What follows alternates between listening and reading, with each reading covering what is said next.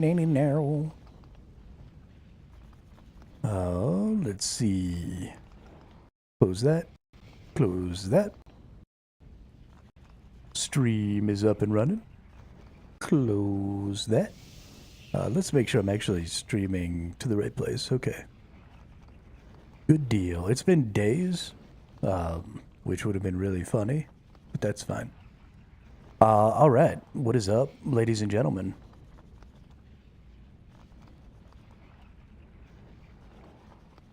I do believe that it is a God Wars 2 dungeon day. So I think we're going to try that out. If I'm not mistaken, the God Wars Dungeon 2 is like down over here somewhere. Is it in no is it in here? No. There's a dungeon right here. I don't know precisely where it is.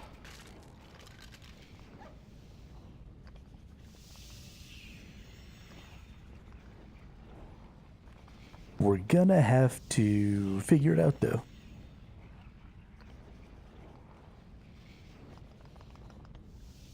We got cow fight stuff. We got the bandit camp. We got the pyramid. Who's that dude? There's some boss thing just like roaming around out there. That's kind of creepy. Why you so creepy? Yeah, but first thing, before we really get into the God Wars Dungeon 2, let's get our Reaper task for yesterday out of the way. Because I didn't play yesterday at all. So, we're going to get an assignment. Ooh, it wants me to kill Zoc twice. That's... nope. Give me something else here, buddy. Require you to collect 14 souls from Vindicta and Gorvit. Can I trust you with this task? Yes, you absolutely can. Well, I guess we're gonna go to God Wars Dungeon 2 and go get this Vindicta thing out of the way. This is actually where I wanted to go anyway. Because we needed to...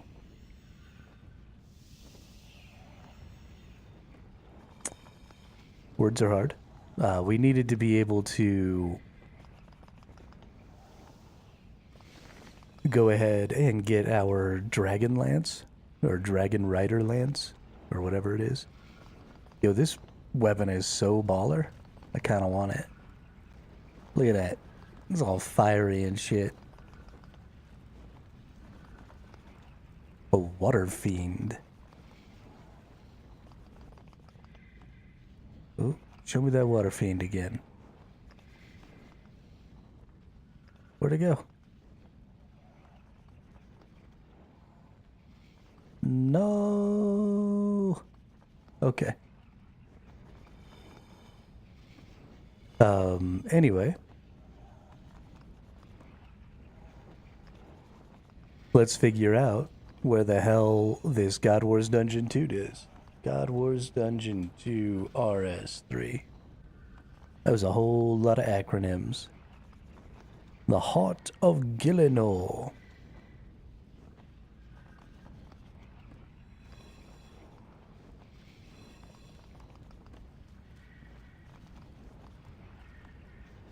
Just west of Narda.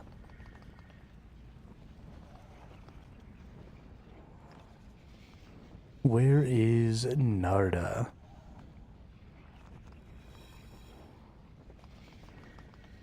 There's Narda, and it's just west. Ah, there we are. Okay, well, let's head down there. Let's go fuck some shit up. All we gotta do is get in there and get one of the bosses killed one time. And then we could just start teleporting our asses over there. Whoops, wrong way. Is God Wars Dungeon 2 the same as God Wars Dungeon 1? I think it is. We have to get a certain kill count to get into the bosses. So we might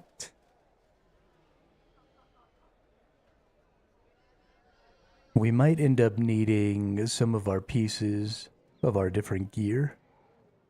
Not really 100% sure.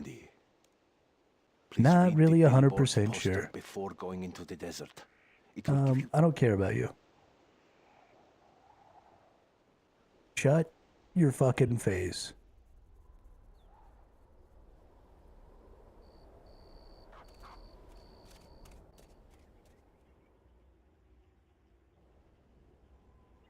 Why you gotta be so rude?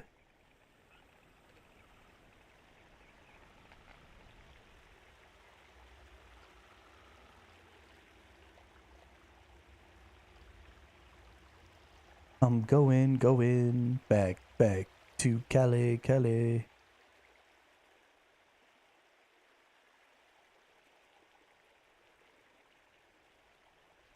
I think I ate too much before starting this stream.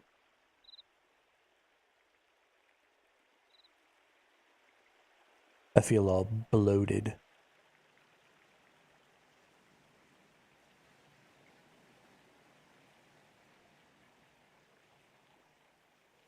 But that's okay.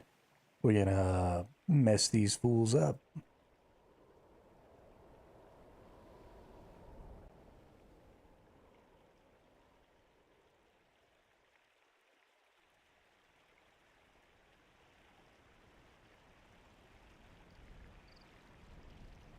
Oh my goodness. It's not very often that I run out of stamina. There's so much teleporting around and stuff in this game. Honestly, I sort of feel like they should just get rid of the stamina mechanic. There's not really very much value in it. Like, why do I need to periodically not be able to keep moving? Oops, I went too far. That's just a really antiquated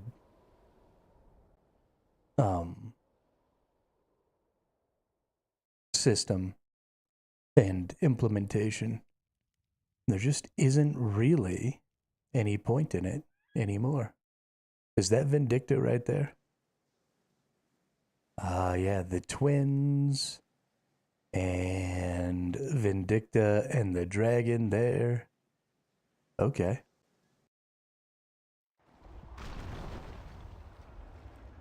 Oh. So, okay. Let's see. I am here. We have Sliske, Zamorak, Zeros, and Saren. Vindicta is Zeros. Okay. So we just have to go right here this way to be able to get down to Vindicta. And we just have to get a 100 kill count. Right, so we're going southwest. And we get our kill count by murdering these dudes. This is way less congested than things were in God Wars Dungeon 1, where everything was just like super an aggression fragment can be used to summon reinforcements. I feel like I'm gonna go ahead and make a space here for these. They might have some value.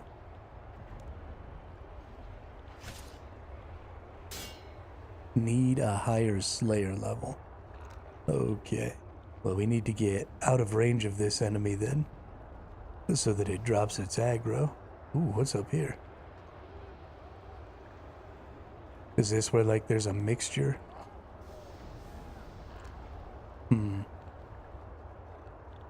Let's just try and get away from this dude. We got Abyssal Demon. which I also need a higher Slayer level for. Is all of this stuff passive? Can I, like, easily get away? It seems like everything is passive down here until you actually attack it. Which I gotta admit would be super nice. Although it doesn't seem like these things are ever gonna drop aggro. Can I just run back into the base here?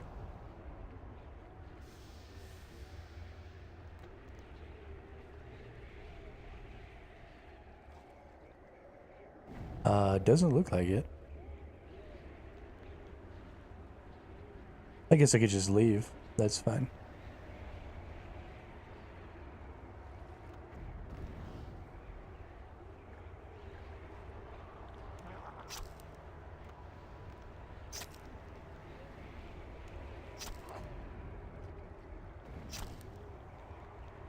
Okay. Please let me leave. Go ahead and get rid of the aggro there.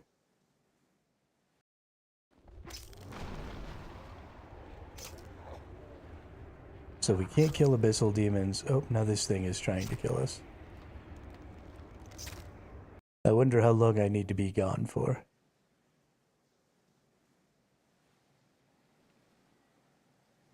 Welcome, traveler.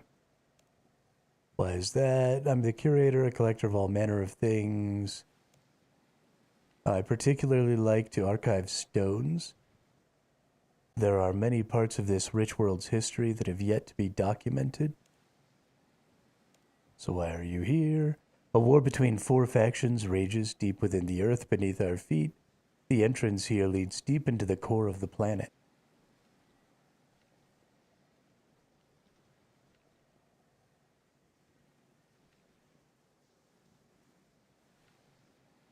Okay. The armies fight for Sliske, Zamorak, Zaros, and even Saren, but the rivalries between the generals that lead them stretch back for millennia. I could use some help finding the memories that form this tale, so that I may add it to the archives. You'll be rewarded for your efforts, of course. Oh, this is a quest. Ooh. We might come back and talk to that dude. Get a quest going. Let's see if I can go back in here without whatever these things were. Oh my gosh, they're still here. Yo, this is bullshit.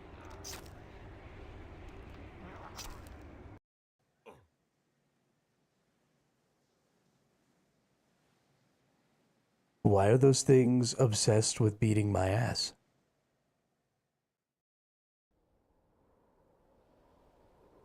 That is unacceptable.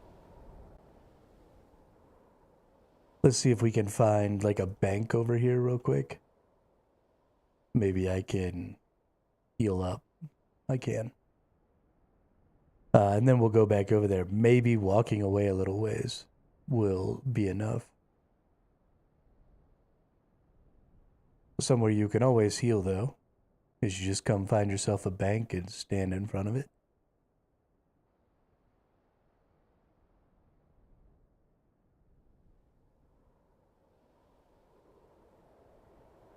Let's see here if we can get down. And maybe not get the crap kicked out of me. Hey, oh, you gotta be kidding me, dude. What is this shit?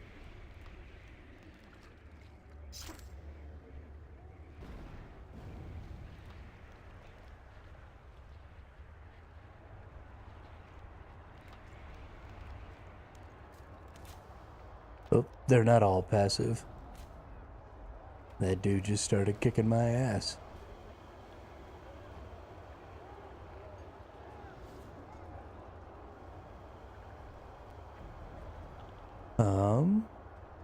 Oh my gosh, they're still chasing me. This is ridiculous.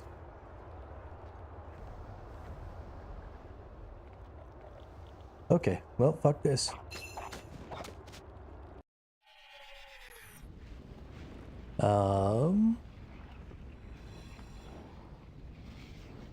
too many things requiring too high of a Slayer level in order to be able to actively fight.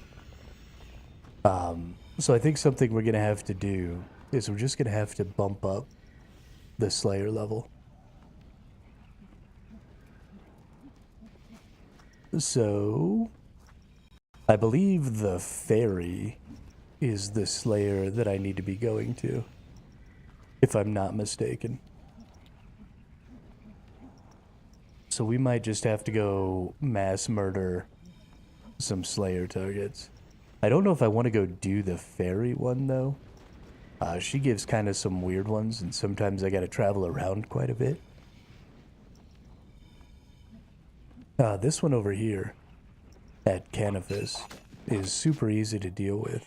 I don't know what the XP difference is, but I'm pretty comfortable with this one, even at a quite a bit higher level. So, 87 ogres. Yeah, I definitely don't want to kill the...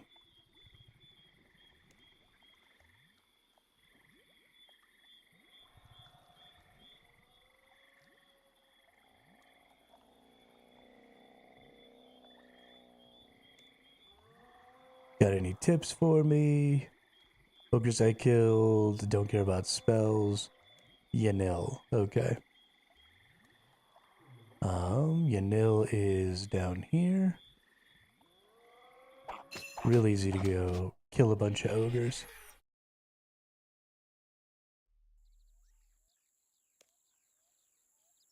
Ogres have layers. Onions have layers. Not really able to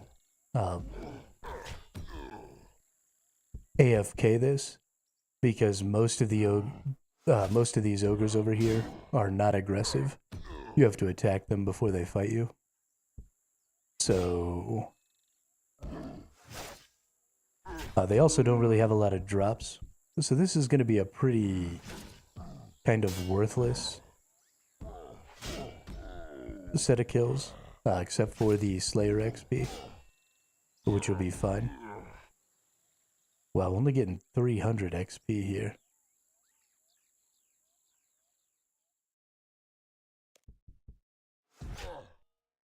Yeah, we might have to just go ahead and do the one.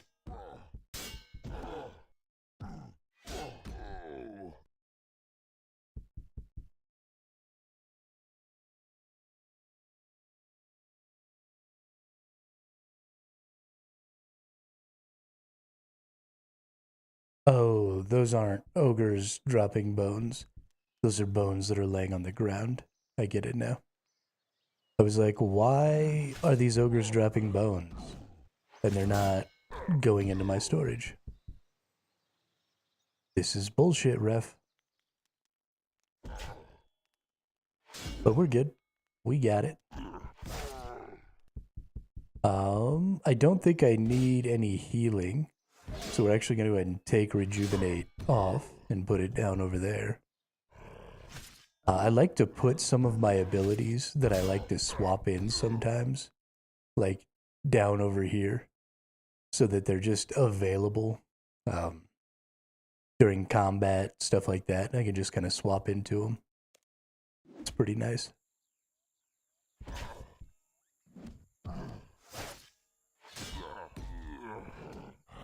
But yeah, I think we're going to be good. We'll just kill 80-something of these nerds and carry on with our lives.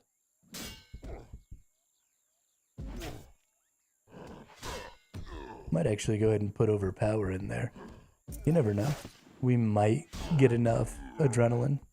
I doubt it, but it's possible.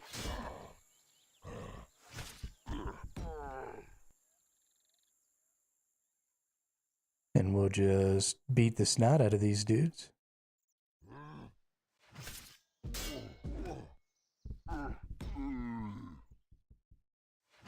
And then I guess we're going to have to go do the fairy thing. I'll get my lunar staff. I believe it's the lunar staff that replaces that other staff that you have to use to get into the ferry area. I don't have all the quests done to use the ferry rings. I really do need to get the quests done so that I can use the ferry rings. But we'll have to deal with that at some point.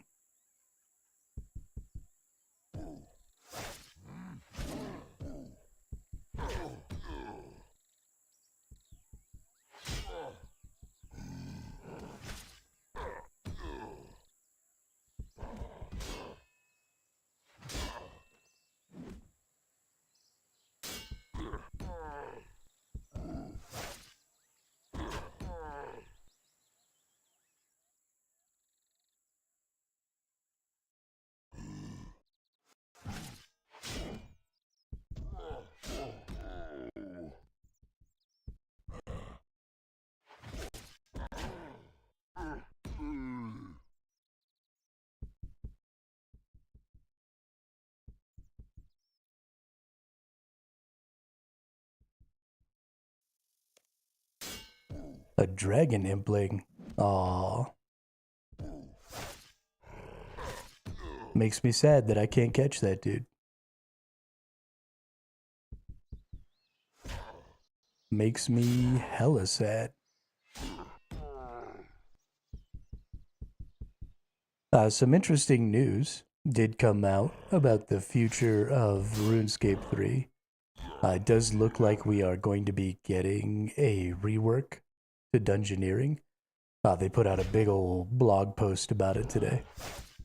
I didn't quite get through the entire thing, so I'm not 100% sure on this, but it does look like they're mostly looking to revamp the way it looks, and then to add some of the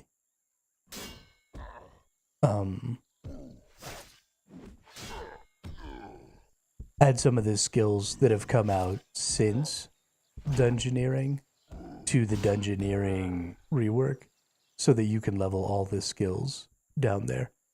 It doesn't look like they're really going to be doing much to change the way the layouts work. Maybe that's somewhere further down. I just kind of skimmed, and so I didn't see anything. I'll take a closer look after the stream. But I really hope that they do some stuff to sort of adjust the way the layouts work, because I think that's kind of the big problem with Dungeoneering. Is there's a lot of back and forth. There's a lot of sort of unfun aspects to running the dungeons. I'd prefer to just sort of constantly be going forward.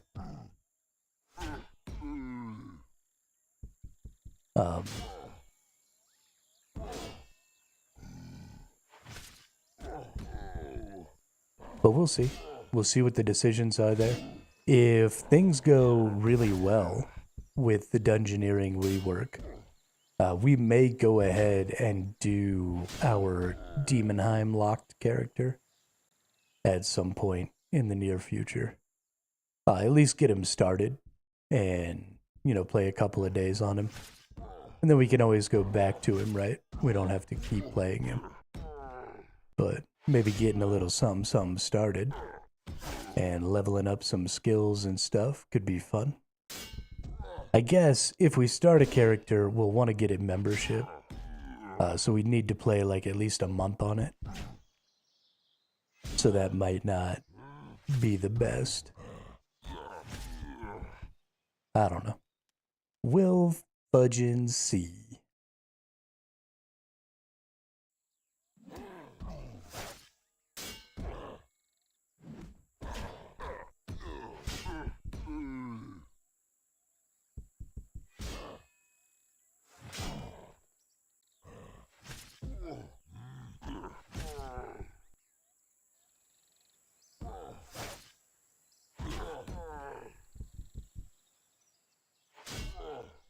But I still do like the idea of having a Demonheim locked character and just doing Dungeoneering to level everything up.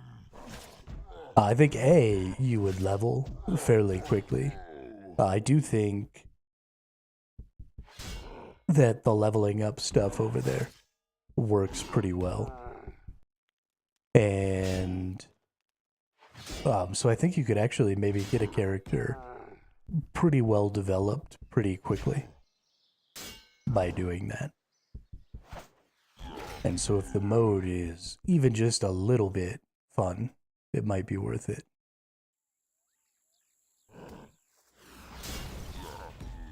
Boom. Getting nuked, dude.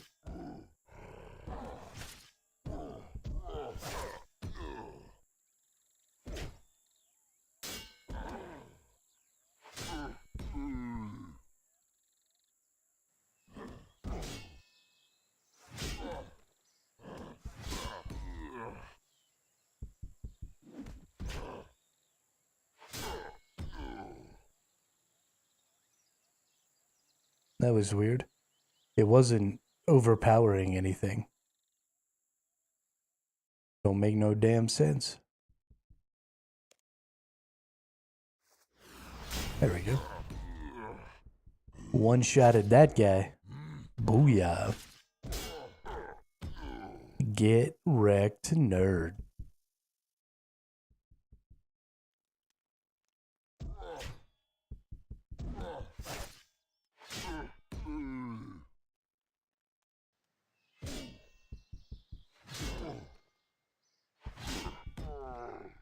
This is actually going pretty quick. Only need 20-something ogres. Who's this dude? Not too bad at all. Armor is looking shiny. Thank you, Felix. I appreciate it. I'm feeling pretty good.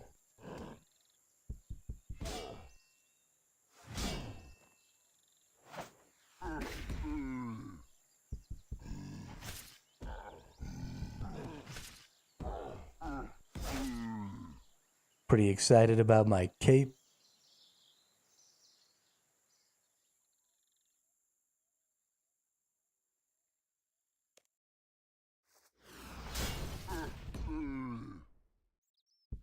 We tried to go to the God Wars dungeon too, but enemies down there don't ever break aggro. So I started fighting a couple enemies that I can't kill because my fucking Slayer level isn't high enough. And then even if I left, they were just like chilling at the entrance, just waiting for me. And so I couldn't kill them, and I couldn't do anything. So I had to leave, so that I could come get some Slayer level, I guess. So that I can murder those nerds. Because they're ruining my life.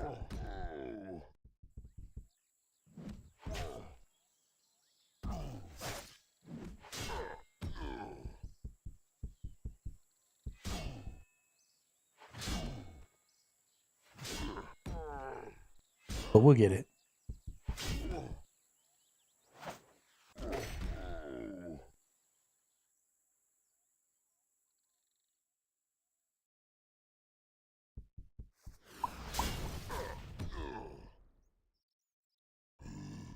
Six more ogres. And then we'll start going and doing the fairy one. It's a little more of a pain in the ass to get in there, but that's fine. We'll get way more Slayer XP. What level of Slayer do I probably need to get to? Let's see. I'm in the God Wars dungeon thing on the wiki right now. What's up, Grizz? How are you?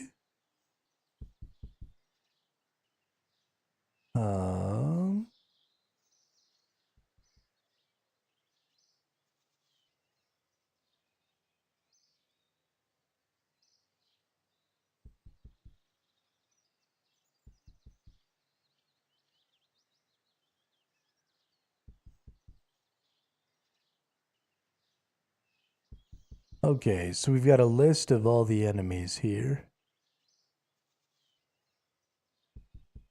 Let's see if I can figure out what their highest Slayer requirement is.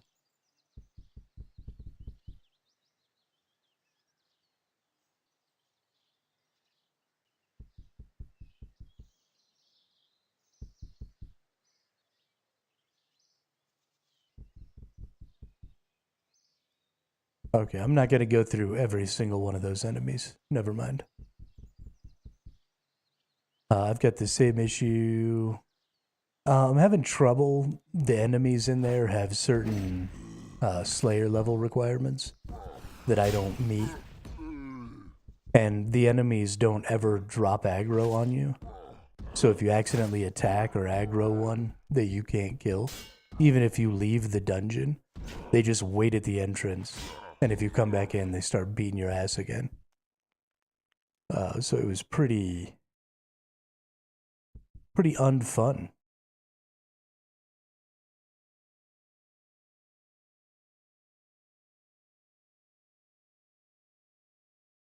Pretty unfun. But that's okay. We'll just go get our little stick real quick. Tried to do some bounty, but it was not a success. Yeah, we're just going to have to level up that Slayer level. That's just all there is to it. Not thrilled about it, but you got to do what you got to do, right? I believe the Lunar Staff is the replacement for the thing that lets you out into the fairy realm. So we're going to snag that. We're going to go over to Lumbridge.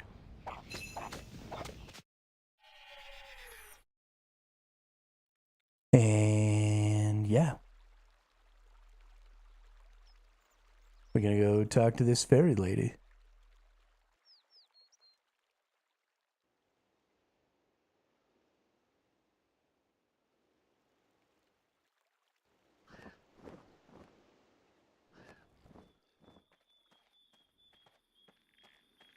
Why you gotta be so rude?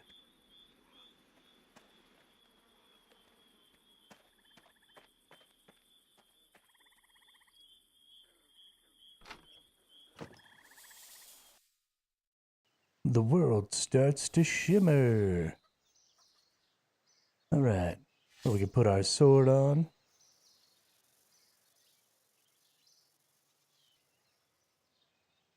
And we can come talk to Cheldar.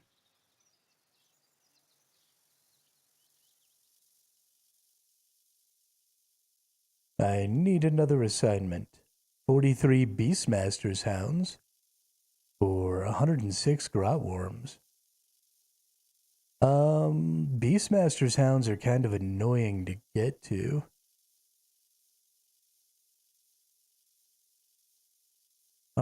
Grotworms are a little easier, but I don't know if I want to spend Slayer points to do Grotworms. Let's go do Beastmaster's Hounds. Let's just make sure that these are the ones that I'm thinking. Yep, Mezcab. All right, so we'll go ahead. Damn it. Didn't need to teleport here.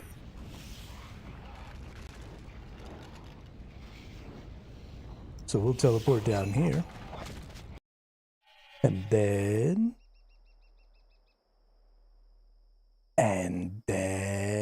No, and then... We'll go run over to Mezcab real quick. Then we'll go murder some beasts.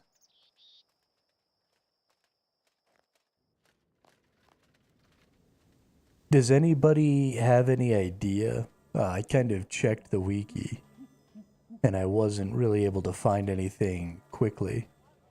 But does anybody have any idea of what the highest Slayer level requirement in God Wars Dungeon 2 is? Am I gonna need to get like all the way to 95 Slayer level, or...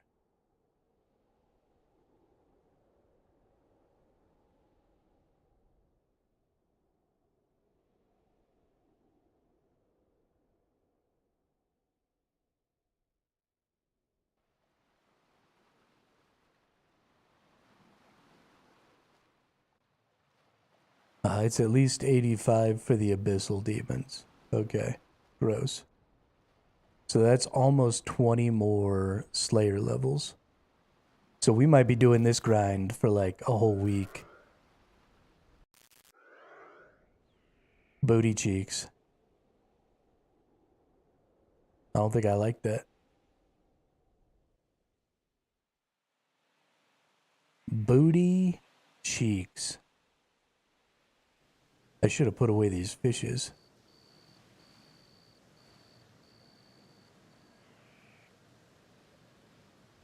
I love the fishes because they're so delicious.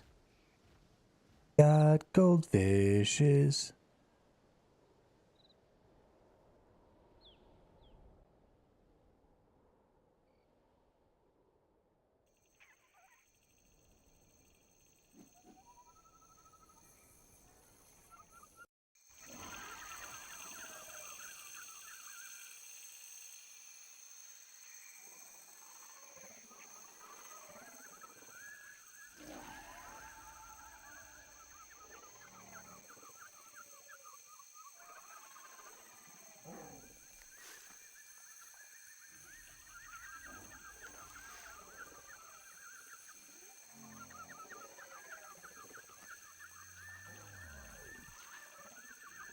Why am I perpetually out of fucking stamina?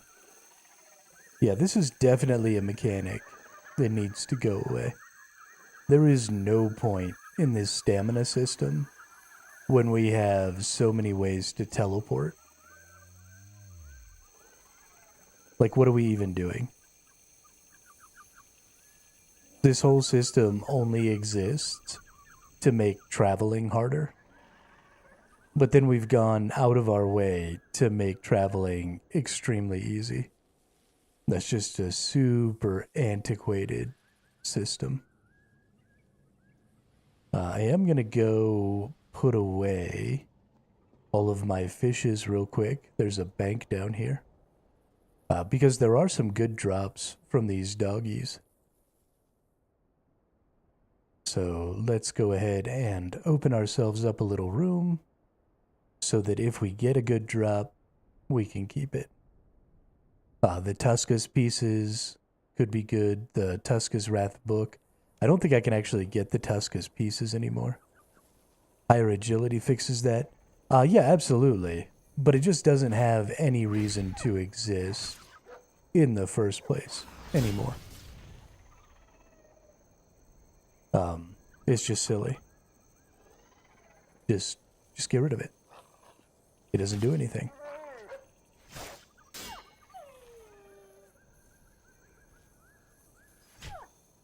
I could understand, if travel was like a thing in this game, if you were frequently running around the map, if managing your stamina or,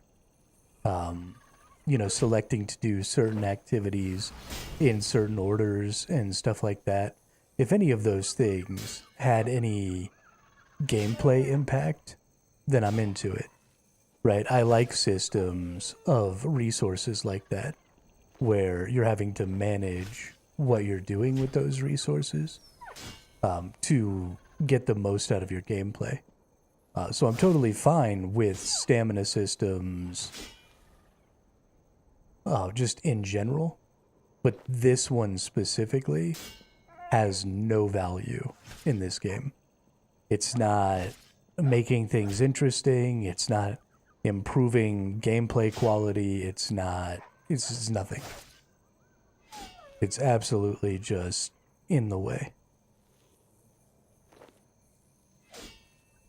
And there was a time, when the game first came out, you had to use runes and stuff to teleport. There were resource requirements, there were resource sinks, and walking to avoid those resource sinks had to have some sort of penalty, right? There had to be, the further you went, the longer it had to take, so that you were encouraged to sink those resources. Like, that's totally fine. That makes sense. I'm into it. But that's not the design direction of the game anymore. And sometimes you just have to kind of reevaluate what your systems are. And that one obviously hasn't been looked at in a really long time. And they've just kind of left it there because Honestly, I have no idea why. Somebody's attached to it or something. I don't know. But it ain't doing nobody no good.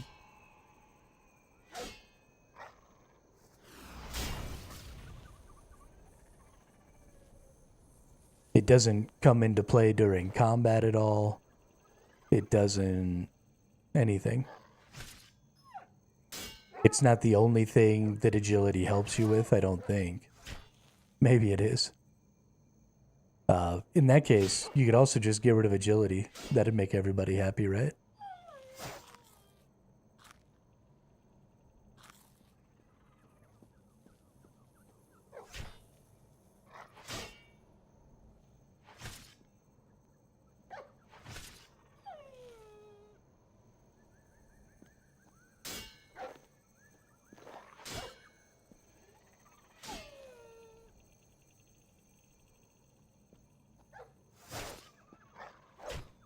Hot take, agility is the worst skill to train. I don't think that's a hot take, Felix. I'm pretty sure that's just the consensus. Although I think there is a tight competition between agility and dungeoneering.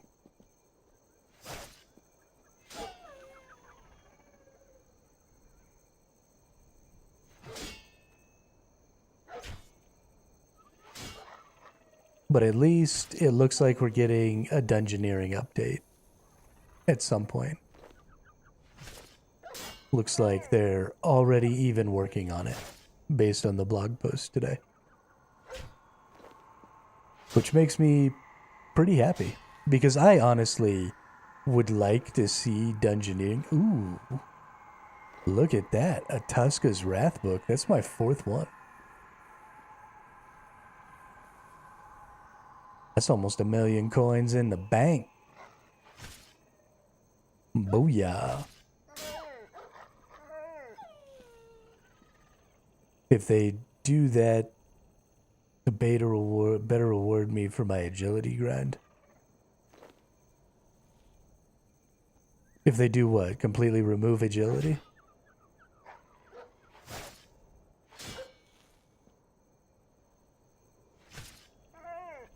You got rewarded for your agility grind. You got the agility cape.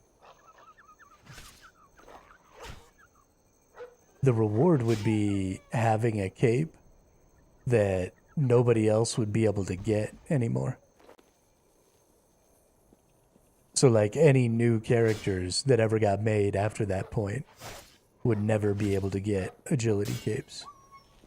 But you would have an agility cape.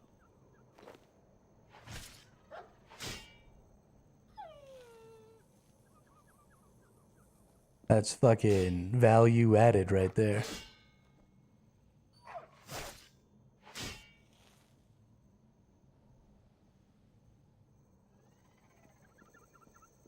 Also, you got all of those hours of fun grinding agility. I mean, that's like 10 hours of gameplay right there. 10,000? Sorry. Definitely not just 10.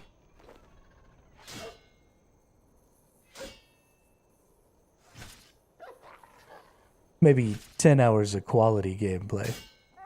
And then a couple thousand hours of, oh my god, why am I still doing this?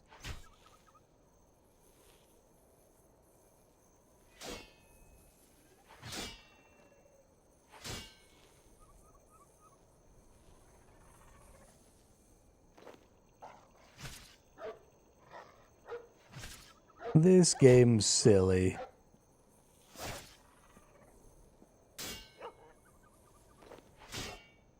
I do also have to do the agility grind, and I'm really not looking forward to it.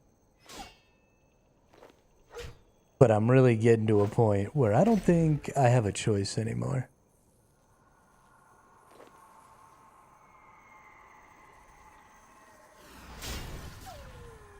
Oh yeah, look at those one-shots. too powerful, dude. Too powerful. Oh, we're done. We're done.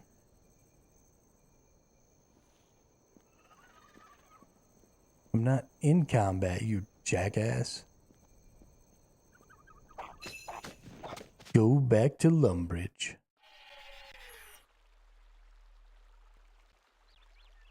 And then go teleport out there and talk to the fairy lady again. Boop. I really wish that I could wear my crazy armor and do magic in plate armor. That would make me super happy.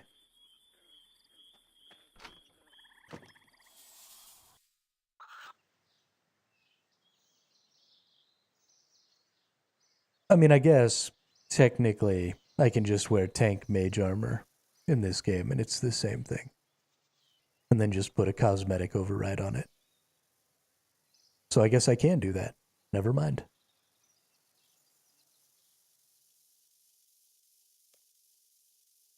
Give me another assignment. 165 jellies. Okay. Got any tips for me?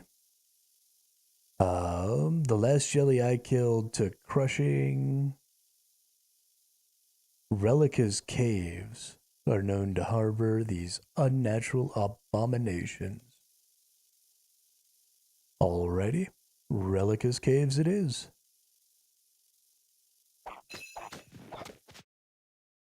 Whee! I think it's this one over here. Put my sword back on.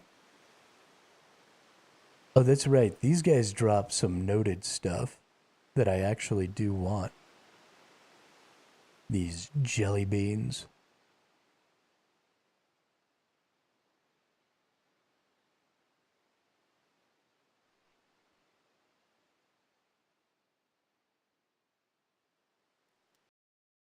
Jelly bean.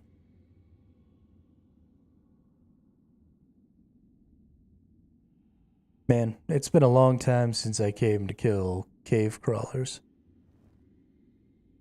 Coming back, I mean, it's been a long time since I've been in this dungeon. It's weird. I've only been playing this game for like 4 months. But I already like go places and do things and get these little hits of nostalgia. Which is kind of cool. That dude's got his mirror shield on with his little, looks like rune armor. Getting it, dude. Getting it. So proud of you.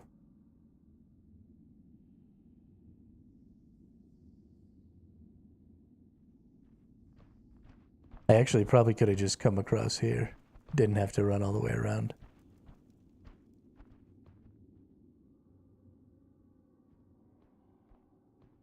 These basilisks look so weird.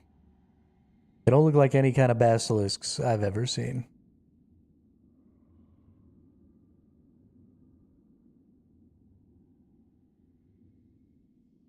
Yeah.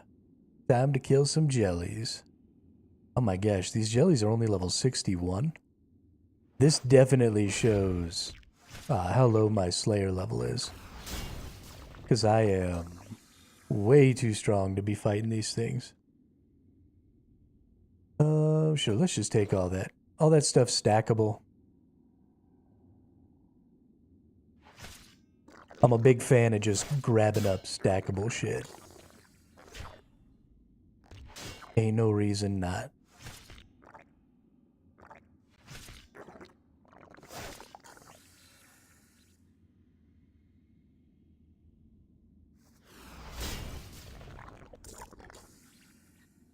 Damn, that overpower skill is so much fun.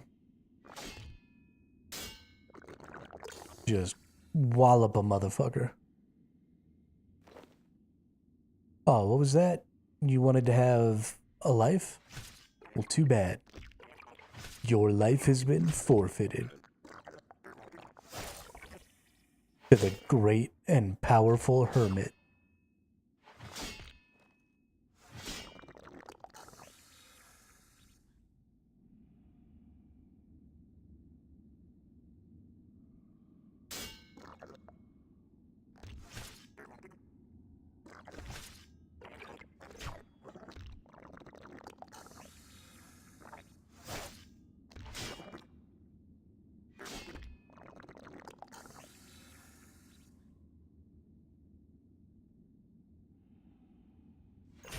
1,000 coins. There we go. Noted big bones. I'm into that. We'll turn those big bones into prayer juice. Woo! Hey, Slayer level. What's up? I guess let's look back at this. And let's go see. 85 is supposed to be the abyssal demons.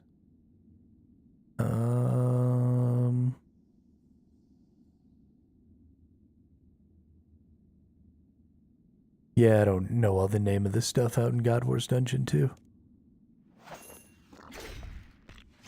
Rune salvage. Guess we should pick up the salvage, because I can just, boom, take it apart right here. Some vials of water. Very nice.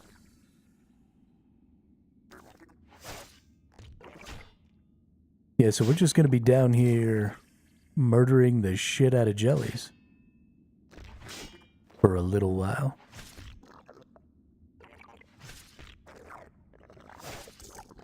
Don't need 85 though. Then just don't try to kill the abyssal demons, but the other mobs should be fine at a lower level. Yeah, so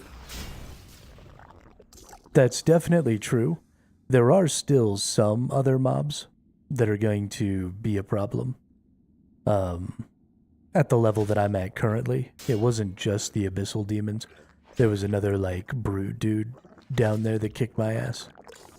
So I'll have to look more carefully and figure out exactly how many enemies I'll have a problem with. The big issue is that you can't ever drop aggro on the enemies down there. Like I said, I even left when I was down there a little while ago. And then I would come back, and the enemies that had been attacking me would still be just waiting at the door for me. And then they'd start kicking my ass as soon as I went back in. So if you make a mistake and attack something that you don't have the proper level for, then you're just fucked. Hey, what's up, Dean? Long time no see. How you doing?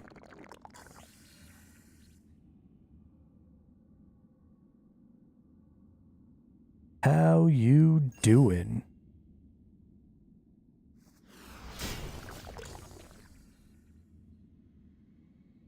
Giving my iron a rest now, playing my main. Nice.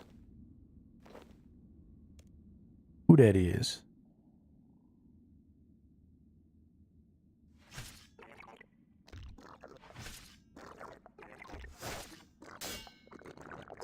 I finally killed Jad on Wednesday. So I got my fire cape.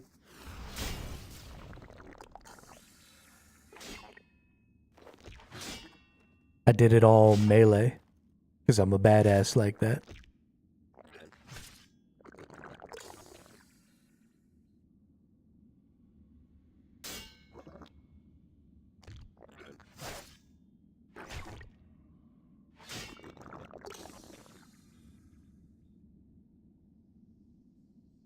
There's some more. Those rune javelins potentially could be used to break apart for invention parts. And since they stack, we'll go ahead and carry them. You seen the dungeoneering update that's coming this year? Yeah, I did just see a little bit about that. I didn't read the whole thing. I just skimmed part of it. It looks like they're mostly just looking to update the graphics and then add in skills that haven't existed in there, like necromancy and stuff like that, because they came out, you know, after dungeoneering. So it's probably not going to be the update I'm looking for, because I'd like to see an update that sort of revamps how the layout works. You know, I'd like it to be a little more linear. Instead of, there's a lot of going back and forth, especially in the larger dungeons right now. So I would prefer to see something that was a little more focused on that aspect than the visuals. But if they put every skill in there, which it looks like they might, then at the very least, I would like to do a challenge where you lock yourself to Demonheim and then level all the skills to max without ever leaving Demonheim. I think that'd be cool. The problem with doing that is if I do a Demonheim locked character, then I'm probably never going to want to do dungeoneering on my main character ever again. So I need to get my dungeoneering like maxed out before I do that, or I may never do it. Because I'll just be all dungeoned out. But we'll see. It looks like they're trying to take away some of this stuff where you get trapped. So here's one of the things I saw is that they're trying to make it so that you don't necessarily get locked out of those side rooms where you have to use certain skills and stuff like that to get in, but instead reduce your chance to open up those rooms if you don't have high enough skill. And I'm not entirely sure I see a point in that. So one of the things that I look into a lot, I don't play very much Dungeons and Dragons, but I like to look into Dungeons and Dragons, like dungeon mastering theory, and world building theory and gameplay theory and stuff like that, because I think a lot of that is pretty relevant to video games. But one of the things that they talk about a lot is, for example, if you have a thief or a rogue who is trying to open a door and they fail and they say, okay, well, I try again. And they fail and you say, okay, well, I try again. And they're just rolling over and over and over and over again until eventually they succeed. Then if there's no consequence to failure, then you should just let them succeed. Right? If there's a possibility for a roving patrol, to come and catch the party, or, you're going to trigger a trap, or, whatever it is. I did 80% of my 120 dungeoneering by lamps daily challenges. Yeah, I mean, I think that's probably, that and agility are probably two of the big ones. But they were talking about just making it a lesser chance to be able to open some of those side doors if you don't have the proper skill level. But if I'm going to be able to try multiple times, then giving me a lesser chance doesn't matter. Right, eventually I'm going to get the door open because I'll just stand there and fucking click the button until the door opens. So what's the point of that? I guess is kind of what I'm getting at. Probably damage you if you fail. That could make sense. And that creates a point, right? Because you get a finite amount of healing resources when you're in there. So that would be a reasonable, right? You're triggering a trap, taking damage. That's fine.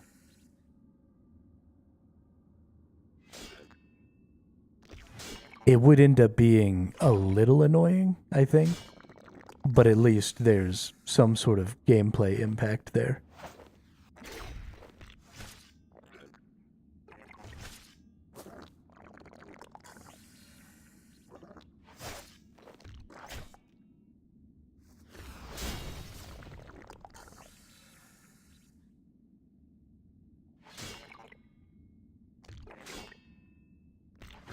But yeah, no, I'm excited for it. I definitely think dungeoneering is one of the skills that needs some love. And it definitely could be one of the most fun skills in the game. Like, I don't see agility. The codex in your inventory, what ability is it? It's Tuska's Wrath. which actually I should be using right now. Bop. Even let's slide it all the way over there. Nice.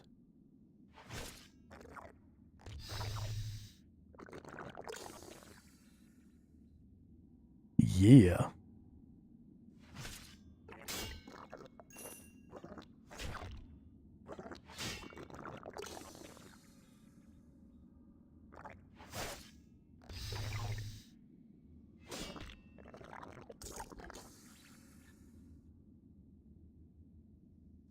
I love the new melee. I think it's fantastic. It's not a little bit of healing. It's a lot of fucking healing. And just the general DPS output is so much higher now. So you've got higher DPS, you've got better sustainability. Originally, I was really down on the Revo bar. Because specifically, if you put Assault in your Revo bar, you basically can't use your Revo bar because Assault just eats up all of your adrenaline. But if you just take that ability out, this Revo bar setup here works really well because your Dismember is your heal, your sustain. So it's constantly going off. You've got all of your adrenaline generating abilities over here.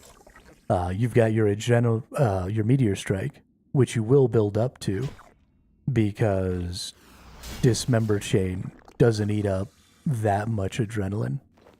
And then once you get your Meteor Strike off, it generates a lot of adrenaline, so you can put out, a Berserk, an Overpower, a Rejuvenate, something like that.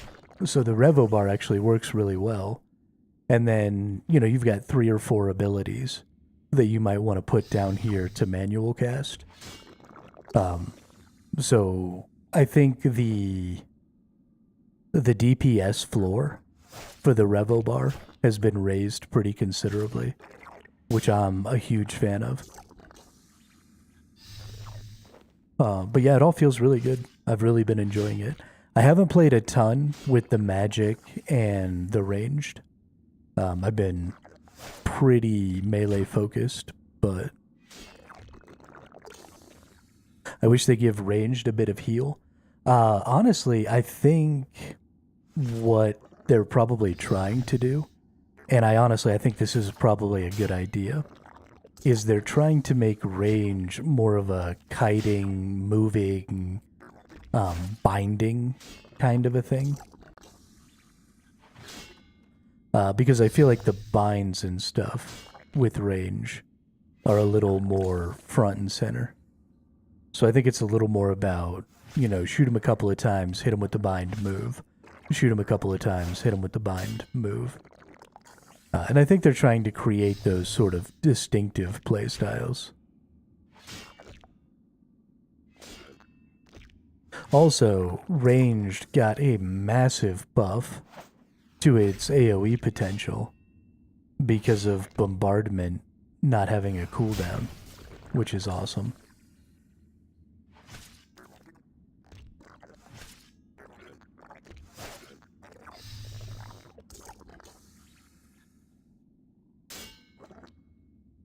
I definitely think range having some significant AoE capability is important.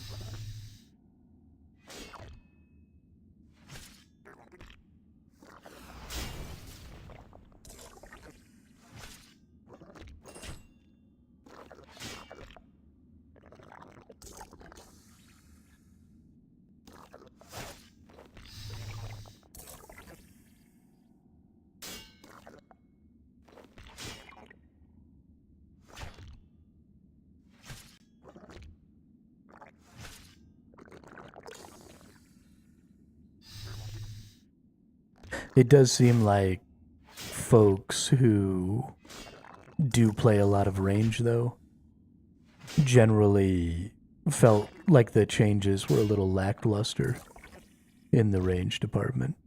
So hopefully they'll take another pass at it. I don't care personally what they do to ranged because it's not really my focus. It's not my favorite. It's something I use when I need to, but it's not really important to me. So even if they left it as is, I would probably be fine. But I understand there are people out there who think it's the funnest or best skill or whatever, and they want to use it. So finding a way to please those people is good. But as a melee player primarily, I am very happy with where melee is at right now. Very happy. Honestly, I even feel really good. I've been playing a lot with the two-hander now because I'm playing bronze instead of iron. So I'm able to like go buy necro runes instead of having to make them now. So I'm having a lot of fun with the two-hander and just using bone shield. But having my defender now also feels really, really good.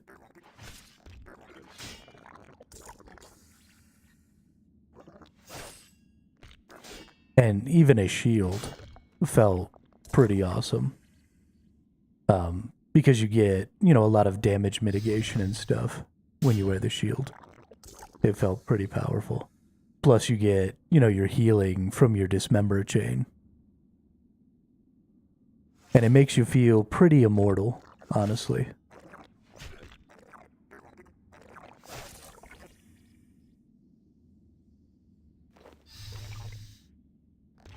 Makes you feel pretty immortal.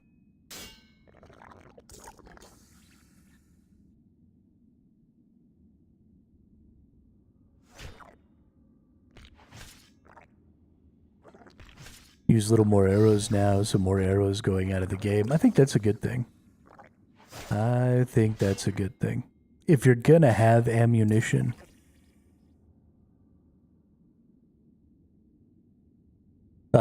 then you have to pay attention to the ammunition markets. Although the other day I did try and buy these bolt racks for my Karil's crossbows, and I couldn't fucking get bolt racks to save my life. It was awful.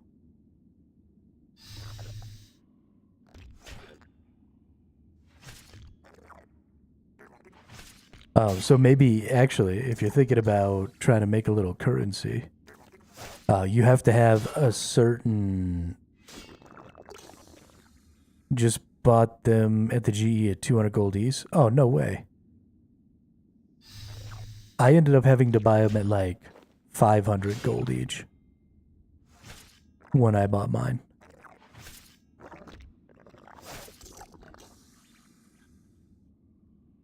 No way.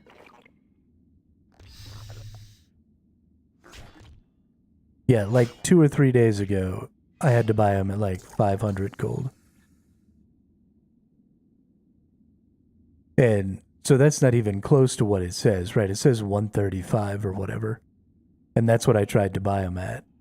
But I had to bump it up massively to be able to buy any.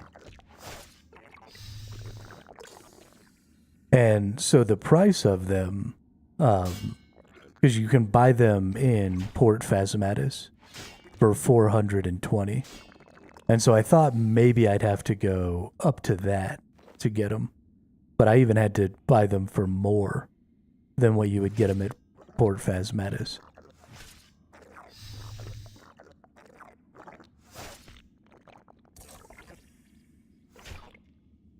Which was crazy. Maybe I just hit it at a weird time. Maybe somebody had just like bought them all out. And I was just coming right behind somebody who just spent a bunch of money. I don't know. But whatever it was, fucking ruined my life.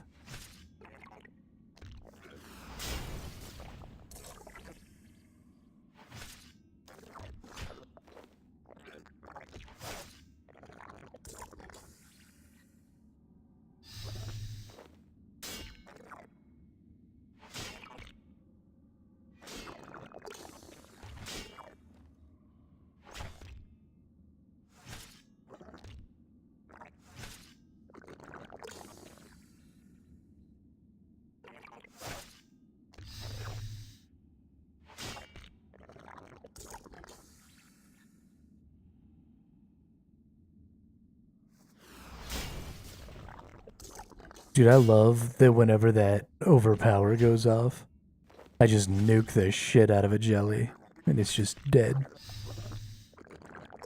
Just boop, dead.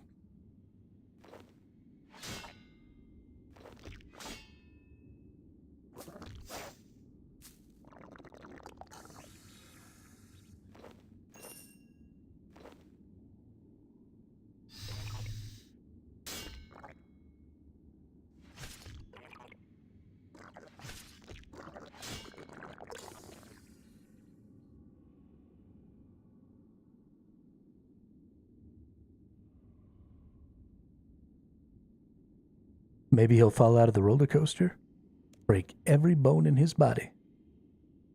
What happened to my cousin Ray Ray? Boop, dead.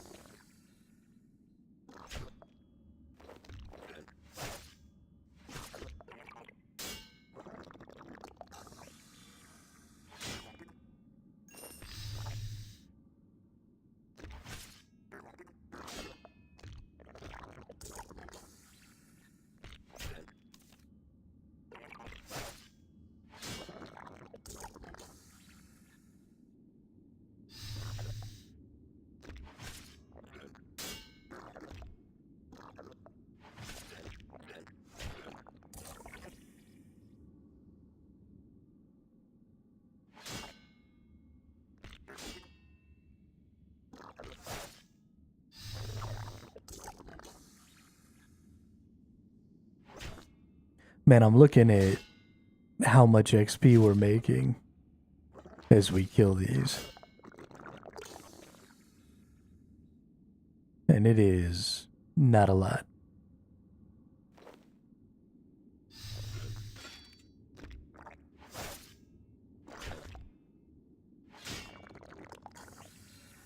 It is going to take a really long time to level up this Slayer stuff.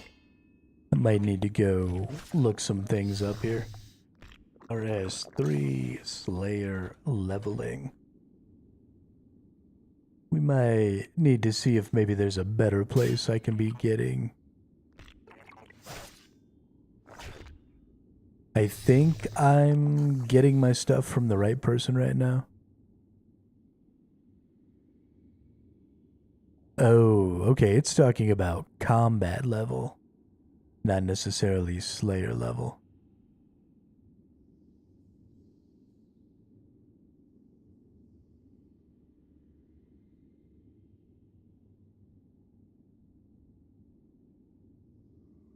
So I am doing it at a much worse.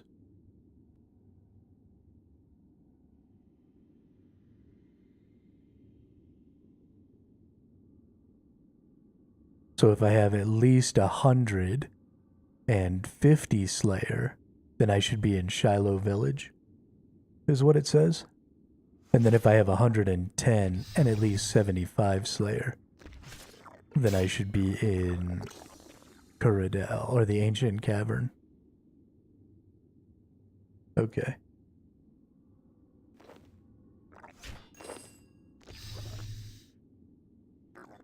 Okay, so I am in the wrong spot as far as these are concerned. So once we get this one done, we'll go ahead and go to Shiloh Village.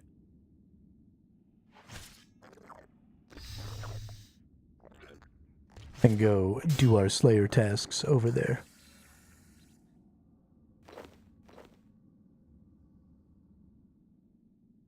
And that should hopefully make life much, much easier.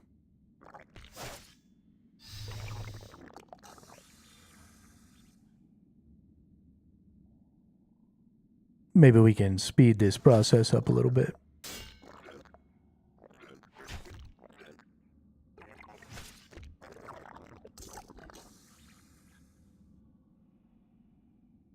And then if we get to 85, we can kill abyssal demons.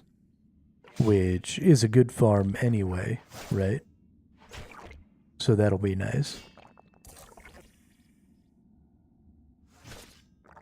Something else I want to consider doing is I believe I can kill hellhounds and I can make the contracts or whatever.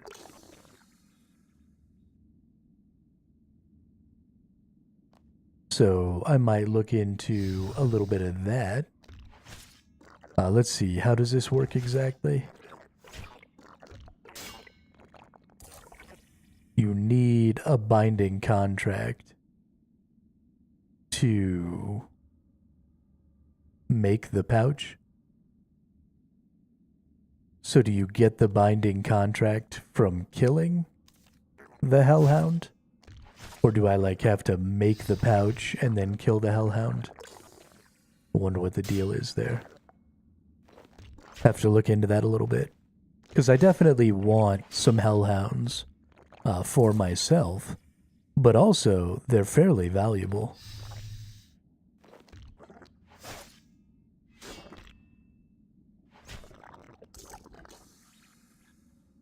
But that sort of massive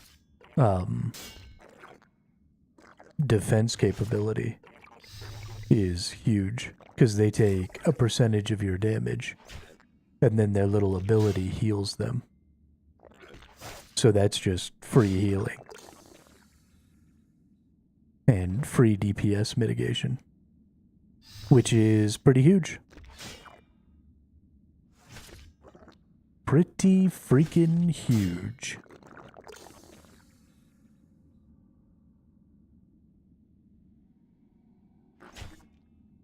Definitely, I think having a good hellhound going would be really nice at things like the Dagonoth Kings. And I would like to go and kill the shit out of those dudes.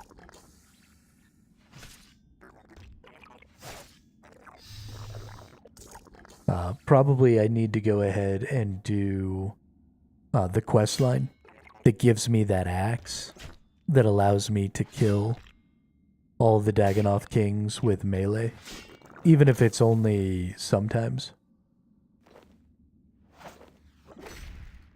That they actually take damage. I think that'd be okay. Because then I could wear all my best gear and still go fight them. So we'll have to look into that. And then I'll just beat their asses a bunch. And that'll feel good.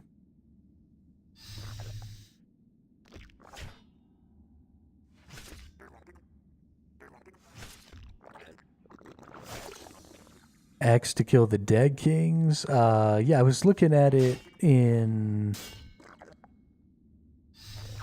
it's one of the Fremennic quest lines to get some, like, two-handed axe, I think.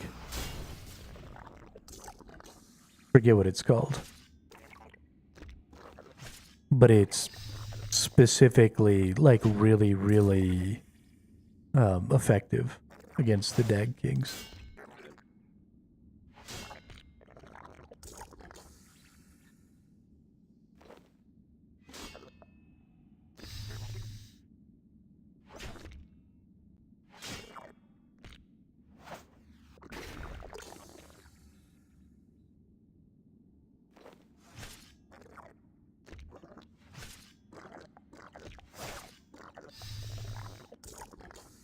Makes your crits more critty. Stuff like that. Let's see. I guess I can look it up. Oh, I've already beat this jelly. So now we need to go to Shiloh Village.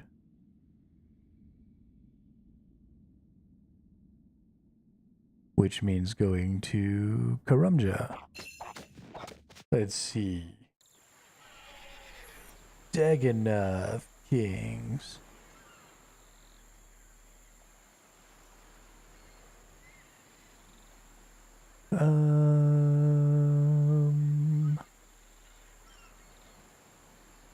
Balmung. There you go.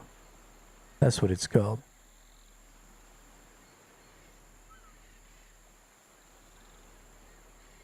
That is what it's called. Balmung.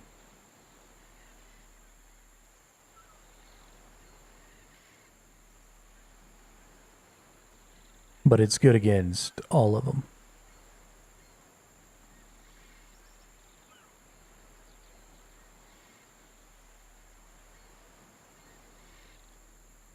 And I like to use melee.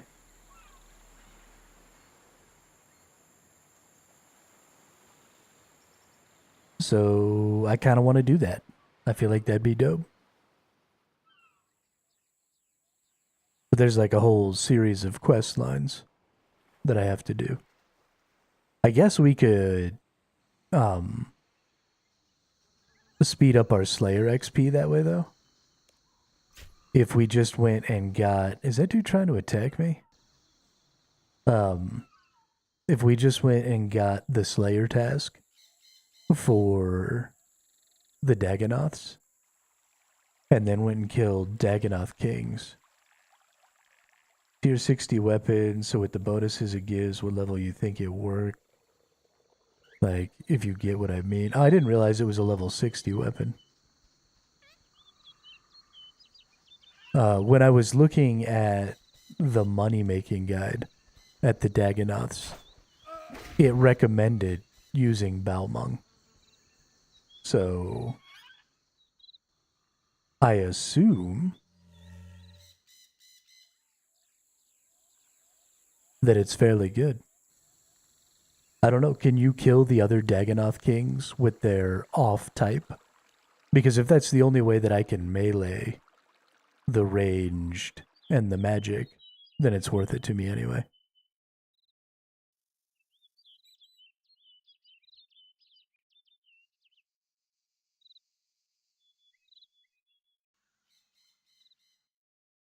Because then I can wear my Bane armor.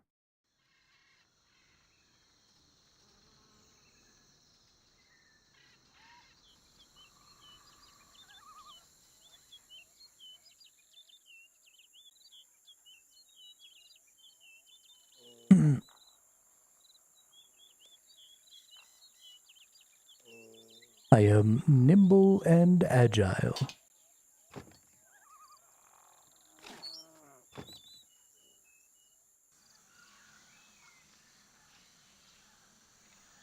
The hell is that?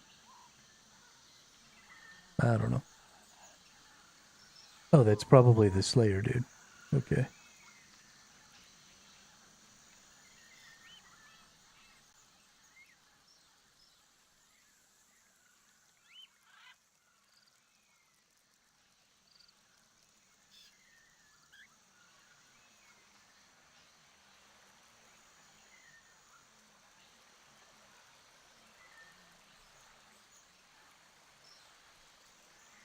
Nope.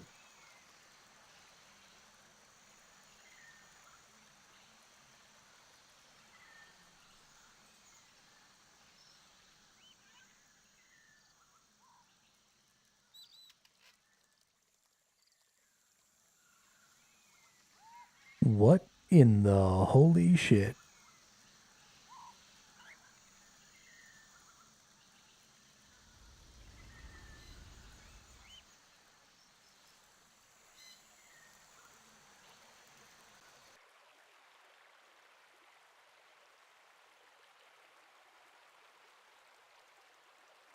Oh, that dude just isn't visible until you get up here. Okay. That makes sense. I need an assignment. I see Jagex taking shots at you. How they taking shots at you there, Master of Light? Ooh, black dragons. I actually think I'll go with the Bloodvelds. They're pretty easy. Okay, great.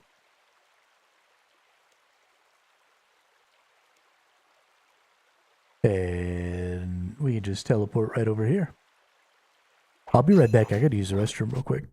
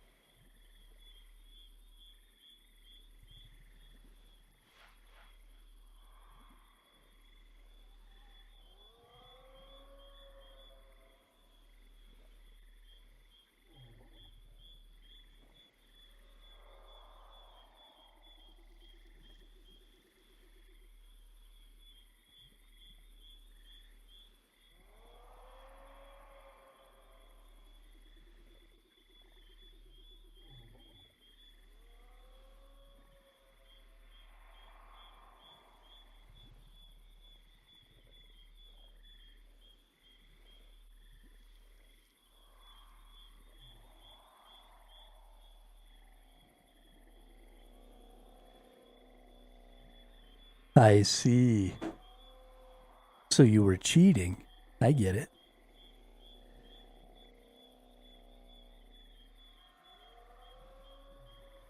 But yeah, I mean, that's definitely an issue. If the primary form of training is not fun, then something needs to be done about the skill.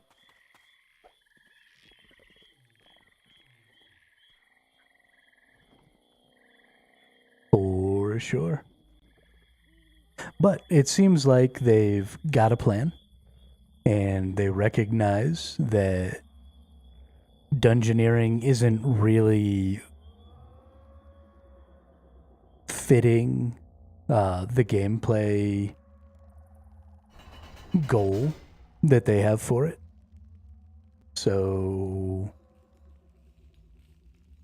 once they put a little more work into it, hopefully that'll change. Personally, my thing is that if they just made the dungeons more linear instead of all this going back and forth kind of garbage, and instead I was just kind of consistently progressing in the same direction. And also stop putting all of the rooms right next to each other. The Balmung only works on the melee. Well, that don't make no damn sense. Why does it say? Because it says Dagonoth Prime, Dagonoth Rex, and Dagonoth Supreme are all susceptible to Balmung. That's what it says on the fucking wiki. I don't understand, Dean. Why is the game trying to ruin my life?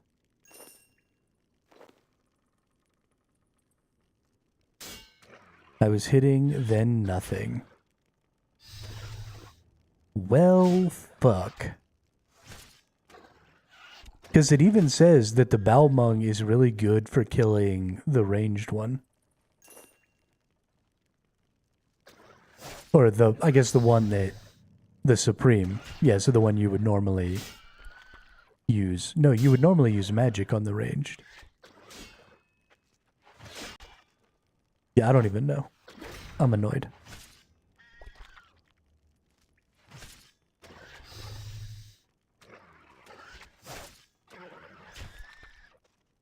This game is stupid.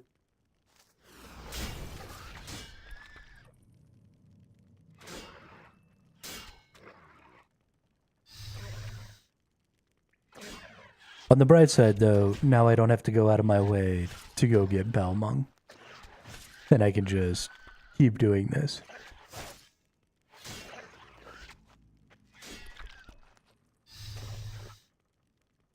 I gotta admit, I'm a pretty big fan of killing Bloodvelds.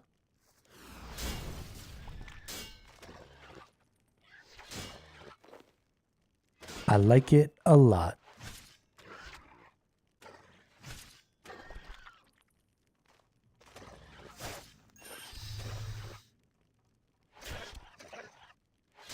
That's kind of weird, though.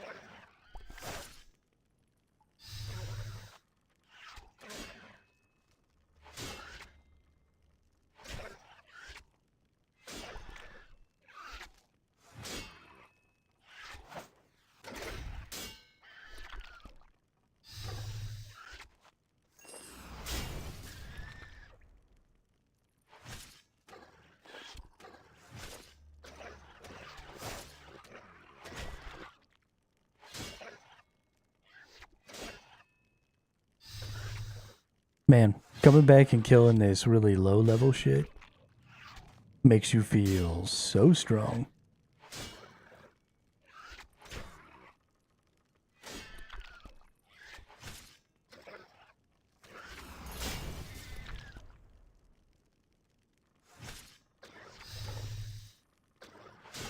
There's honestly definitely been something about getting to that level 80 armor.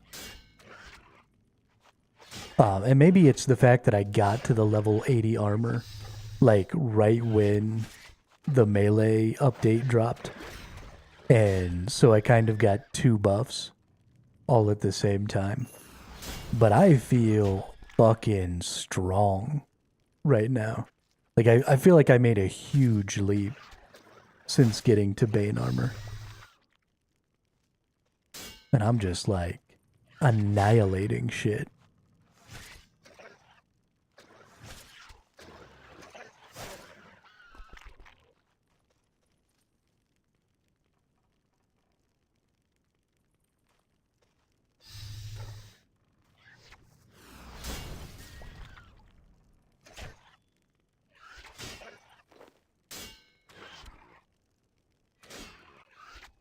Yo, yo, what up, Slate?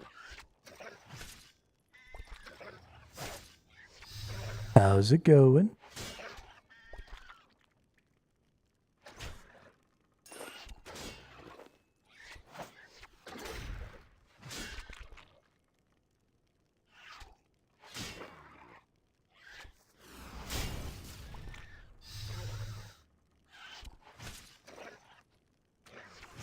Today was one of the craziest days you've ever had.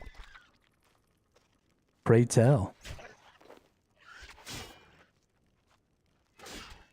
Like, crazy because of real life shit, or crazy because of video game shit?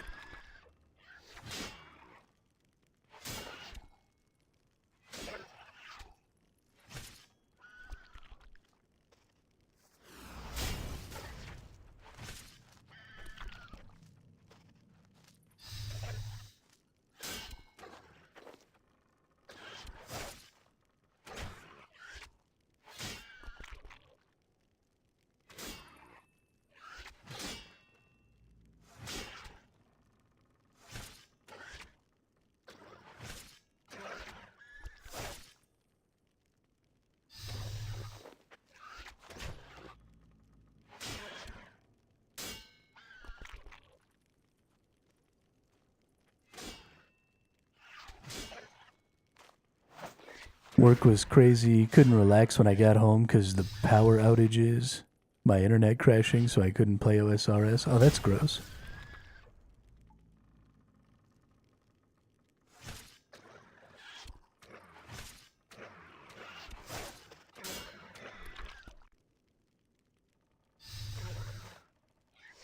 No internet is no bueno. Because even if I wasn't, like, wanting to play video games or something like that, and I just wanted to relax, like, with a book or some shit like that, I don't have, like, physical media. If I wanted to read a book, I would find a way to read it on my computer. And I would just read it off of my computer screen. Or if I wanted to watch TV, I watch TV on my computer. And it's all streamed. And so, like, if my internet goes down, I just no longer have access to basically anything. Right? I can't watch TV. I can't watch a movie. I mean, I've got a couple of physical books in my house.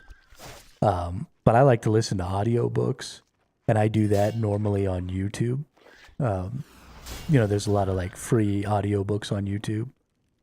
And I love listening to audiobooks. So, like, the minute my internet goes down, my whole life is just over. It's awful.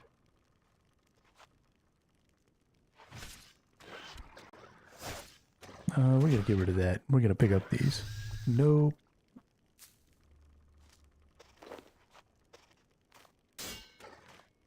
So I am sorry. I could even do just fine like if the power went out except for my computer and internet, like that's fine with me. I don't need the lights to be able to turn on.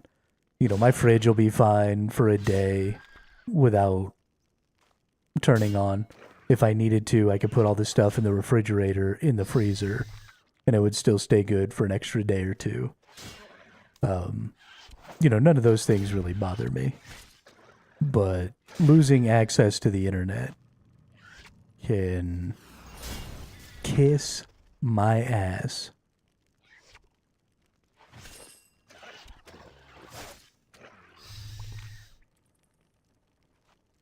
So I'm sorry. This is why we need public internet spaces, like libraries.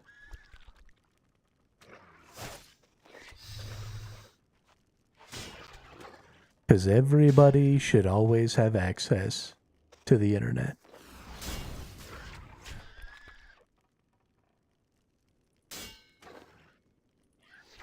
One of these days, we're going to get to a point where, just like, you know, cell towers and cell services, you know, we've pretty much, well, I guess we've also pretty well blanketed the planet in wireless internet. But there will come a time in the future where that stuff is so intrinsic to our lives, and it's not even going to be that far out, where there's just going to be internet just around you, and you'll just be able to connect to it all the time, no matter what. Everything will just be online. That's going to be a great day.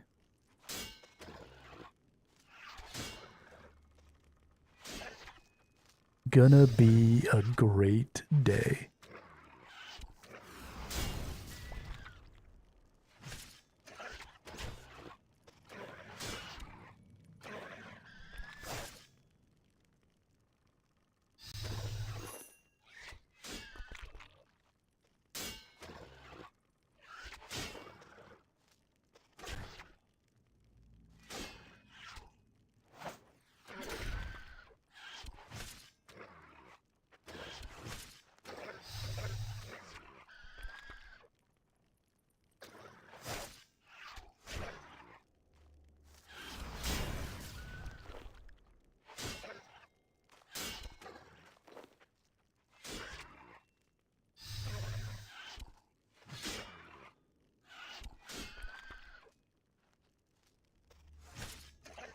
I just realized my tinnitus is especially loud right now.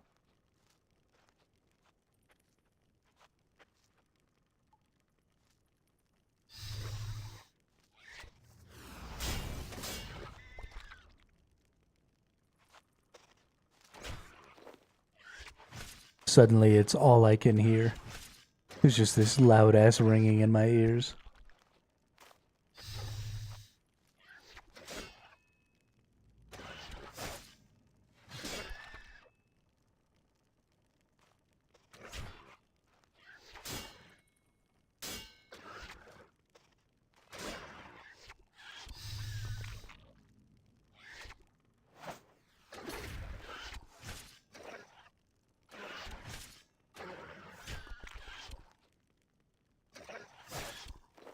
Go ahead and crank up the volume on my headset here. See if we can get rid of that a little bit.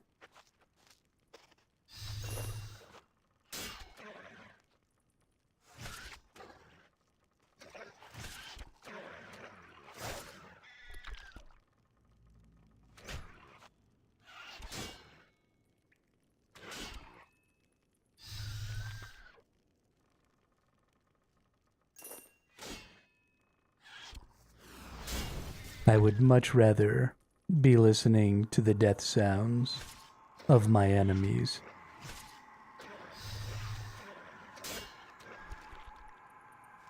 than the obnoxious ringing in my ear. But maybe that's just me.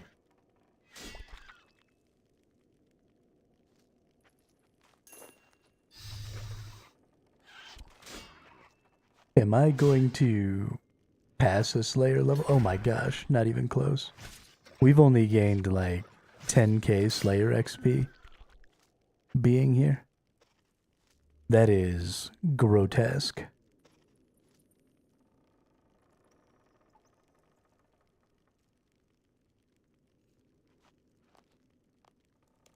I don't like that at all. Oh my goodness. I'm gonna be doing this for forever at this rate.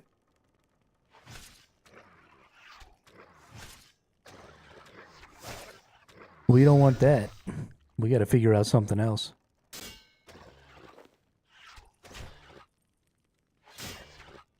For sure, for sure.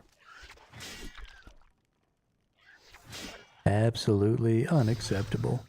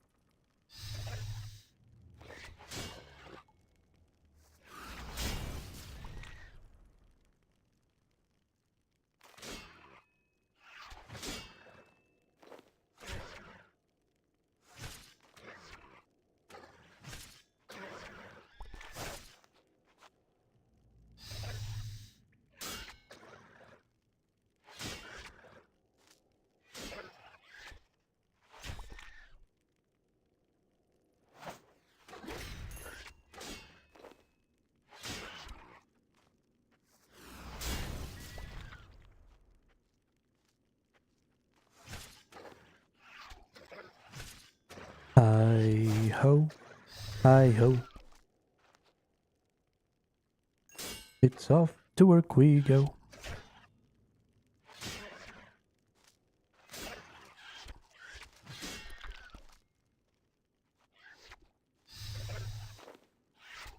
What a gruesome job it is.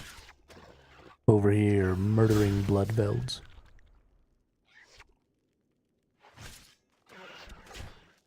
What a gruesome job. But somebody's got to do it. I think I'm okay with that somebody being me.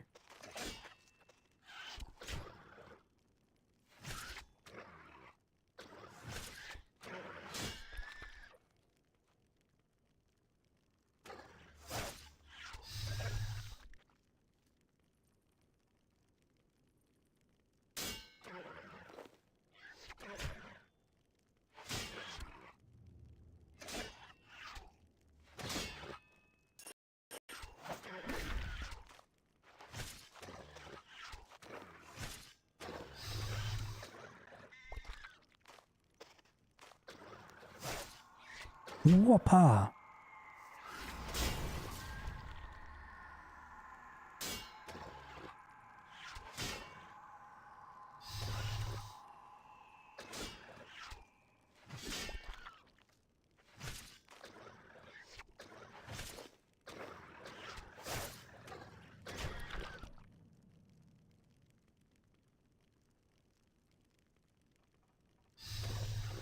Big bones. Only 36 out of both of the last two Slayer tasks. Not sure I like that, if I'm being honest. Not sure I like it.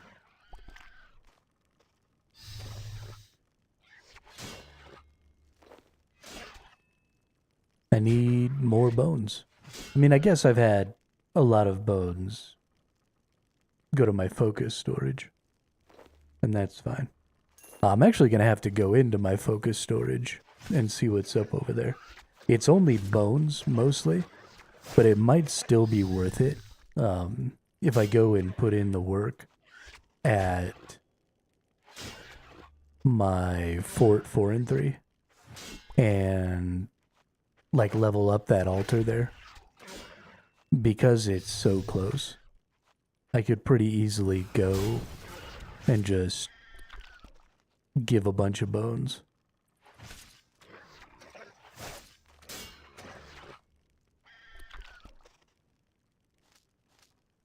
Or heck, maybe even just bury them in the ground, wherever. Because even at 5 XP apiece, I mean, if I get a bunch of them,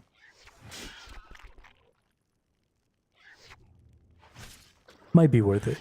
Who knows?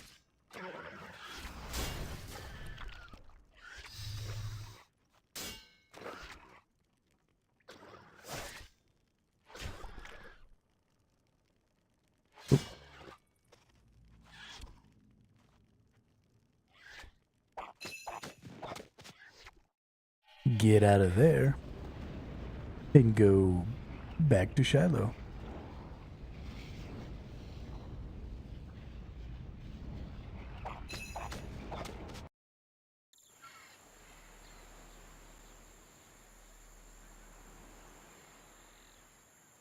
I keep getting a little carried away.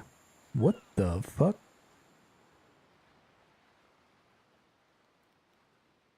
I keep getting a little carried away with the murdering.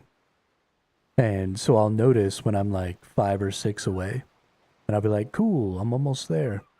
And then I'll just keep killing things. And then I'll finish it. And I won't realize. And I'll just be standing there killing all sorts of extra stuff. For no reason.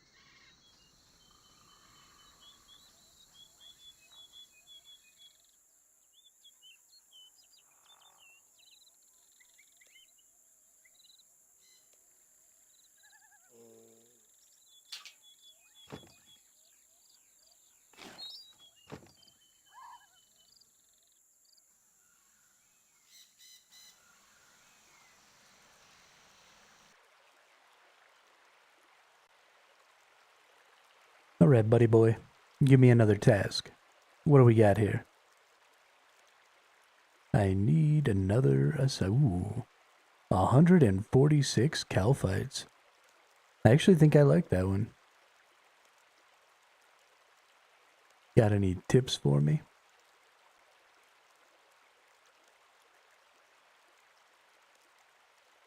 Alright. Let's go murder calphites. Let's go down the ladder. We'll go back to the bank here real quick. Deposit everything. And then... time for some murder and mayhem.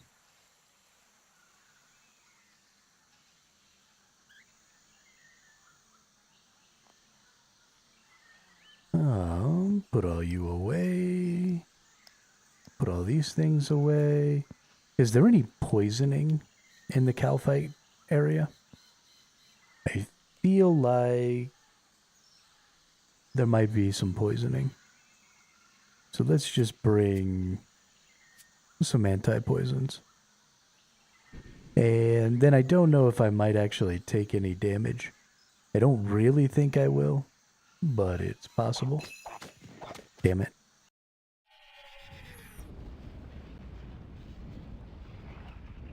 So let's go down to Menaphos here. And then we'll head out.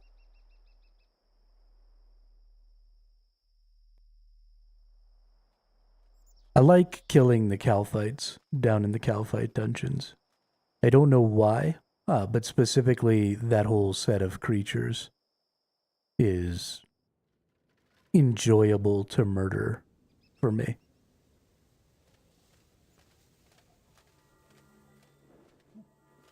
It's unreasonable that I might like killing one type of enemy more than another type, especially if they don't have any sort of special gameplay mechanics and it's just the act of killing the enemy. But I definitely do like killing some enemies over others. And I don't know why that is. It doesn't make any sense.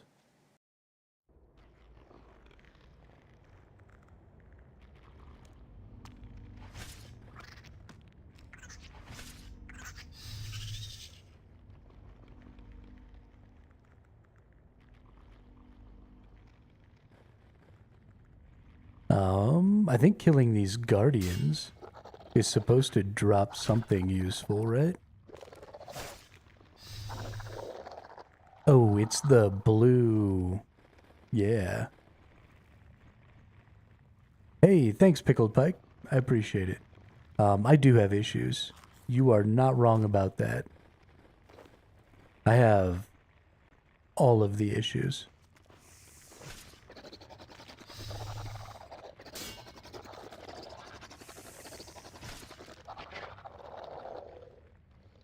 I have made peace with the fact that I'm a fucking crazy person. It took a long time.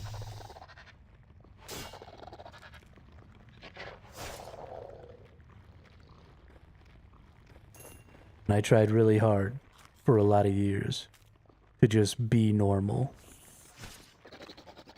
But, well, that was pointless. Just got 99 Slayer 20 minutes ago while fighting Dag Kings. Nice. Good for you. I wonder if I take this off and I go put Rejuvenate in.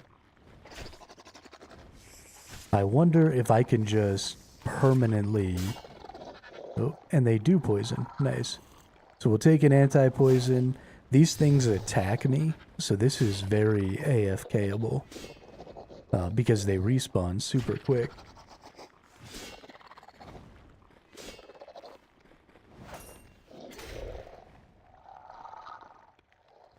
So I wonder how well might I be able to sustain this?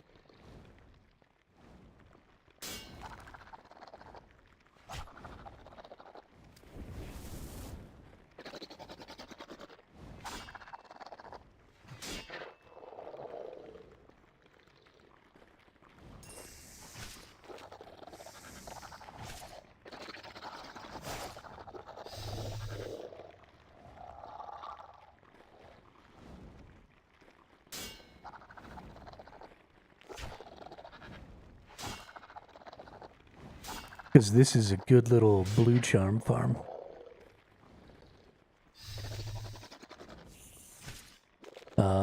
And I think we've got enough stuff in there. Yeah, we can use the space bar to pick things up. How long was it taking you over there fighting the Dag Kings?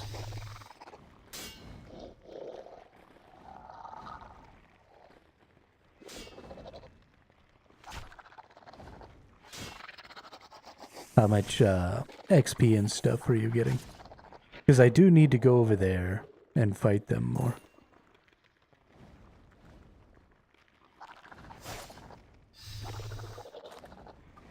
They need to be murdered. Many, much more murders. This is going great, though. Kill these Calphites all day.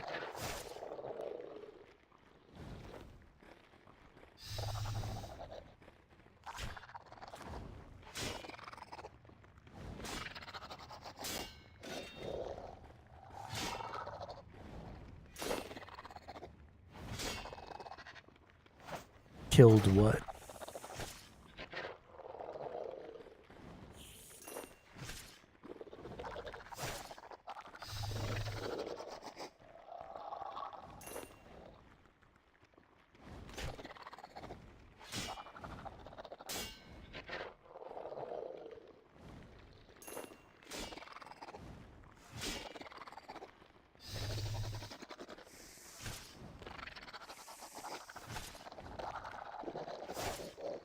Dag Kings.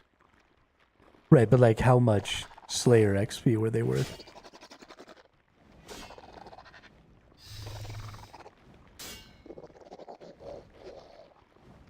Was it like really good XP?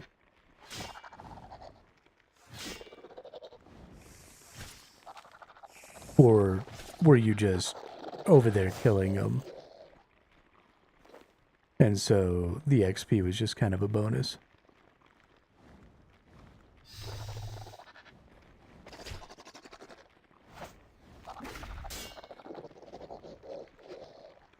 Man, I tell you what, if I could auto loot these things, I would just get up and walk away.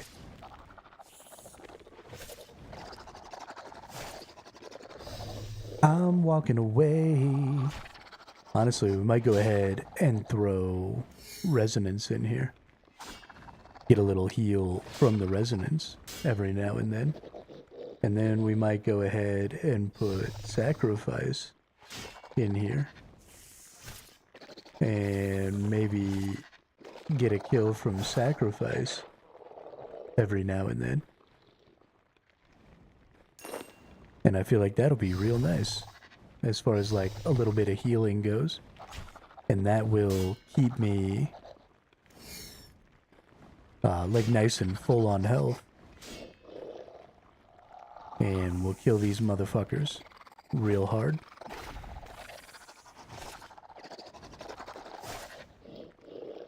And we'll just sit here and press this space bar. Oh, gotta press Y. And then space bar is all we need to click to get our drops. And we're just picking up these.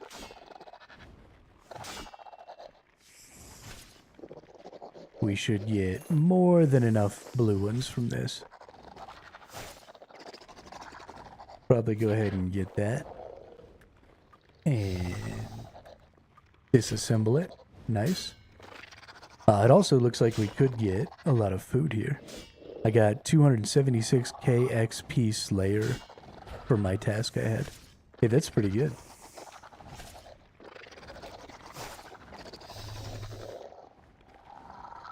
Pretty good.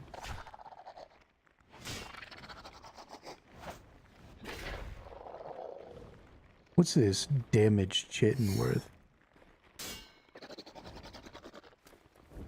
Nothing. Okay.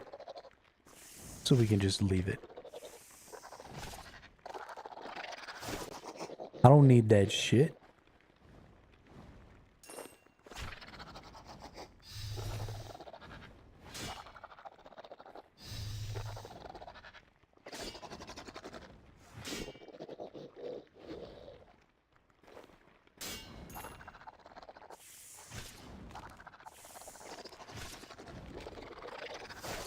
Honestly, it might be worth it to try to get this one more because it's fairly valuable. Probably I want to get some of these. I probably need to bring my my herb bag. Probably need to get my better herb bag, which would mean doing a ton of dungeoneering.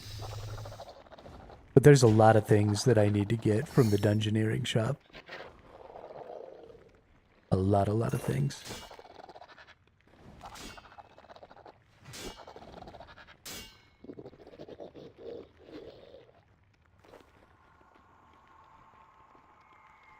We'll just hang out instead of until one of these dudes decides to attack me. There you go. Every now and then they don't aggro super well.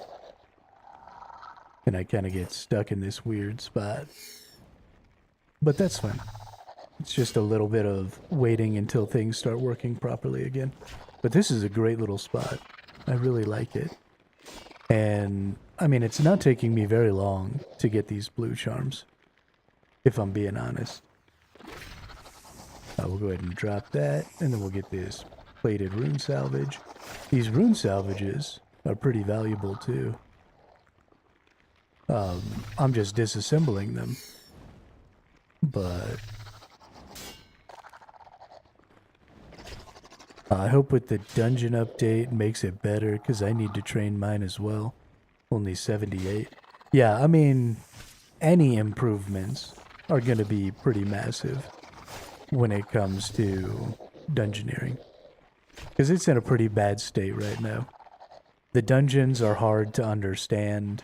The layouts are difficult to get to. The whole system just doesn't teach you very well. It just feels really bad to do. There's lots of skills that you can't train in there, which makes the sort of secondary purpose of being an alternative training location fall apart. But hopefully they're fixing some of that in there.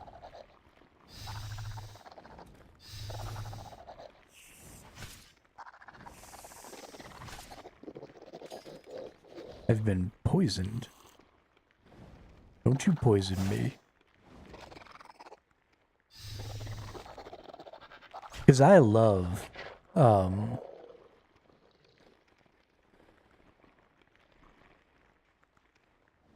roguelites, and I love having roguelites in my MMO. I think that's a lot of fun. When New World did it, I thought that was really cool, and then when I came over to RuneScape and I saw that it was already in here, I thought that was really cool.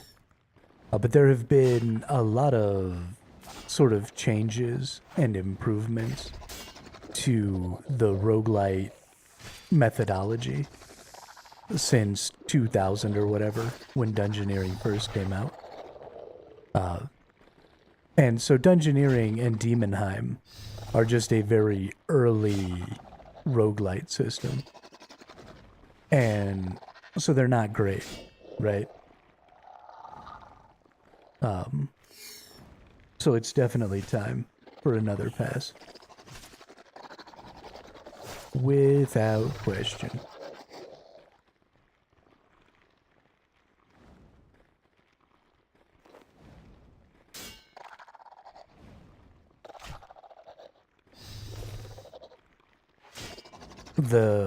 The fact that different paths that don't have doors between them can exist right next to each other. 2010. Okay, I thought it said 2000, but I might have misread it. But the fact that you can have two paths that don't, or even just any two rooms that aren't connected, happening right next to each other side by side, is pretty bad, because it makes it almost impossible when you're trying to get like back to where you were to figure out what the path is to get where you're going. And that's not a question of gameplay. That's not a question of player skill or character skill or anything. That's just, the game is difficult to read. Ooh, I want those magic logs. And so that's not adding to the system at all. That's not good for the game at all. You just should set it up so that if two rooms are touching, then there's a door between them. And then there should be at least one empty space between any rooms that don't have doors. And that black space will just make things much clearer.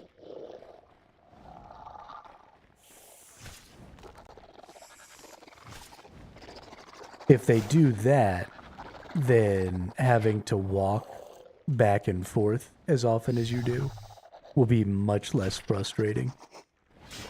Because as it is now, you know, I get lost over and over again while I'm down there. Because everything's so jumbled together. But if they just clean just that up, then at least I won't get lost all the time. I would prefer not to have to be constantly going back and forth. But if that's something they want to keep, then that's fine. As long as I can read the map and see where I'm going.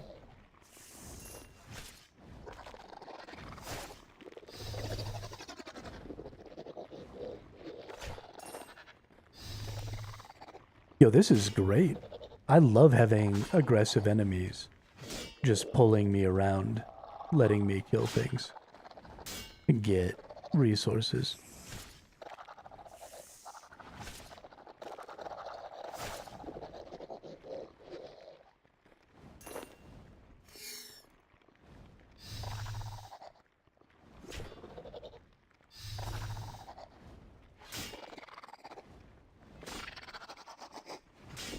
I am slowly losing health, although I think if I ate my fish and picked up sharks whenever they drop them, I probably wouldn't lose more health than they gave me in foodstuffs.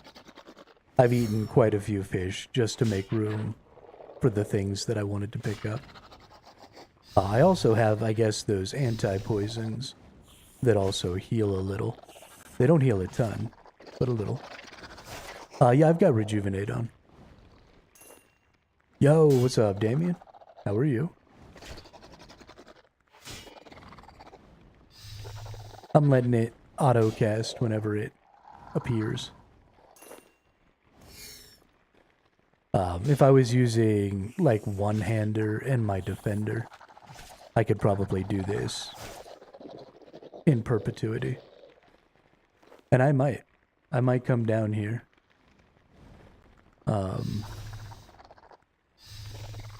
Doing good, just finishing eating dinner. Nice, what are we having? Peanut butter and jelly tacos?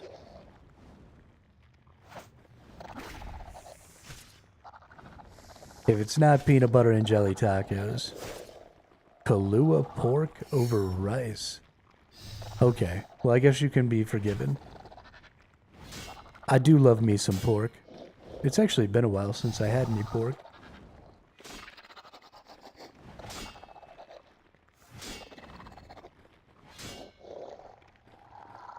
I'm a big fan of the pig. I don't think I've ever had Kahlua pork. I assume it's marinated in Kahlua.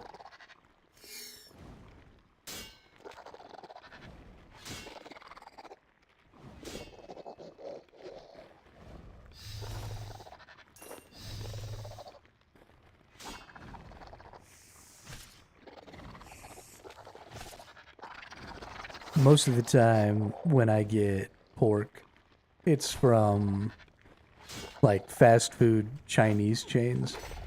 So I get like some sweet and sour pork. I love me some sweet and sour pork.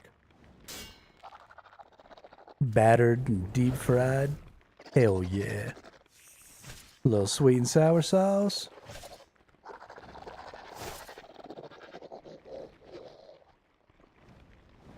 Am I... Nope, not poisoned. Oh, I am poisoned. No. Porque why? I need to get some super poison.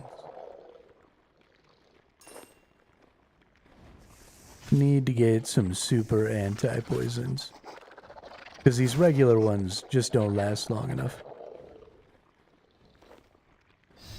It's not nearly enough AFKing if I gotta be clicking that poison every 3 minutes. I don't like it. And I'm sitting here hitting the spacebar over and over. I need to find a way, like, there needs to be an auto loot, and I need to be able to put potions on my hotbar. Then we'd be good.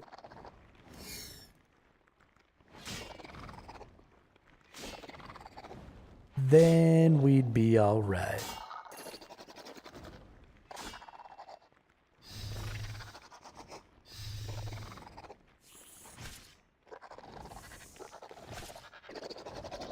Just a Hawaiian dish. You marinate the pork in salt underground for 3 days. Comes out nice and salty and juicy, so juicy that you can basically just use the juice for gravy on your rice. Then you could add teriyaki sauce if you wanted, barbecue sauce to Americanize it. I like adding corn. Yo, that sounds delicious. That sounds real delicious. I'm totally into that. The Hawaiian people certainly know how to cook a pork.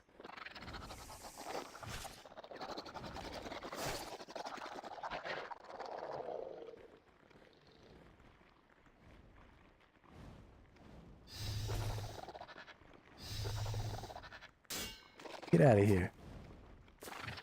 No. What's that, super attack? Hell yeah. Let's get our super attack on. Attack, attack. Attack, attack, attack.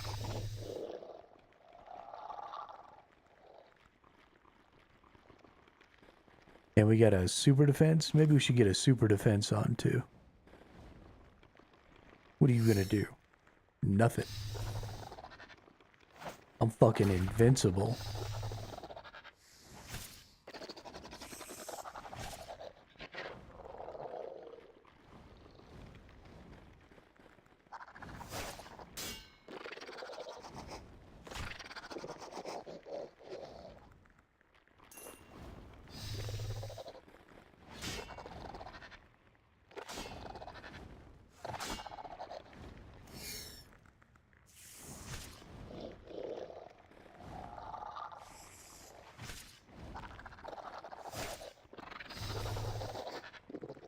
Now. Guess who's back? Yo, I can't believe that I've gotten 25 blue charms. I actually feel really good about that.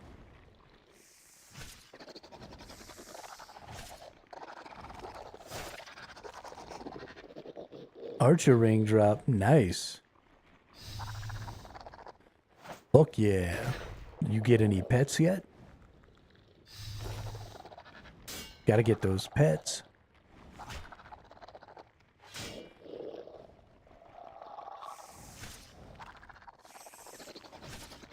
Yeah, it's a pretty decent little gold farm.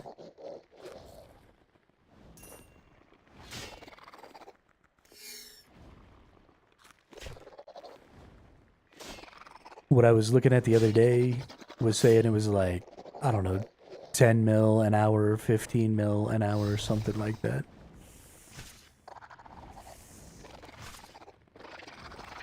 Collecting 10 of each ring so I can make the rings.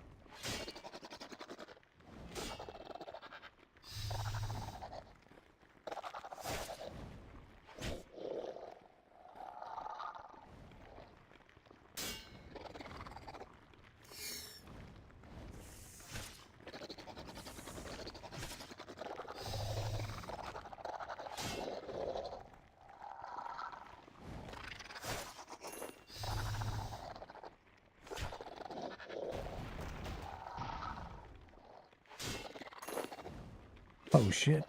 There were 3 little blue ones back here that I apparently hadn't been getting. Nice.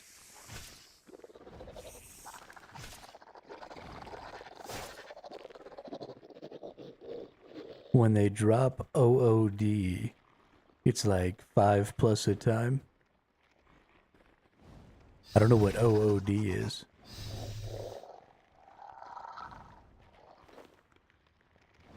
When they drop ood.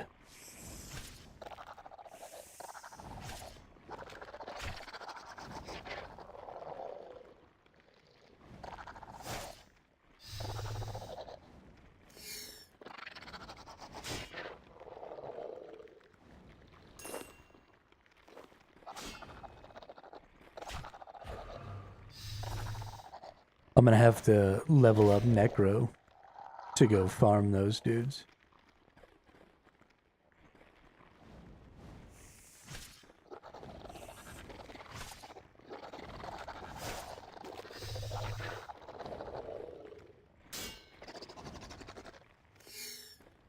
Because I'm definitely not gonna go farm them. Swapping around all kinds of fucking gear and shit. It's not happening. It's too many buttons. We'll go level up our Necro to 60 or 70. And then just go beat their asses.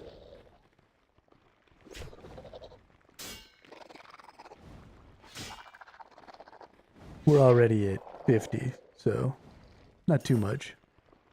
Of course, then I gotta make all... You can have it where when you change weapon, your bar changes as well. Yeah, I've got that set up already, Dean. Both of my bars change. My Revo bar and my bar down here always change when I swap. Not only can you set it up where when you change weapon type, but when you change style within type.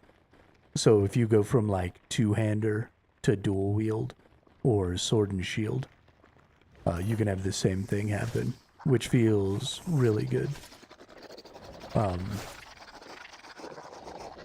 I very much enjoy going from two-hander to dual-wielding melee and swapping out the bar like that. Now that there are so many fewer abilities, it's a little less of a big deal. But it also usually means that I'm going from having defensive skills to not having defensive skills. Oh, that's right. If I wear this, I eat a lot of my runes. I gotta quit doing that. So I don't want to eat up all my runes.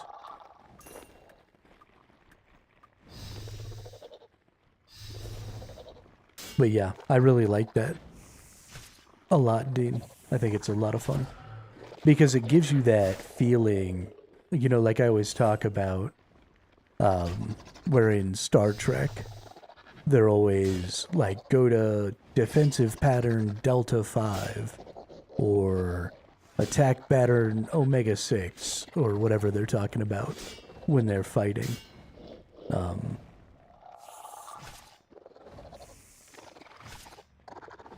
Is super cool. The Slayer perk is Beast, can teleport to every master. Oh, nice. Very nice.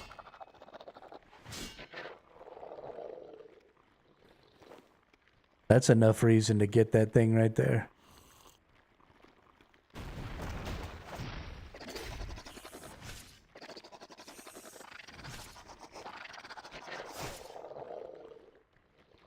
What the hell?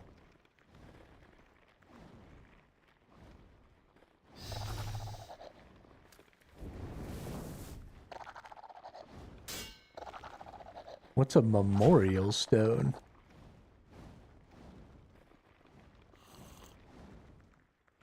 Where'd it go?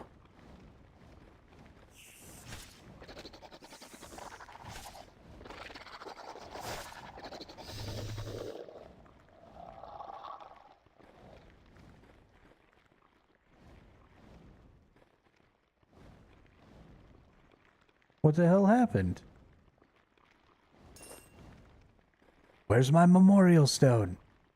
Let's make sure I didn't leave anything important behind.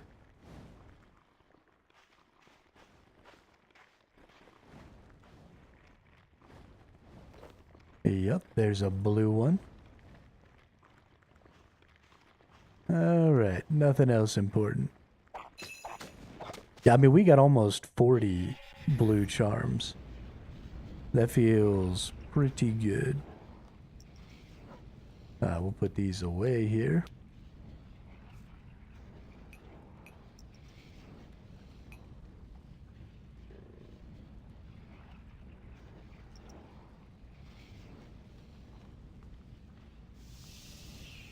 And then let's head back to Karmaja.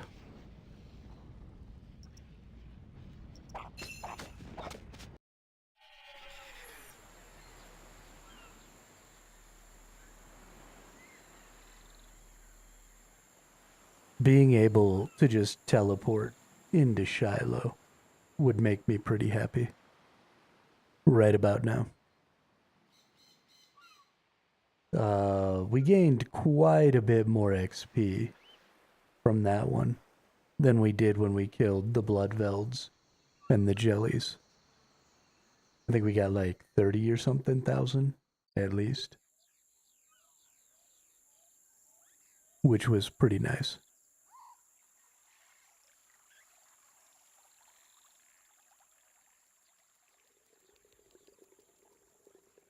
Feels pretty good.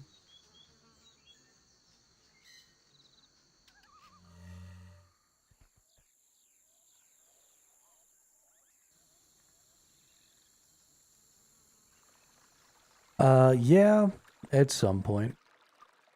Honestly, that's one of those things that I wish that I had leveled up dungeoneering for. So that I could just have that thing that auto buries bones or whatever. Like, I've been enjoying getting the bones going to the necro thing here, but I've got like thousands of bones at this point. I'd be way higher in prayer if I had that.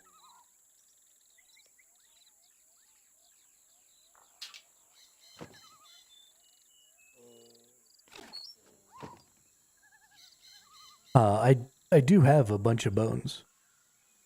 They're mostly normal bones and like big bones that get sent back to my little place, and I will use those. They're just gonna take a really long time. Rotworms or avian seas. We definitely don't want to deal with these because I'd have to get my melee out. So we'll go kill grotworms. That's fine. Got any tips for me? They are Remington. The dungeon in Remington. Which means Port Sarum. But I need to get my my Fort 4 and 3 leveled up. My altar over there. So that I can go put my bones in there.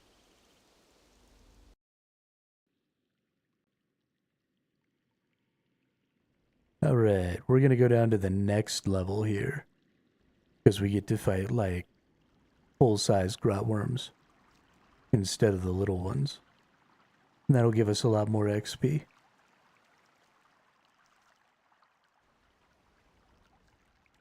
Thankfully, prayer is one of those things where even if I'm not actively leveling it, because I don't have that auto berry thing, because I do have this grimoire, I have been sort of banking a lot of prayer XP for a really long time. And so it's going to take a while to use it all to do this stuff. But once I do use it, I should get a lot of levels. Like a lot of levels. And that's just going to have to be something I do. I probably won't do it on the stream. That would be a pretty boring ass stream. But I might make a short out of it and just like super speed it to see how many levels I can get out of however many thousands of bones I have. I probably am not going to need rejuvenate. Let's go back over here. Let's get overpower and put it back in there. Noise. Boom. Yeah, one shot that motherfucker. That's what I'm talking about. Honestly, I should put overpower right here. And then even when I use rejuvenate, having overpower will be nice.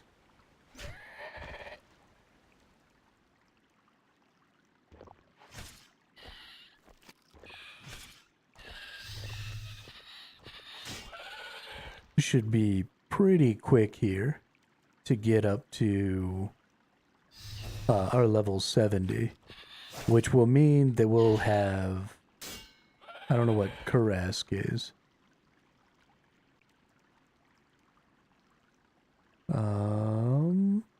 I don't know what the Slayer Lodge is. I don't know what the hell a Jungle Strike Worm is. I don't know what any of this shit is. So hopefully we'll have some stuff to investigate. And hopefully those things will be helping us level up faster.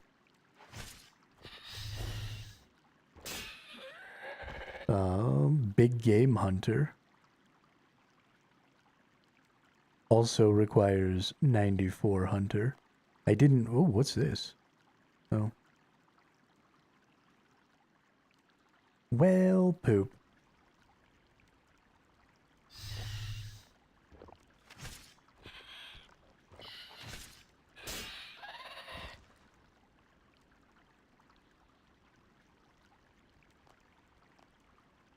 Royal bolts. Oh, I didn't... Those are pretty good bolts. We're gonna keep those. Nice.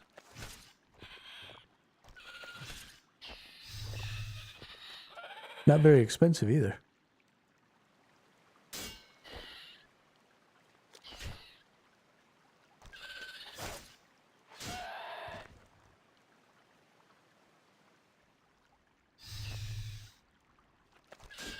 Murdering all the worms.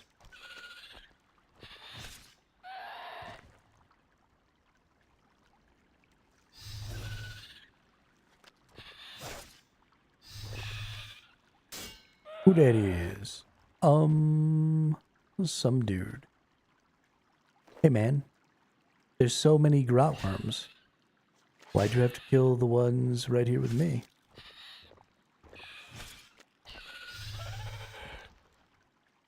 That's okay. I'll go deeper. You can have this area up here. And I'll just go down here.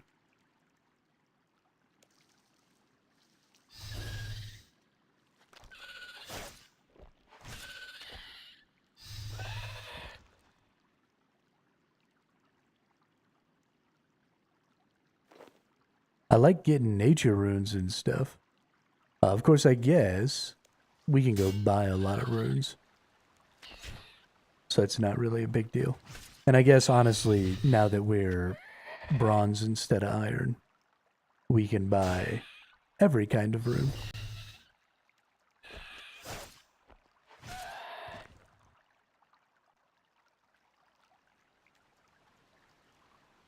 Which is pretty nice. What is this person doing? Oh, now they've vanished.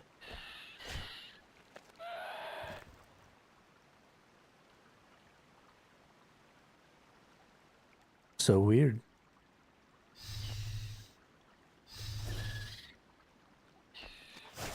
Really soon, this shop will hold up to 7 days worth. 7 days worth of what?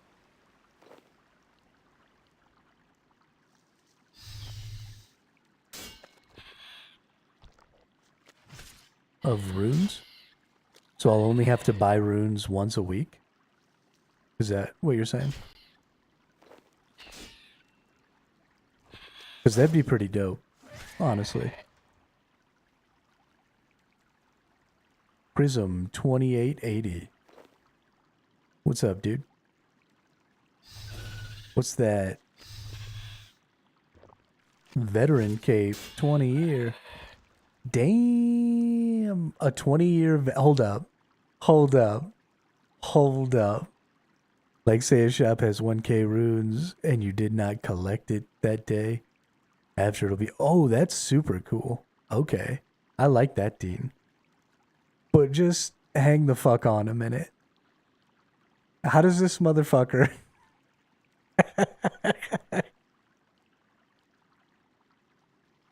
A 20-year cape with 800 skill points. Holy shit, that's hilarious.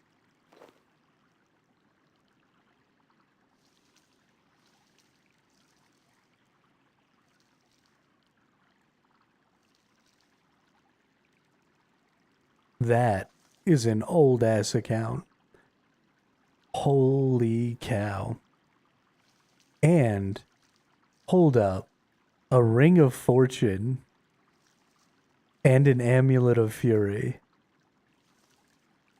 Okay, the amulet of fury is not such a big deal. But a ring of fortune? That's like a big deal ring, right? Because that's the one that can duplicate your items sometimes.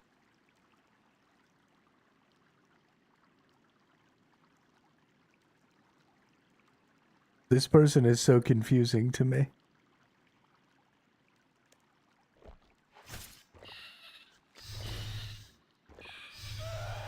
Oh, that's funny. That's really funny.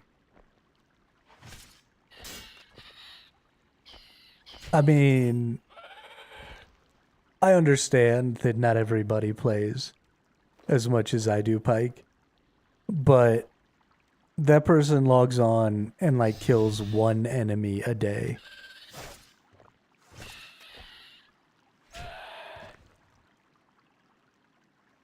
At 20 years. I mean, obviously, it's a person who's coming back after a really long hiatus. Probably they played the game for a couple of minutes when they were a kid, and they just didn't really like it. And, you know, a bunch of changes and stuff have been happening. Hazelmere signet ring doubles your drop. Okay. Okay. Got it, got it. That's still the next tier of wealth, right? Yeah, because I've got level 2 luck. And that ring of fortune was level 3. Current price on that ring is 5.8 billion. Damn. How do I get that? Let's go start doing that.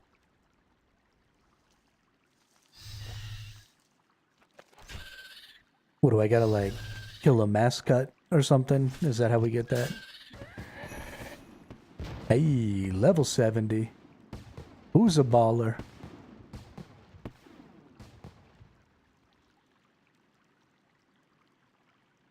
Oh, that's over on Anachronia. Speaking of which, I need to go deal with that.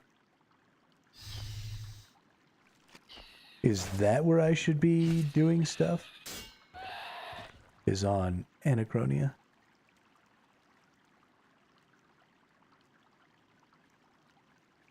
You've had the ring drop before? Any monster that has access to rare drop table. Oh, really?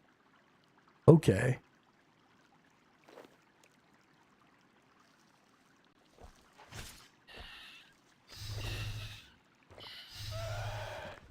Well, let's see. When you roll rare drop table, you have a chance to get the ring.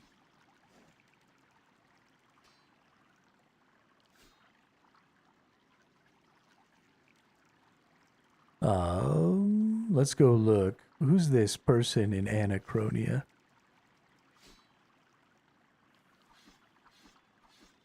They say I need to be 120 with 90 Slayer to do the Anachronia one. Okay. That's fine. We're not there yet.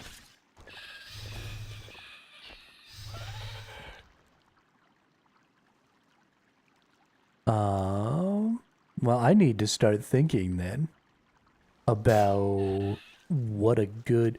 Because I'll fucking do that for ever, right?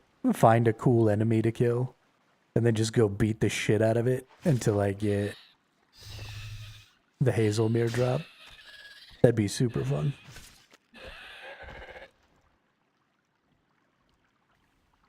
Because I'm a crazy person. I have no problem. I mean, when we first started playing, how many days in a row did I go kill those Beastmaster hounds to get Tuska's full set? I mean, it was only like 3 or 4 days, but still. We can go spend a couple of months just killing the same enemy. It needs to be like the easiest enemy. With your RNG, you'll end up getting it right. There you go.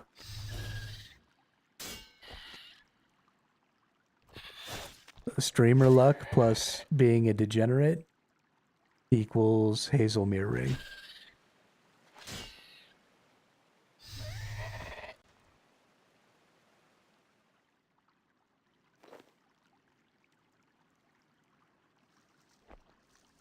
Yeah, I mean, we just find the easiest enemy that can drop it. And then we just go kill the shit out of it.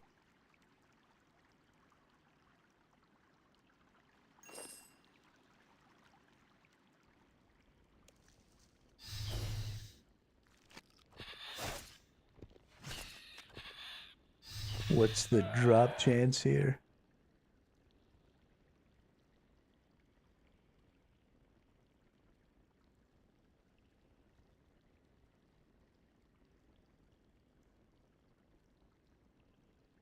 Doesn't look like there is a specific.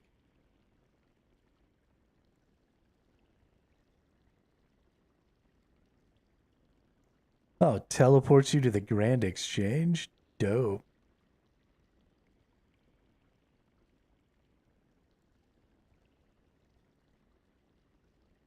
Luck effects. Hold on.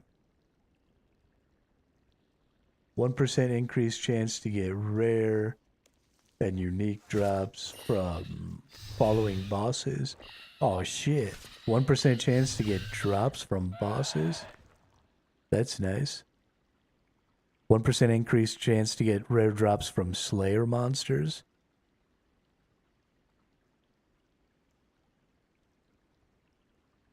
Oh my gosh, bonus chances for geodes and stuff. Better chance for clue drops. Oh, no wonder everybody wants this thing. Drop sources, rare drop table, super rare table.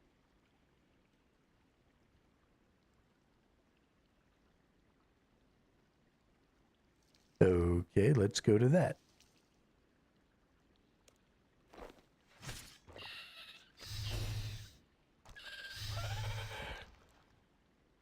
Took me 3 years to the ring skilling over time. Wait, what?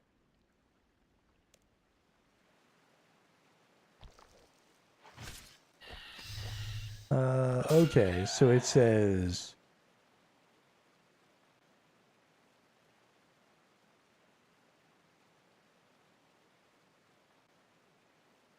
oh, you have to have tier 4 luck in order to be able to get it.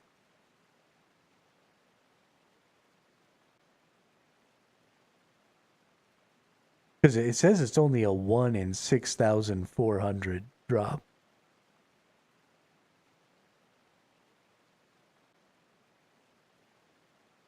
Which is nothing.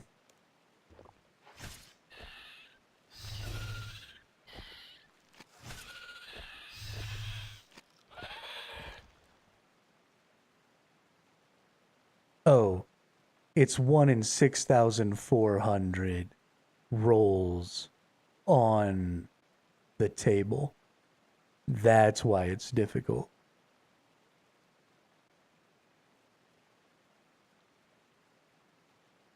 So you have to kill an enemy.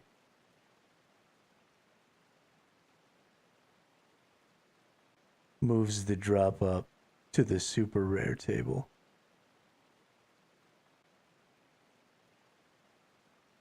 Okay.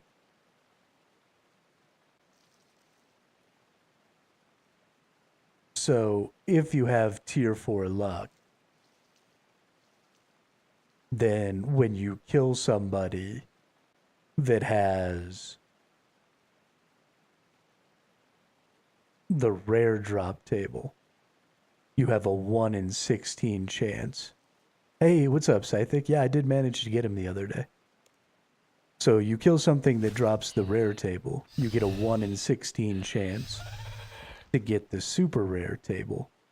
And then on that, you have a 1 in 6,400 chance to get the Hazelmere. So if we look at our calculator, because I'm not doing 6,400 times 16 in my head. Not fucking happening. So 6,400 times 16. So it's 1 in 102,400 kills. That's totally reasonable. I mean, let's look at, we've done 4 Slayer tasks now that require us to kill 100 enemies. It's taken us a couple hours. So we figure 1,000 enemies a day. That's a Hazelmere every 100 days, 104 days, give or take. It's nothing. It's totally fine.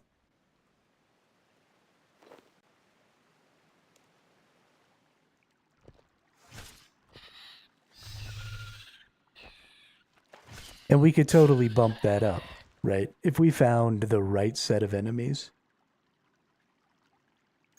Like, for example, I bet you those cow fights drop. Maybe not.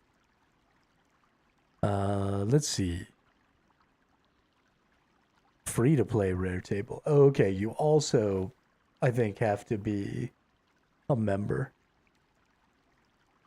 Yeah, it doesn't look like you can get the super rare table if you're not a member. Oh, and then there's a whole list. Oh, yeah. Abyssal Demons is on there. Isn't that like one of the big farms? Is Abyssal Demons? Is that why people do it? You know what? Let's see if Hellhounds are on here. Because Hellhounds are already a decent farm. And I want Hellhounds anyway. For my own personal use. Doesn't look like they're on here. Nope. Bummer.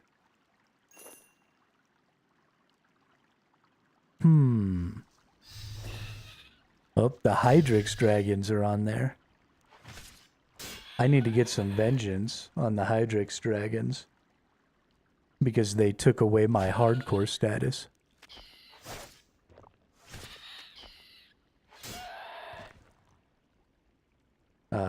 General Grardor is on there. I assume probably all of those bosses are. I wonder if all of their little 3 people that help them are potentially on there as well. So we really need, like, we need to just straight up stop killing enemies until we get a ring that has tier 4 luck. Because there's, I mean, if you're looking at potentially needing to kill 100,000 enemies in order to get that drop, then you want to be starting that grind as early as possible.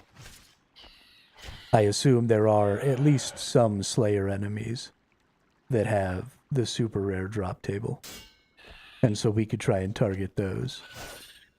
I assume I can probably get a hold of a ring with the tier 4. Let's go see. Let's go back up here on the wiki. And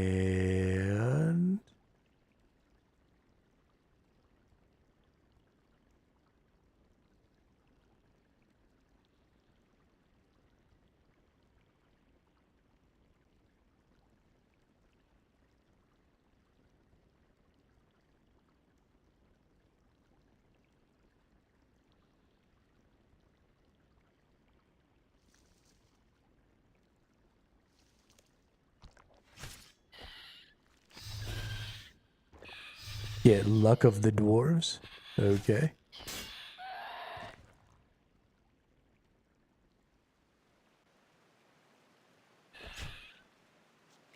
Luck of the Dwarves.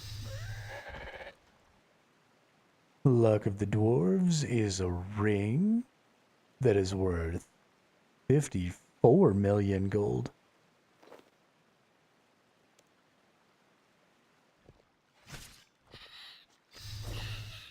Requires completion of Throne of Miscellanea. Requires completion of Introduction cutscene.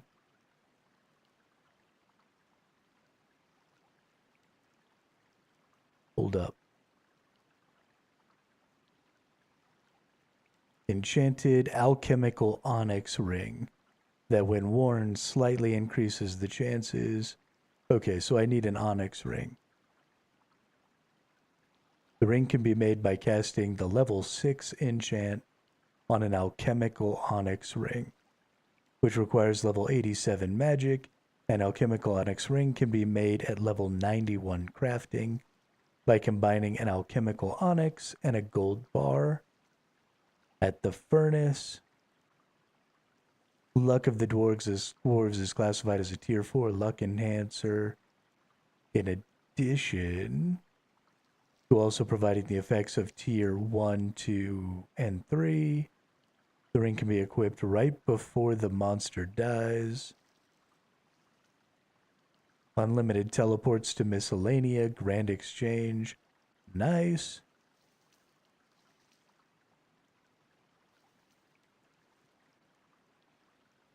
Okay, so how do I get an alchemical onyx?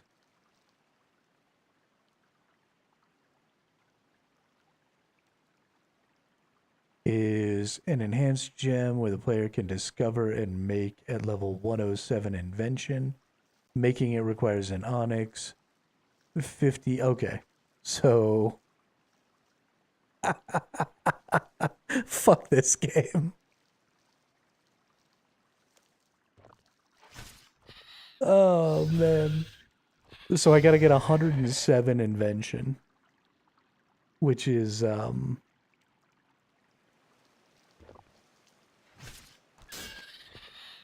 what's a lot? Let's say that. I think this game hates me. Doesn't want me to have any fun. Well, I'm still trying to play bronze, Dean. So I'm not buying anything that I haven't already gotten myself.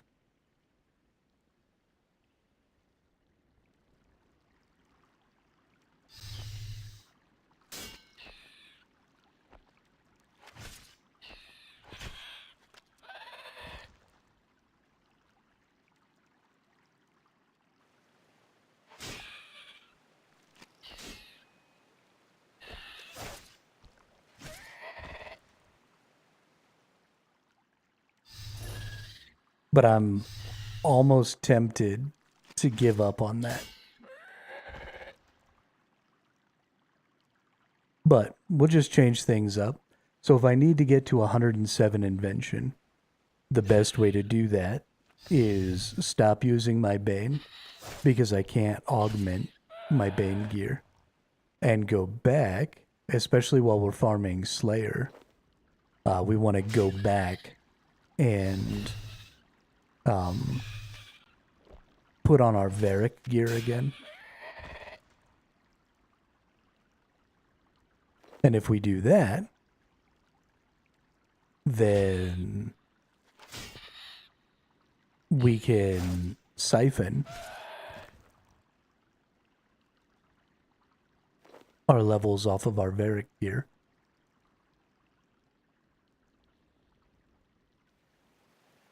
$500 Dag Kings killed. Nice.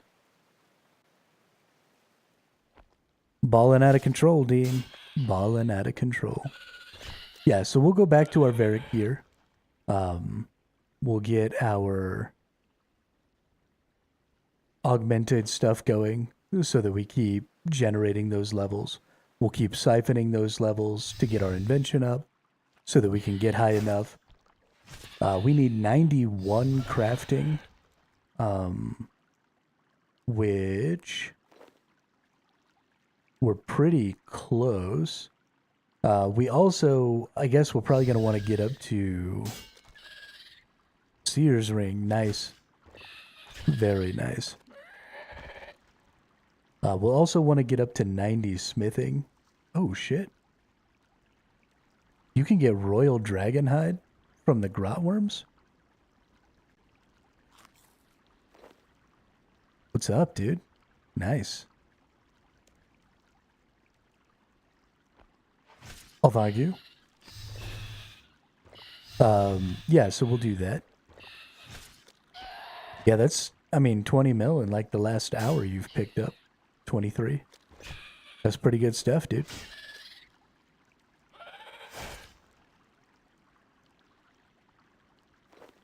So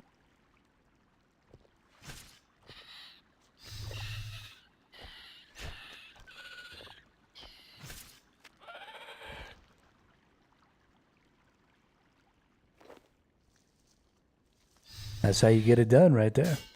You just down there necroing them all, or did you actually bring like gear swaps and stuff?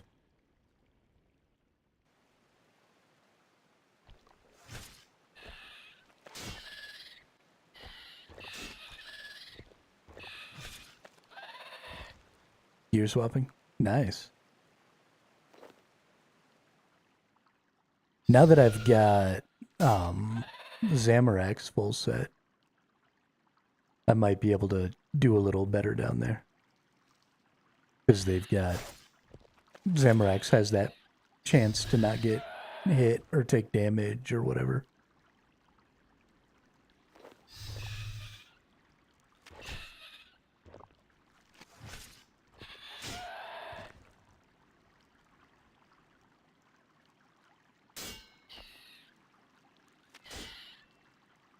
Hey, last Grotworm.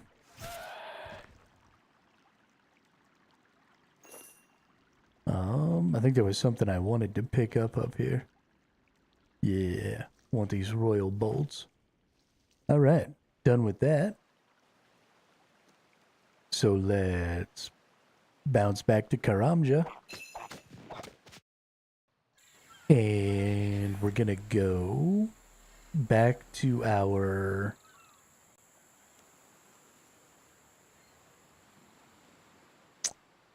bank. There we go. We'll swap back to our Varric gear. Drop all this random shit that we picked up off.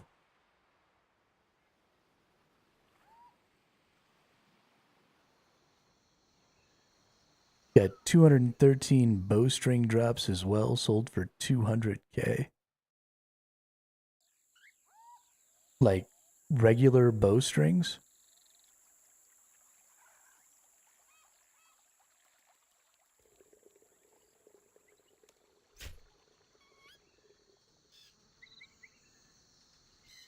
You can sell a regular bowstring for 1,000 gold.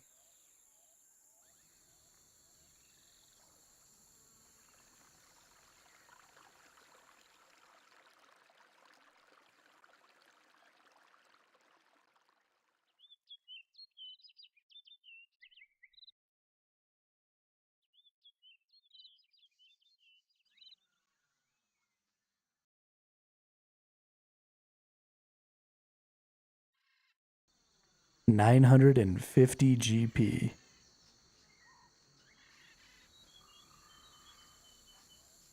I mean, they're probably trying to level up their crafting or something. Because you can dungle bowstring cheaper and it stacks in inventory.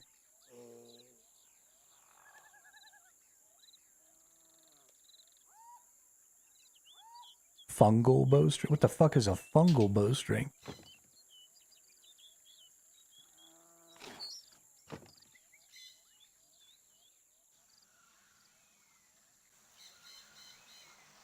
There's too many things in this game. Can we just have less stuff? I need another assignment. Nice.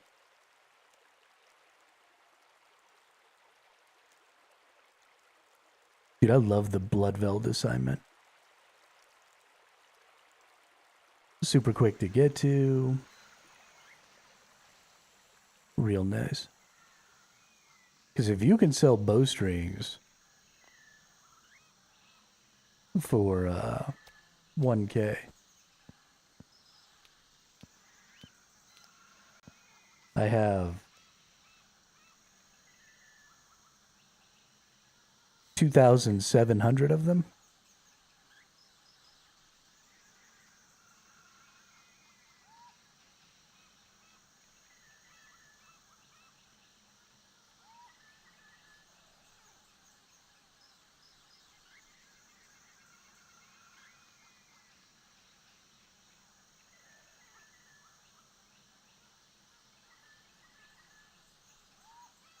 Although I'm probably going to use these for my fletching skill.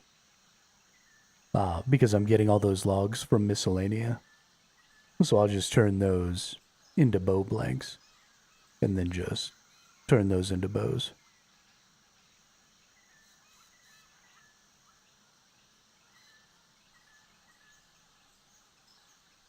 I gotta get the fletching up.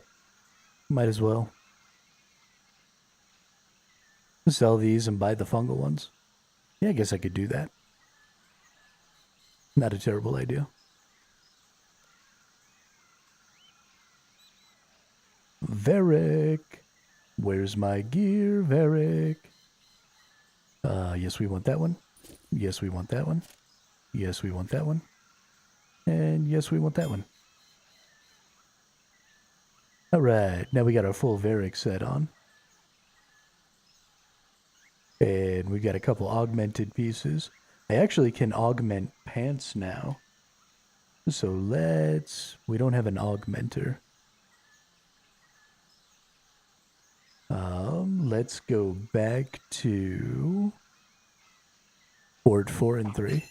I have 130k fungal bowstrings I bought a long time ago. Super cheap, 120 gold pieces each. Damn. Yeah, that's where the real money's at. Is buying a shitload of something 20 years ago.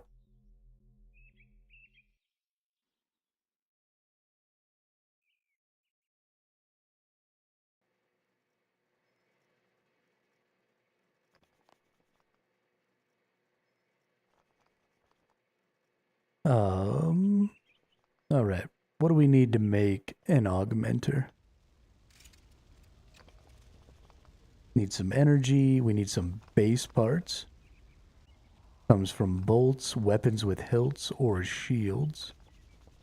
And then we need some enhancing components. Can come from jewelry. All right. So we'll break out some jewelry here.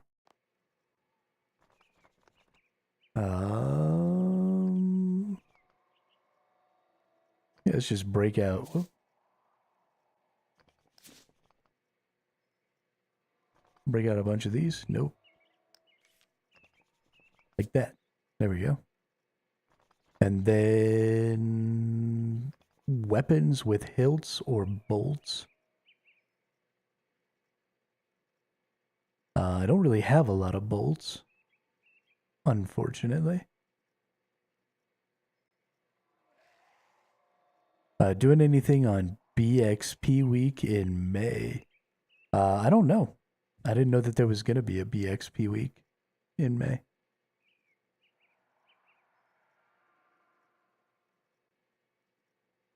This will be my first BXP that I can participate in.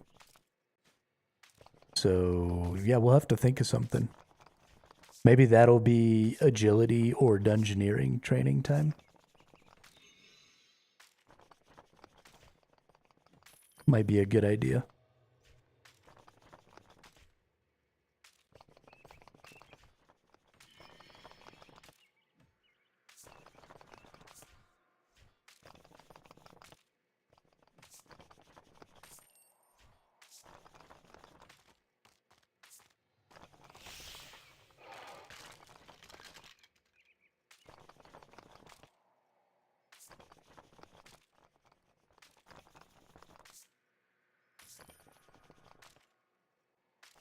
Or do your prayer. Yeah,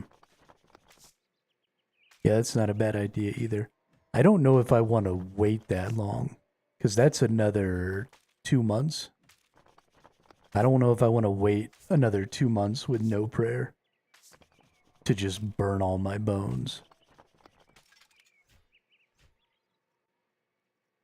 Because I got a lot of bones.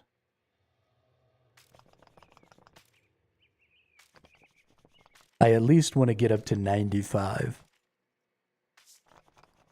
Because that's when you can use Soul Split, right?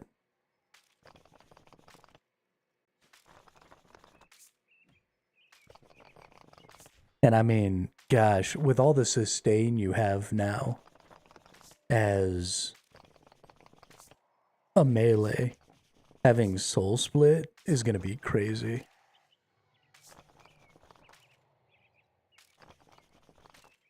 Just straight up fucking immortal.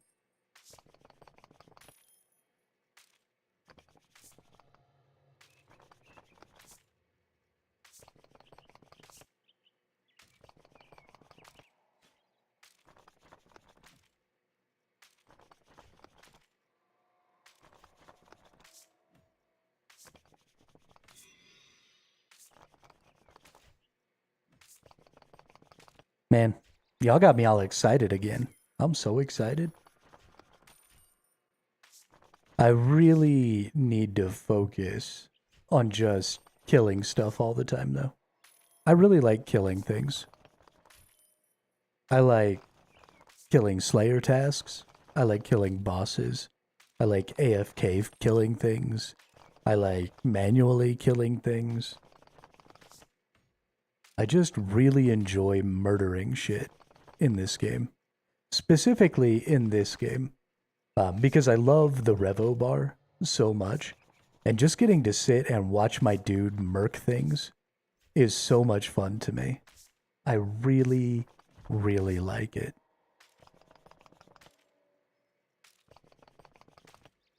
And I want to do more of it. I need to find a way to level up all my skills by murdering shit. Like, can I level up mining by murdering things? That'd be great.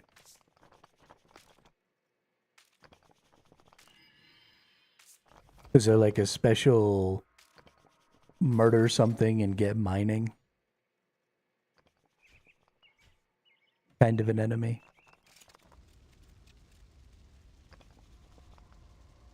Alright, so we need base parts, which I don't have anything to break apart that'll give me base parts.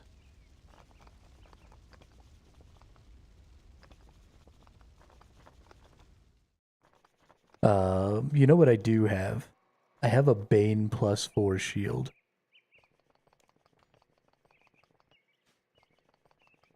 I could probably take that apart. I can always remake it if I decide I want to go shield it up again. Let's break that apart and see if we can get a bunch of base parts. Yeah, 45 base parts. Nice. Right, but that involves actually doing the mining. and not murdering things and getting mining XP. I do appreciate the recommendation, though. And welcome to the chat. Welcome to the channel. Should buy gemstone gear. It's cheapest. You mean the golem? This?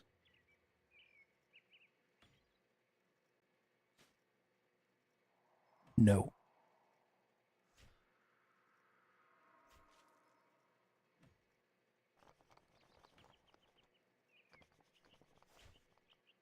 What is gemstone gear? Gemstone gems.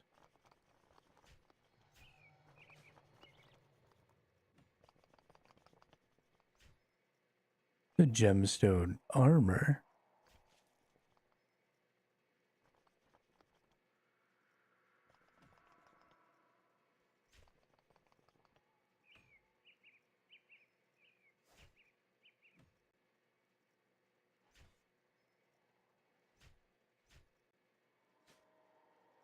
Let's try gemstone armor.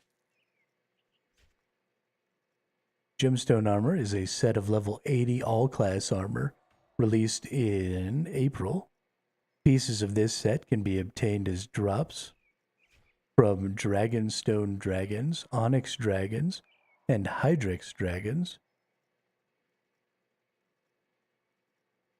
Set bonus 3 pieces, enchanted bolt effects, trigger 40% of base activation chance, 70 or 100% with 5 pieces.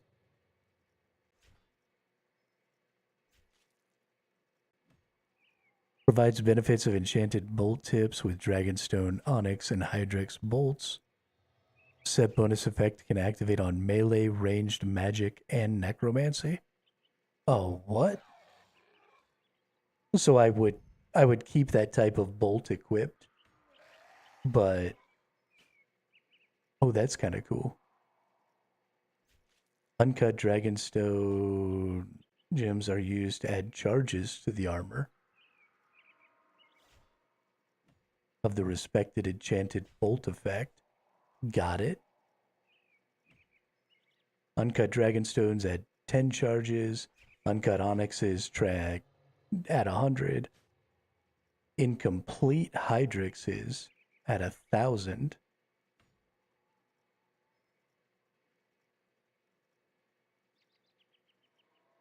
Plus crossbows with any enchanted bolts are equipped, including the set bonus's ability will be disabled.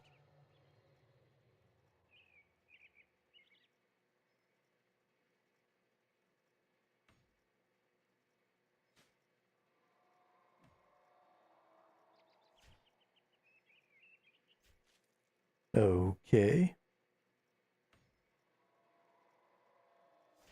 So you get the helm from Onyx Dragons. You get the legs from Onyx Dragons. You get the gauntlets and the boots from Dragonstone Dragons. And then you get the chest piece from Hydrix Dragons. The Hydrix requires 101 Slayer to kill. That's unfortunate. I think I can probably... Oh, no. The Onyx take 98. And the Dragonstones take 95. Fuck me. But I am working on Slayer right now, and that is a really good hybrid set. So maybe we'll end up getting that. At some point. It's a ways away. I mean, I could just buy it. You're not wrong. It's not terribly expensive. It looks like altogether it'd be 3, 4, 8, 9, yeah, 10.5 million. Million? Not melon. I know how words work.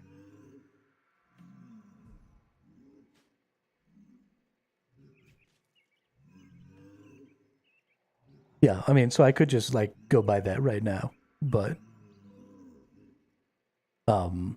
that would defeat the purpose of the bronze men. And then I would just straight up be a main. And that would be sad.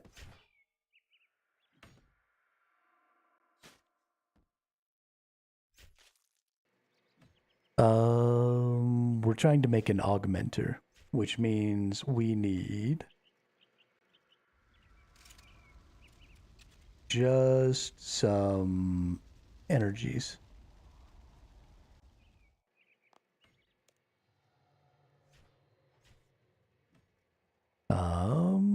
I don't think I have enough of any given energy. I need another 350 of the brilliant. Let's see where we're at with the sparklings. How many sparklings does it take? 800. And I have 450, so I need 350 of either of these. Let's see if I can remember where to get sparkling energy at. That's vibrant.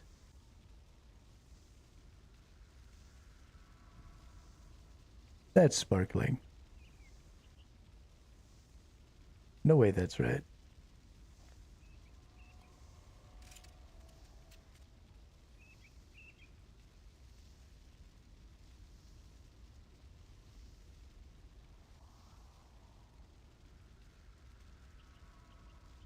Yeah, guess it is.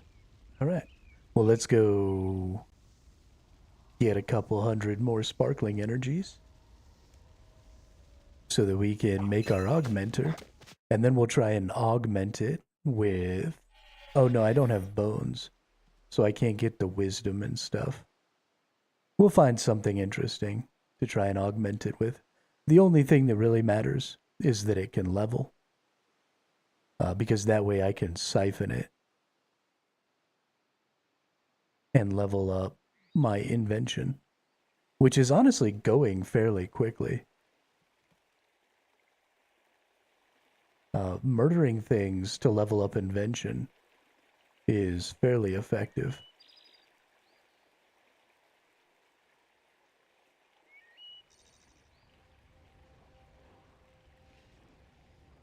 Oh shit, it's a group Iron Man. Nexeld. Or Next TD.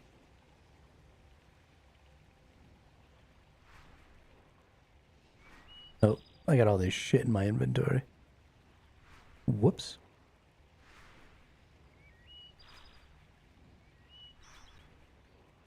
Should have brought my divination gear. Even if it's not a lot. Would have been worth a little something.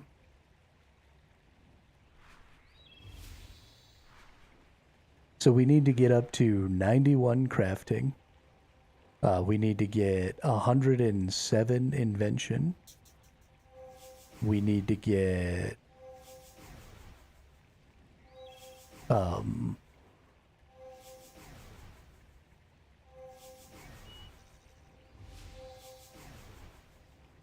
Jesus. Need to get 101 Slayer.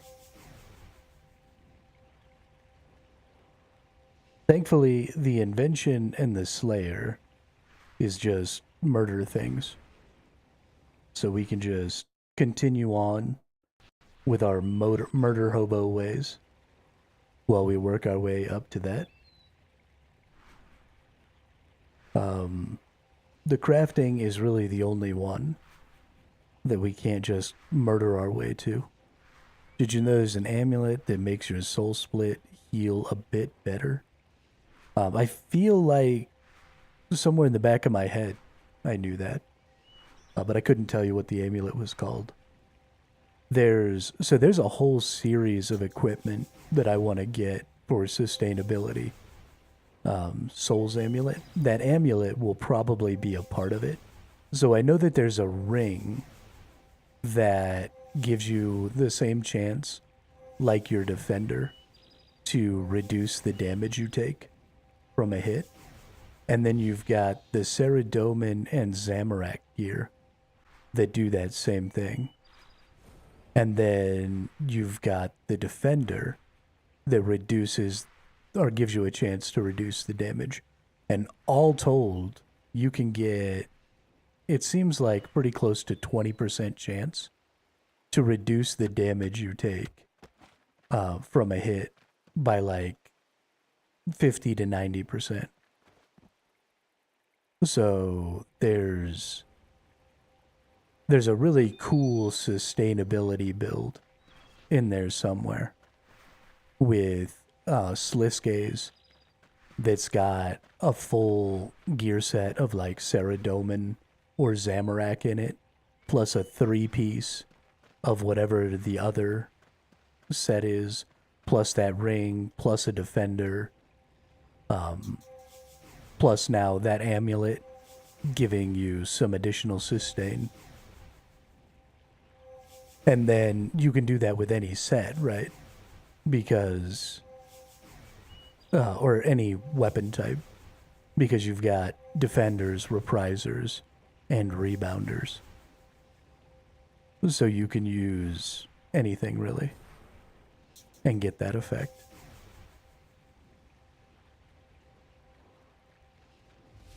So I'm definitely going to be putting a build together that's just completely about sustain.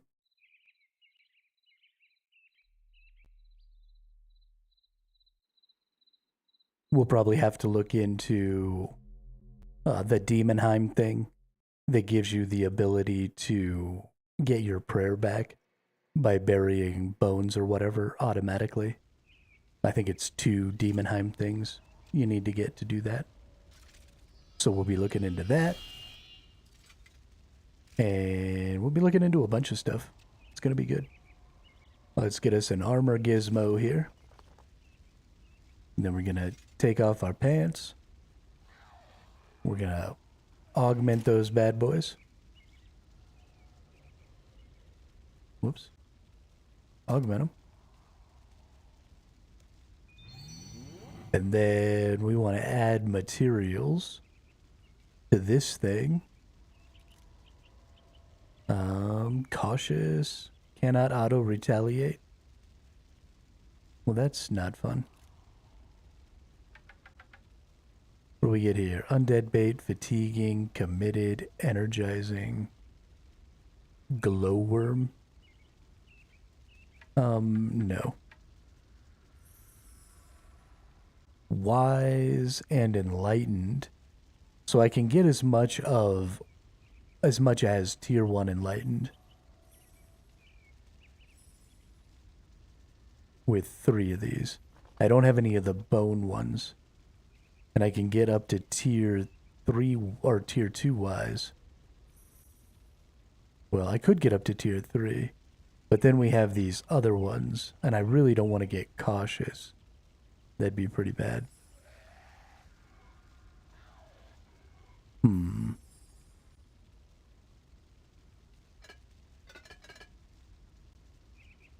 Committed, absorbative, always scald. I don't even know what that means.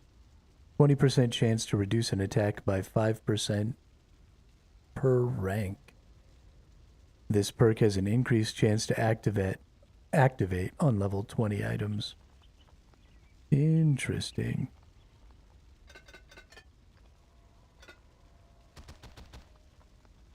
Profane, demon bait, absorbative. What if I add these? Nope.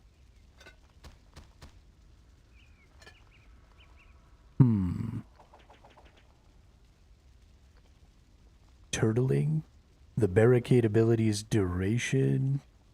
Regular poison damage is negated. Wait, what?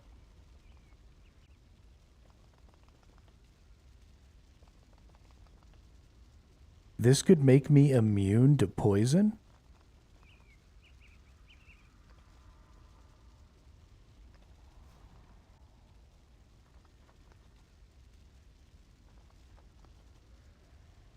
Is that some sort of a joke?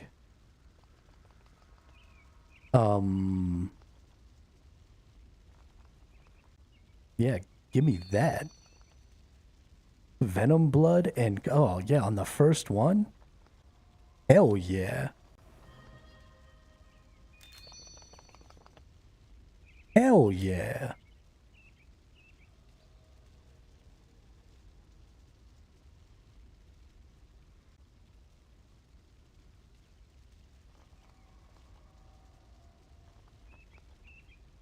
Yeah, no, it sucks that it doesn't let me auto fight things. And I'm gonna have to like click everything. And that definitely sucks. But I think it's worth it to not get poisoned. Although it does mean that I can't go do the stupid Calphite farm. Totally AFK like I wanted. But that's fine. We'll get to that some other time. I think I can get more of those components, so I could try again. Because I've got some more of these. And I can just overlay a new augmenter, right?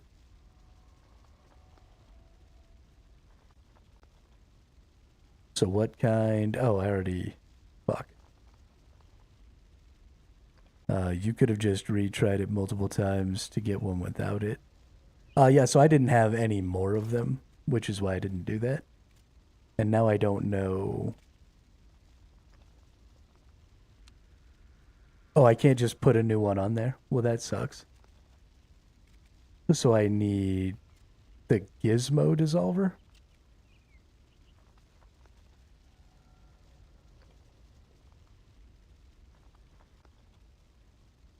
Okay.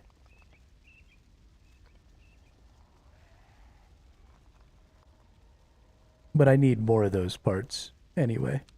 So for right now, we're just gonna let it hang out. Don't need these anymore. Hell yeah. Oh man, that feels so good.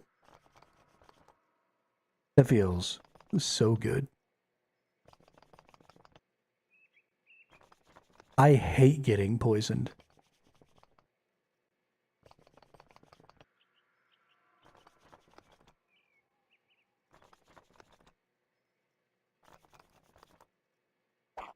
I am never gonna have a gear set that doesn't have that ever again.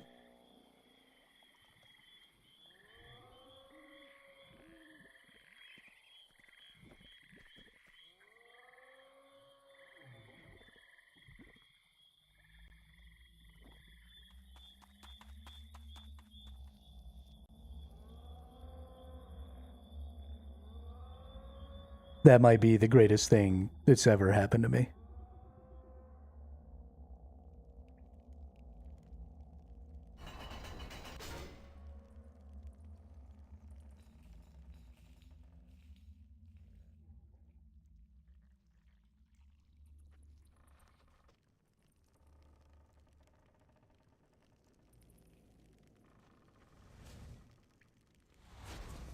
Somebody already over here. World top. Boop.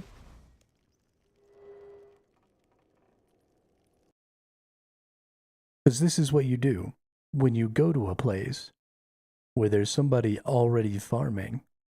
Do you know the necro armor that can dodge chance? No, I haven't really played necro like at all.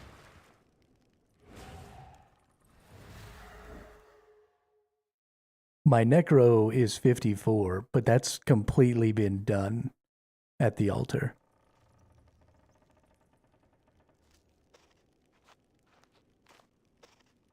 Darkness. Is that a skill? Is that a necro skill? Darkness.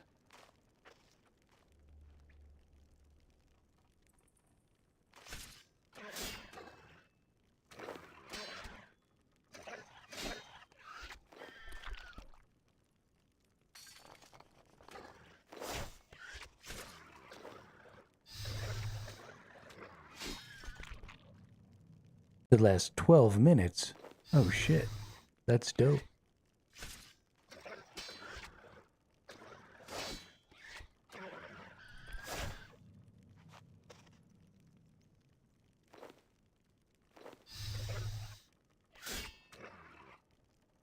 I didn't realize it lasted so long. It also doesn't require you. It's just like this lesser bone shield. It doesn't require you to be equipped with necro gear. At least it doesn't look like it.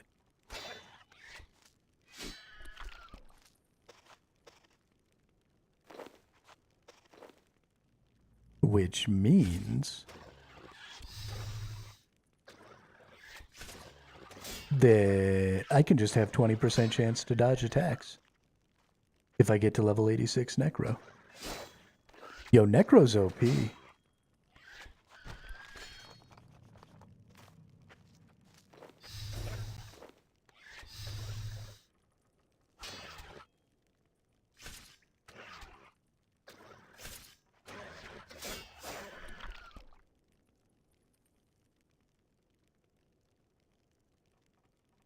Necro is the most OP. I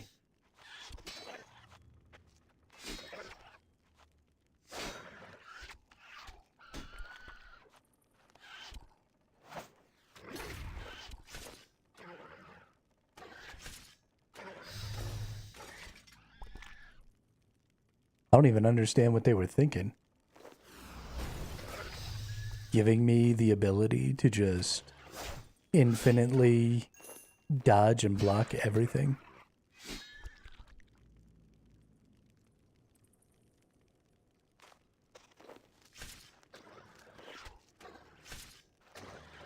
I mean,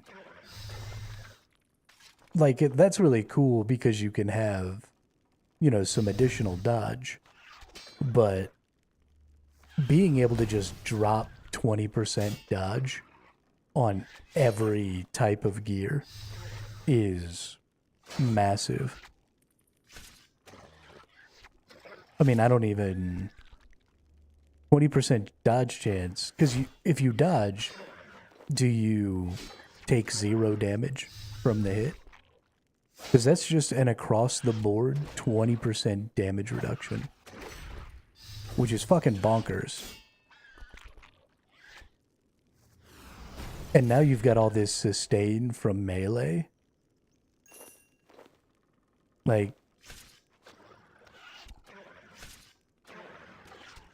is everybody in max level just walking around completely immortal and completely immune to, like, everything?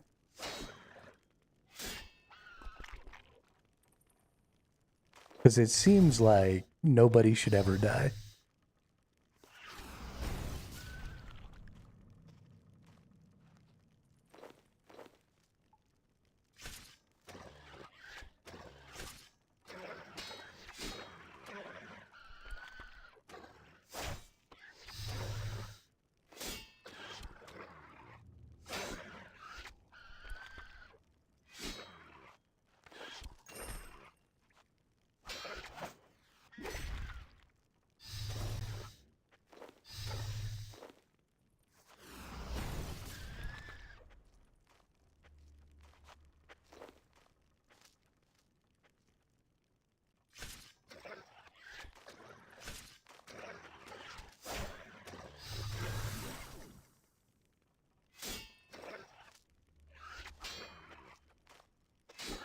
I'm gonna have to get that necro up.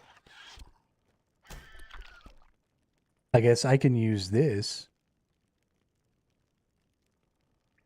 400% of the life points you would have gained from the soul split curse is instead dealt to your target. See, that's interesting. For 20 seconds. Again, I don't think you need necro gear to use that, right? It seems like it's just a thing you can do.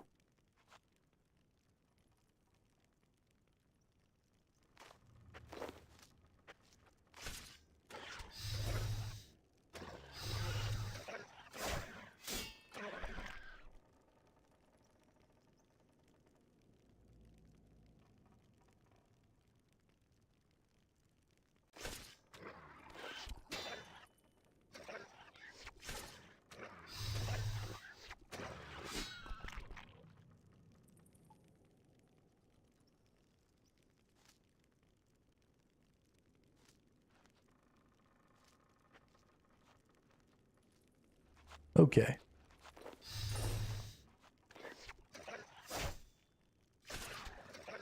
Look up Crypt Bloom. Isn't that what you get from the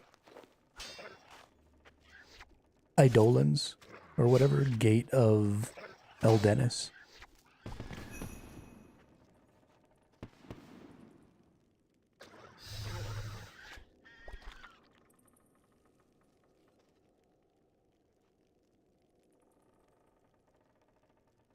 Crypt Bloom.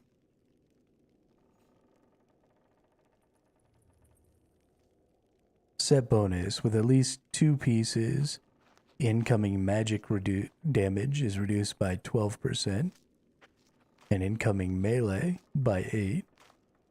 With 3 pieces, increased to 18 and 12. The player's main hand spell is set to auto-cast any earth spell. The bonuses granted from this bonus are doubled. Fuck. With the last 4, with at least 4 pieces worn, 6% chance to inflict Crosis death spores. Increased damage dealt by 10% when attacking from behind. With 5 pieces, when the player falls below 20% of their maximum, a fungal shield is gained for 15 seconds. The shield's effectiveness is based on the player's armor rating and defense level.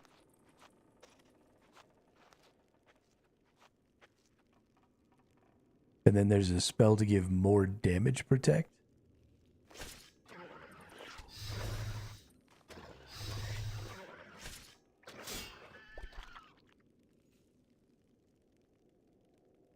That fungal shield is pretty cool.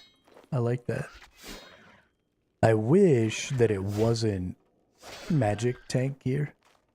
Because I don't give a fuck about magic. But it's still a cool gear set.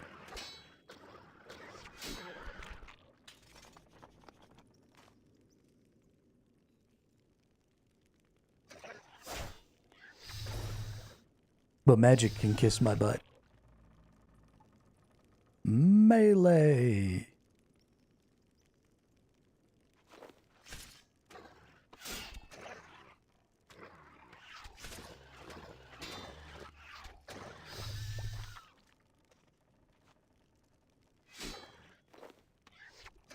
Yeah, I can't wait to get some of this cool shit.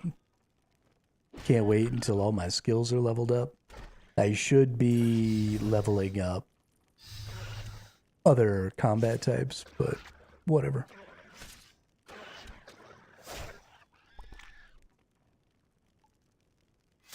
I don't wanna. I just spent about 600 million on perks yesterday. God damn, Scythic. How you got 600 million gold? Crazy ass.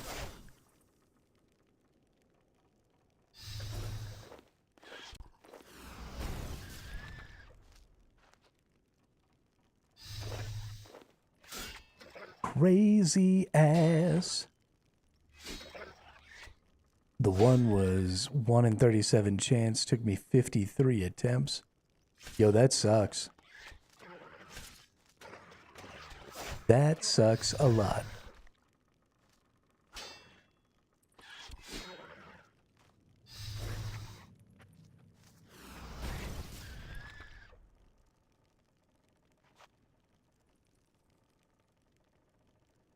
You got hosed.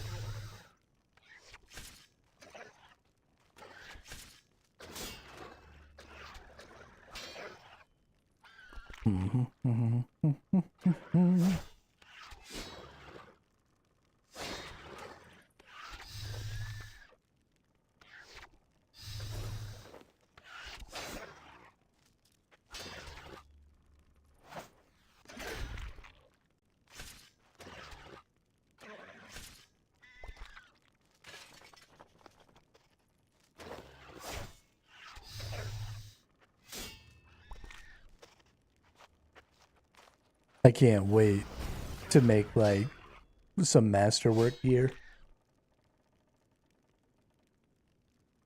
and put like some real good perks on it. It's gonna be so much fun.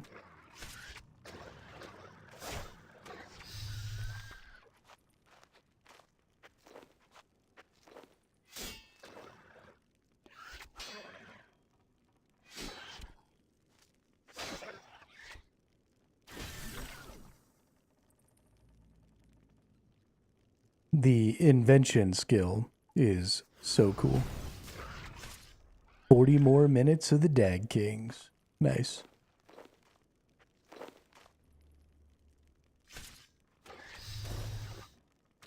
Kill those nerds. But I'm really excited to get the invention up and be able to make all kinds of cool shit.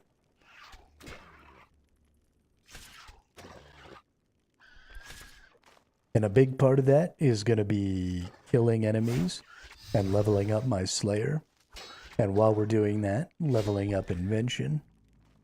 And honestly, while we're doing that, we should probably be... Ooh, you know what? If I use my repeater... Ooh, level 80. Nice. So I've got my main hand Karil's crossbow, but then I also have my offhand repriser. I wonder if I can augment the repriser, because then I can have an extra piece of augmented gear. And I wonder if it will still give me the same XP, or if it's half as much, because it's a one-handed over a two-handed. I'll have to look into that. Because if I can do that, then... I mean, I can just level a different combat skill, which, while I don't really care... Hey, Mystic Magic.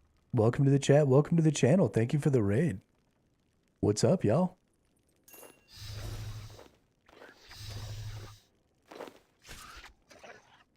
How'd the stream go? How is the runescaping?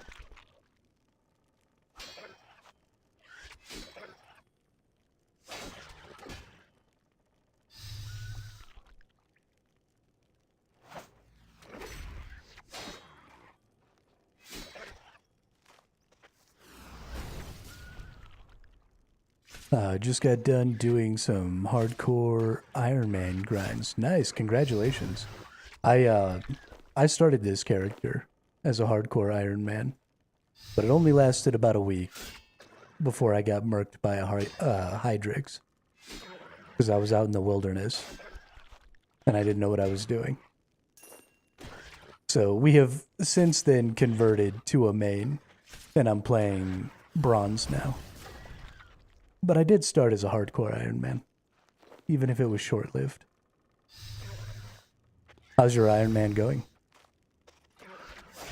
What's your, like, skill level or whatever?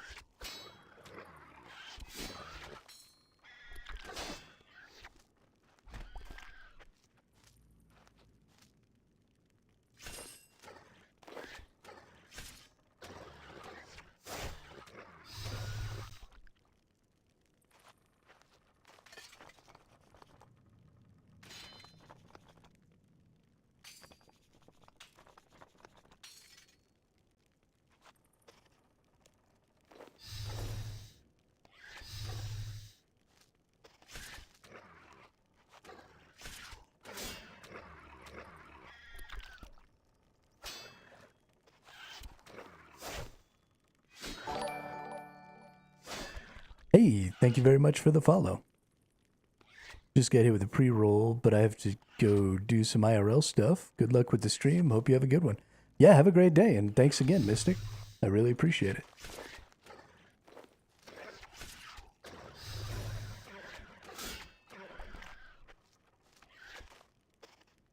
Could have sworn I had pre-rolls turned off. What's the point in having the minimum 3 minutes of ads every hour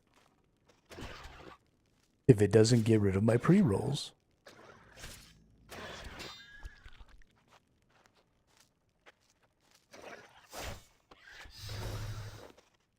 Why are you ruining my life? I noticed that too recently, even if it's clicked. I don't think it was a pre-roll because you just got it too. Okay. So it was just a happenstance thing. Was 90 seconds. Okay. Yeah, it should be 1.5 minutes every 30 minutes. Okay. Phew. At least there's that. Thank you, Scythic.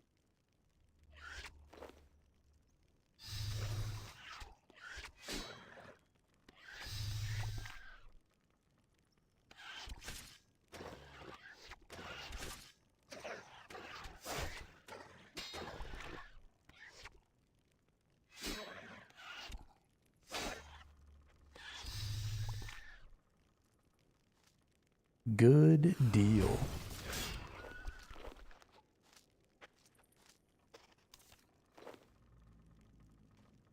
So for those of you who are just joining us, we are trying to get our Slayer level up. I haven't really been focusing on it. And now that I'm trying to do some of the higher tier dungeons, and we want to do, some higher tier grinds and stuff like that, because we finally got our attack up to 99, and we can handle some harder content. We're running into a problem where not having a higher Slayer level is really fucking up my life. So we're going to be working on some Slayer. And while we do that, we are also going to get to work on our invention. So that we can get up to 107, because we want to get a Luck of the Dwarves ring, so that we can have that tier 4 luck, so that when we happen to be killing enemies that give the rare loot table, we can get a chance at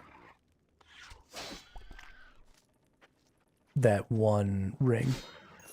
I already forgot what it was. Hazelmere. There you go. Because there's really no point in not trying to get that sort of as early as we can.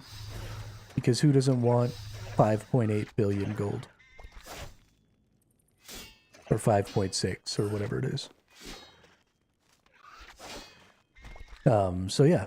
So we're trying to get up to a point where we can do some of those things and kill some higher tier stuff. And just generally have a good time. I've only been playing the game for about 4 months now. This is my primary character. This is the highest level character I have. So yeah, we're just going through and learning new things and killing all the dudes. We just got Jad on Wednesday. Went in there with my full Bane set and meleeed him in the face until he was no longer alive. And that was super fun.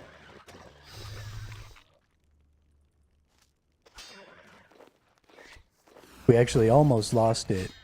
I got super duper lucky, and I had resonance on my Revo bar, and it was auto casting. And while I was running around trying to kill Jad's healers, I stopped paying attention to the tells for Jad's attacks, and I actually didn't swap my prayer to the range for one of the range attacks, and it would have killed me, but my resonance happened to be up. And it healed me instead. And saved my life. Saved me another 45 minutes trying to get through the fight cave. I was super lucky.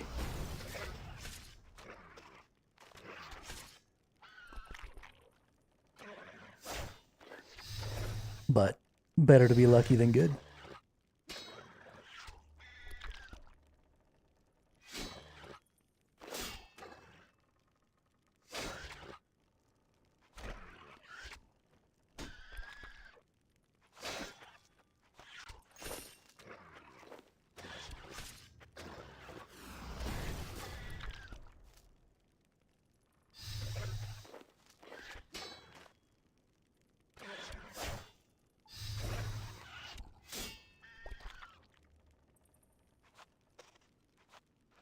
Gear is legendary? Hell yeah. What's up, Solo Dubs? I'm enjoying it. I've done a lot of Barrows Brothers, and I'm a pretty big fan. So I really like gear sets. Thank you for the follow. Appreciate it. I really like gear sets just in general, but gear sets in this game seem like, yeah, I've only been playing for about 4 months now. So the Barrows was kind of the first set of bosses that were going to be dropping like some cool gear sets and getting me into some of that like nice mid-game tier loot. So I went a little crazy and I killed the shit out of them. I don't have all the sets yet. Um, I need the Guthin's helm, which I'm really sad that I don't have the Guthin's set. But I just can't really bring myself to kill him anymore. I did 764 kills. And I got pretty lucky. I have most of the pieces available to me. I can only get 30 of the pieces. So I'm only short 4. I need the wand. I really want this. Because... oh, nice. Dragon Hatchet. Congratulations. I really want this because I want to use the rebounder and this wand together. And then I need Guthin's helm. I need Durok's sword. And I need Torag's helm. And then I'll have all the sets from the Barrows Brothers. And I need another two-handed crossbow from Kirill. Because I turned my two-handed crossbow into a repriser. But honestly, if I had the two-handed crossbow, I wouldn't use it. Because that set is primarily, seems like a PvP set. So I wouldn't really use it. But it'd be cool to have the bonuses. So. But yeah, I'm obsessed with the Barrows Brothers gear.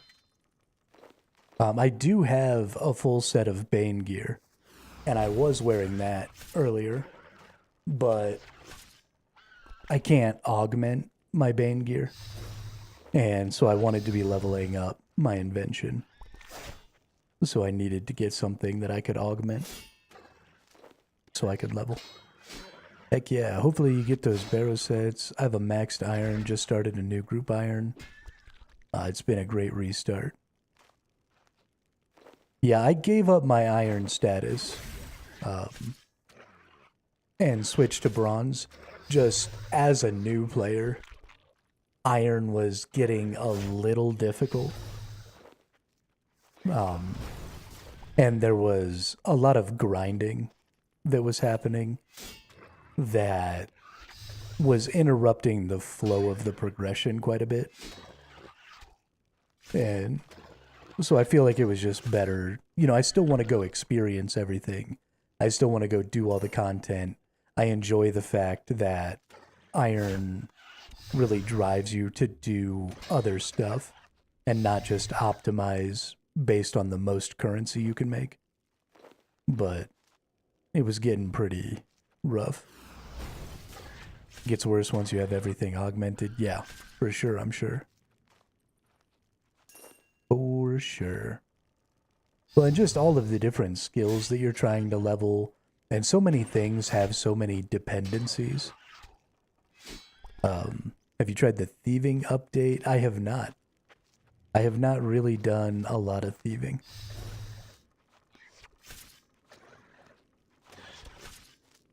I am really enjoying the combat in this game. I really like the Revo bar, and I really like just kind of watching my guy kill stuff. So I've spent a pretty significant majority of my time just randomly massacring stuff. And that's kind of how I've been progressing. Is just go murder things.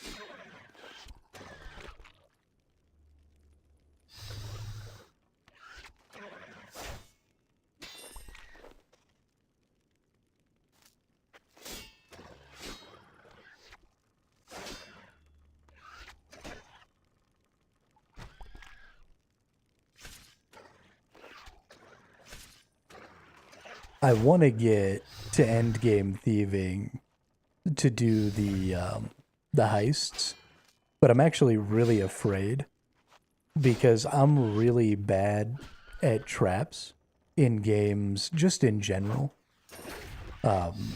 Like Path of Exile, doing the Trials of Ascension and stuff like that. I used to lose all of my hardcore characters doing the first Ascension in Path of Exile because I am absolute trash at timing traps. Like, absolute trash. I actually, just the other day, we were playing Roamstead, and I was doing a hardcore run of Roamstead, and I was just cruising through that game. And then I got into a room where there was a series of spike traps that you had to go over. And it wasn't even something you had to time. You just had to walk up close to it and it would activate. And then, you just didn't step on it. And I hit the button too hard. And I walked on top of the spike trap and died and lost my hardcore. So I'm a little bit afraid that if I get to the end game thieving, I'm not actually going to get to do any heists or get any heist rewards because I'm just really, really bad at traps.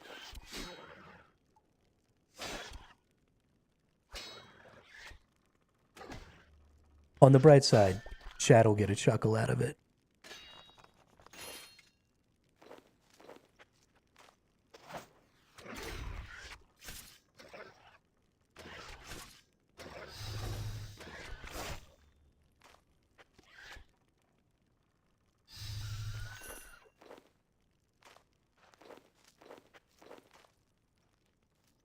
Yeah, you gotta try it out sometimes. Do you have a RS3 clan?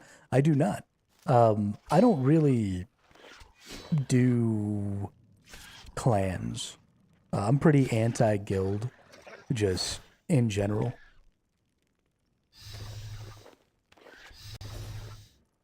I prefer factions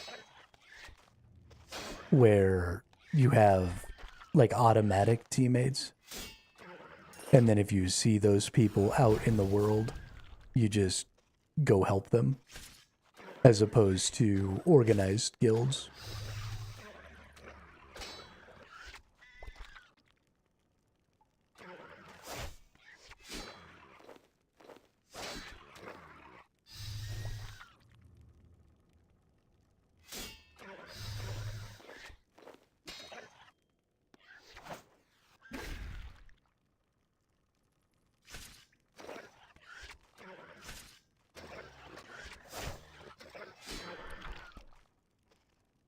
Even from like way, way back. The first MMORPG I ever played was Dark Age of Camelot. And I joined a guild in that game for like a week. And I think that was it. And I played that game for years. But I would just go out into like the realm versus realm zones and stuff like that and just randomly go see people doing stuff and go help them. But I'm not really big on the guilds.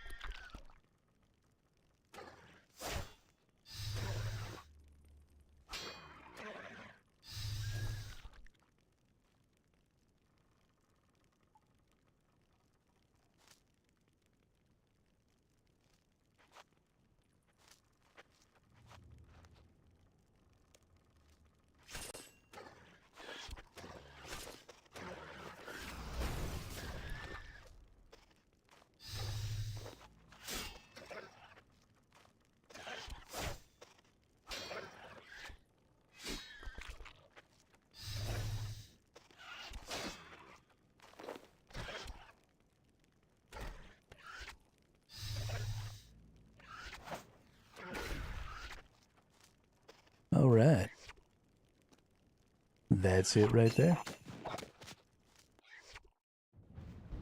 Let's go get us another one.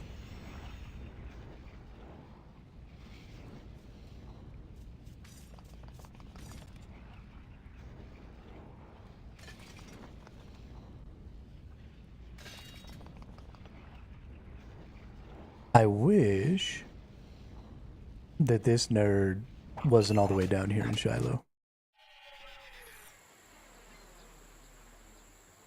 And that I didn't have to, like, run all the way down there to get a new quest. I'm pretty sure that there's a way that I can teleport into Shiloh Village. Actually, I might even have it already.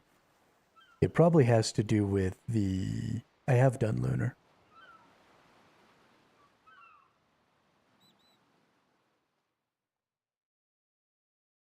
I assume you mean Lunar Diplomacy.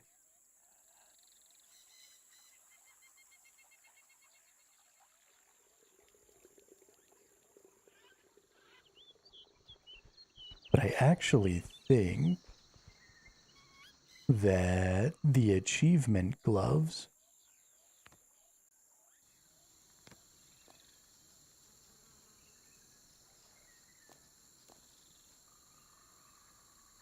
let's see.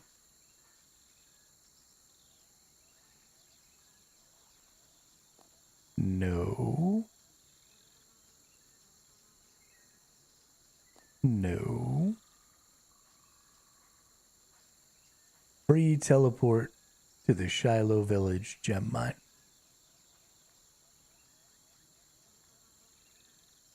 There's a spell to talk to him.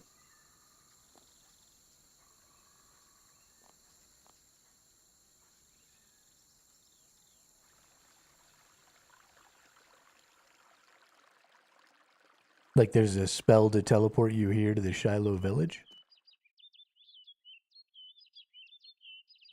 Let's go check. I have my spell book. Hey, another dragon hatchet.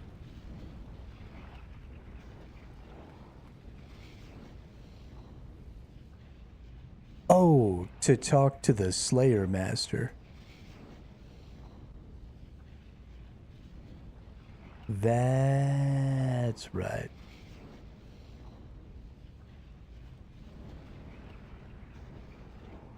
Nope. Okay.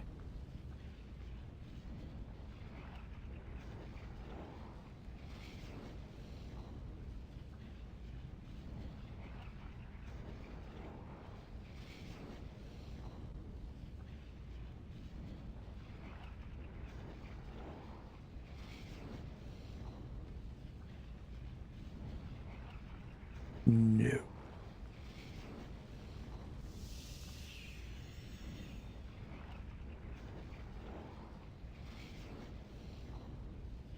Bake pie, cure plant, NPC contact. Telepathically speak with a selection of useful NPCs.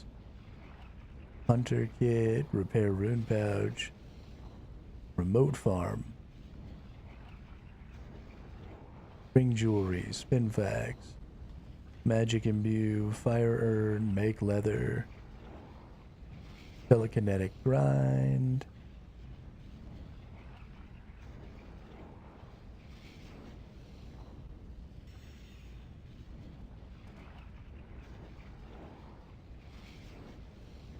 Paradox, soft soil, trap telekinesis. Okay, let's try this then. Air, cosmic, and whatever that star is.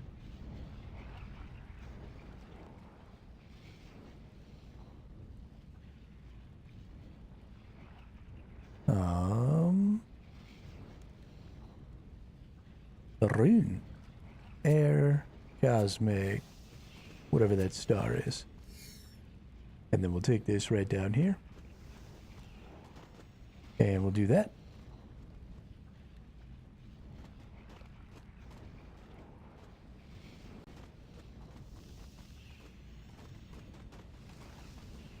I think his name starts with an S. So Raptor is definitely one of them, isn't he?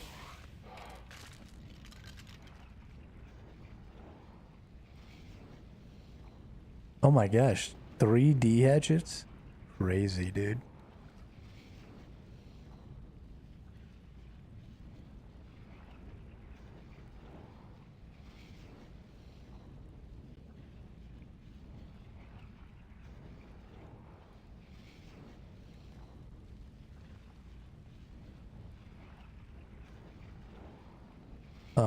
Well, let's talk to this dude.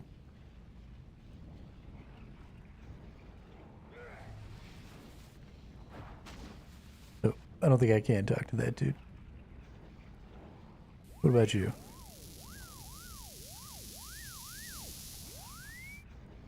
Hello?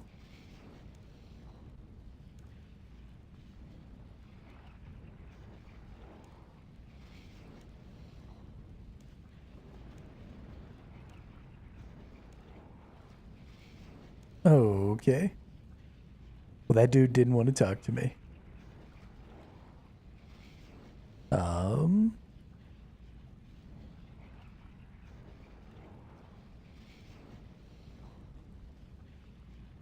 oh, there's Cheldar. So that's the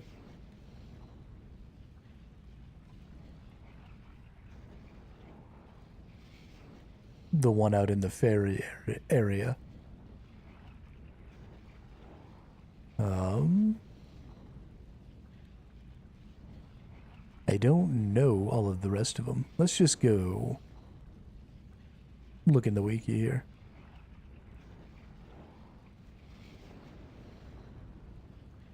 Slayer Masters.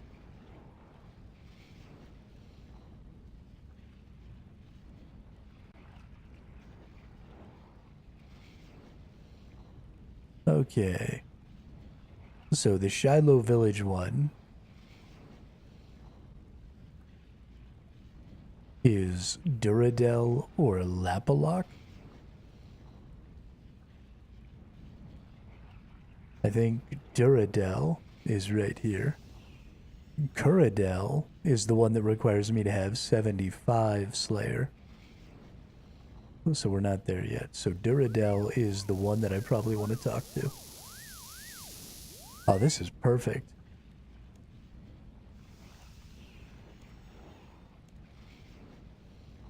Oh, yeah. Oh, yeah, look at that. Beautiful. 133 greater demons or 136 hellhounds. I want to kill the hellhounds. Um, oh my god, is that 4? That's crazy, dude. That's awesome. We're gonna keep these runes. We're gonna put the rest of this shit away. We're going to go see about the hellhound stuff. So let's go up to Berthorpe. And we're gonna go run down to the druid dude here.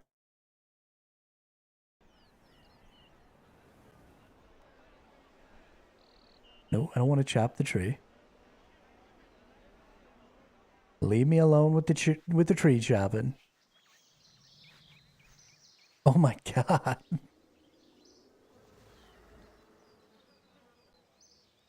That's hilarious. Oh my goodness. Good for you though, Dean. That's freaking awesome, dude.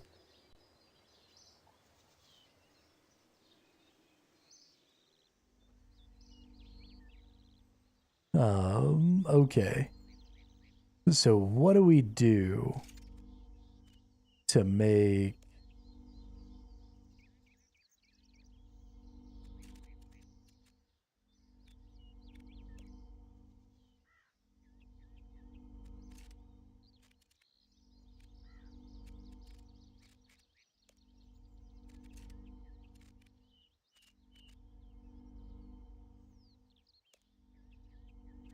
Wow, another one. I mean, even at only 44k apiece, that's still kind of insane.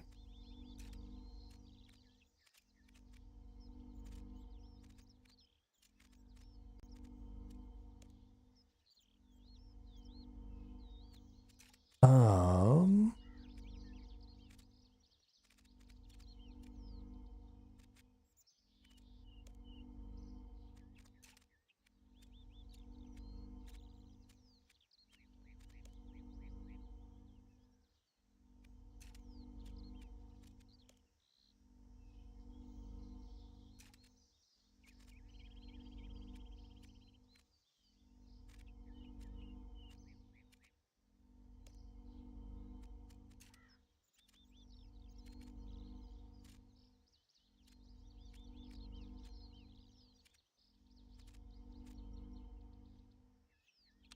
okay, so I don't really understand what I'm supposed to do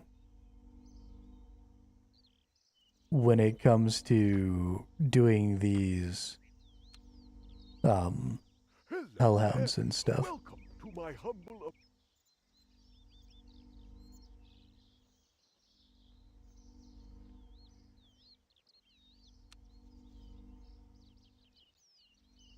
So in here, I have the level. We have water fiends and we have hellhounds.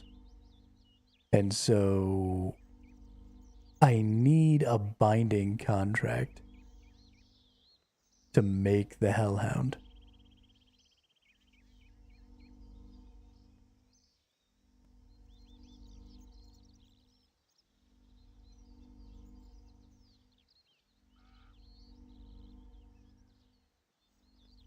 But you get the binding contracts from killing the hellhounds, right?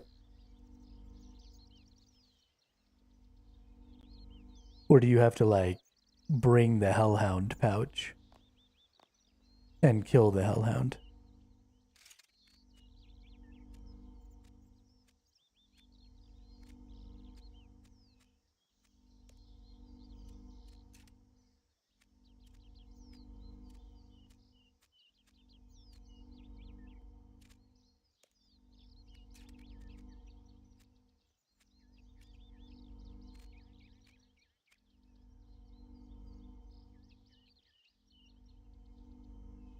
Make a binding pouch?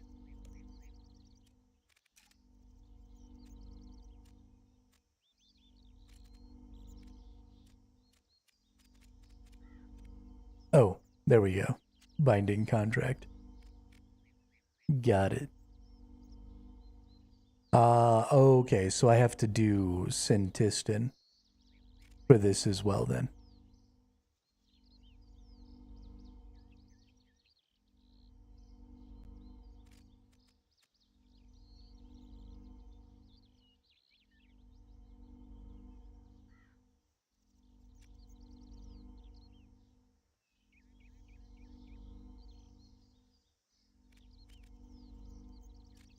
Bummer.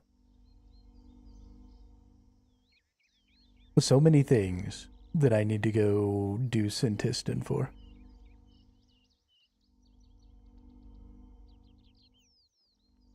Guess at some point I'm gonna have to go do it. I can kill hellhounds pretty easily by teleporting over to the flesh hatcher. So we'll just go do that.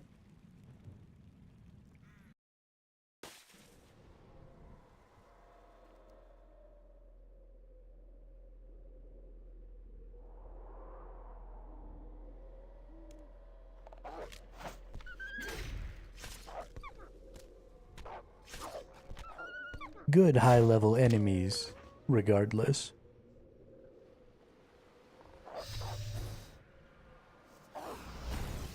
So hopefully I'll get quite a bit of XP for my Slayer.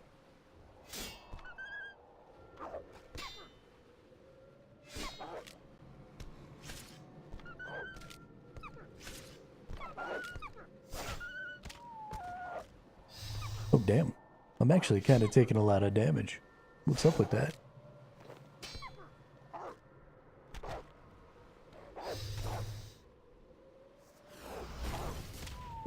Looks like we're gonna need to go in here and get my rejuvenate.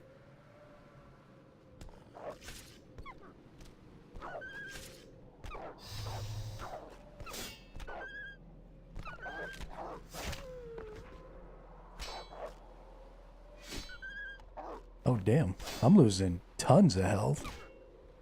What is this trash?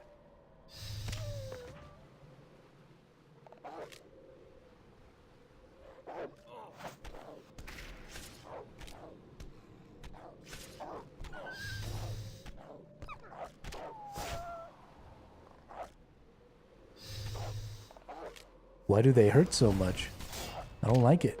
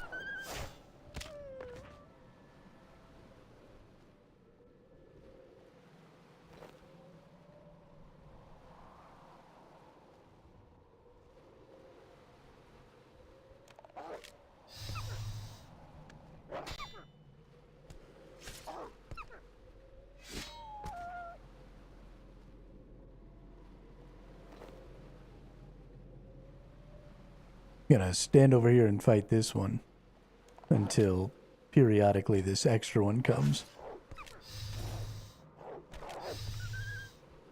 Hopefully that will keep me from taking too much damage. And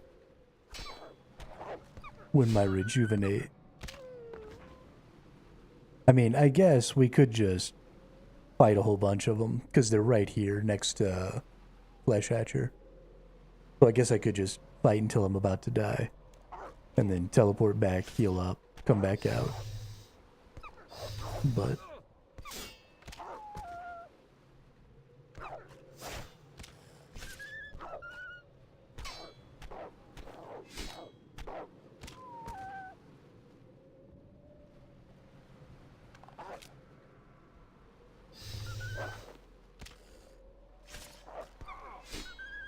hey, another ring. Nice. Congrats.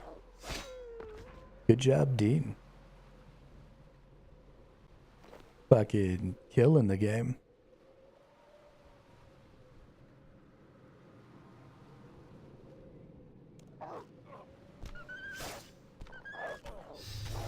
Yeah, I don't think I'm gonna have a choice. I think I'm gonna have to teleport back fairly often.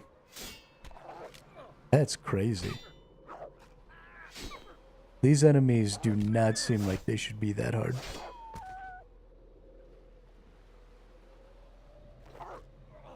It's just a little doggy.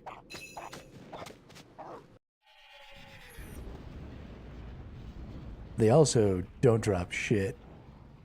So they are useless to fight outside of making binding contracts. Oh, there are weaker ones? Okay. I mean, they're gonna give me more XP if I fight higher level ones. So I should just suck it up. But more XP means, you know, more XP for my weapons. Nice.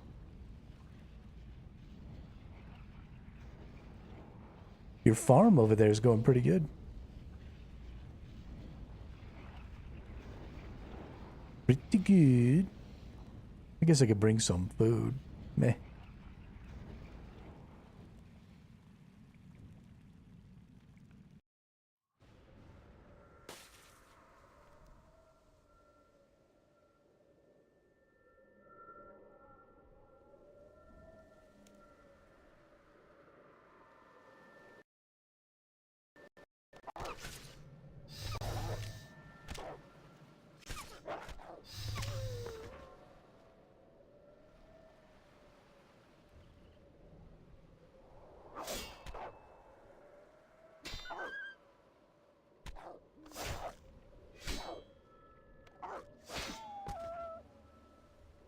think if we stick to these two, then I shouldn't end up in a situation where I'm fighting more than one at a time.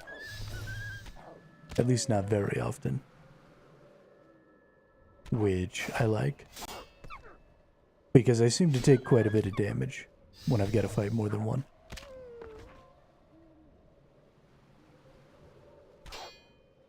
Oh, there's another one down there. I think I'm about to get it aggroed here.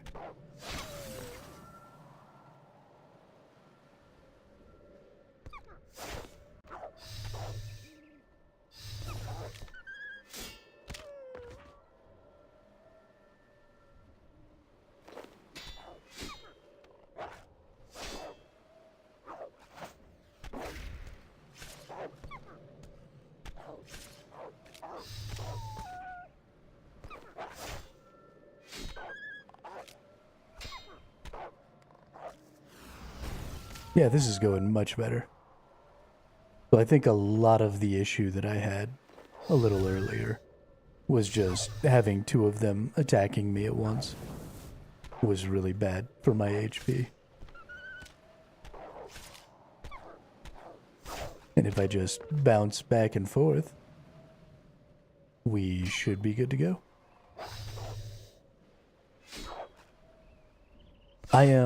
So now that we've run into so many things, right, I need the ancient prayers.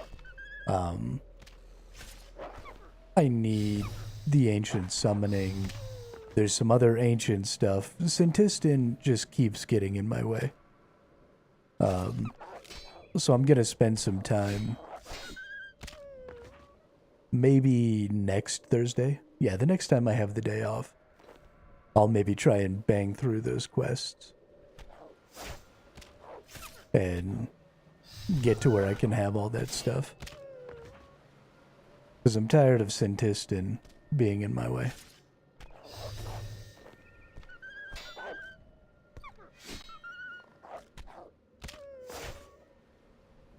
And I want a Hellhound. If I'm being perfectly honest, I want a Hellhound.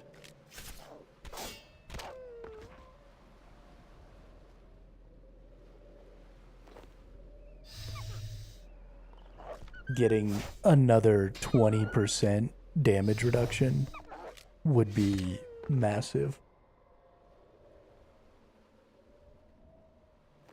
And that's even more possibility for even more AFKing. So the thing that usually seems to hold you back when you're trying to really hard AFK enemies in this game is that your health always sort of seems to dwindle. And so the more mitigation you can do, the more you can AFK. And the higher tier AFKing type things you can do at lower levels. Right, there will be a point where your sustain and your damage catches up, so that using a two-hander might be better. But it takes a little while.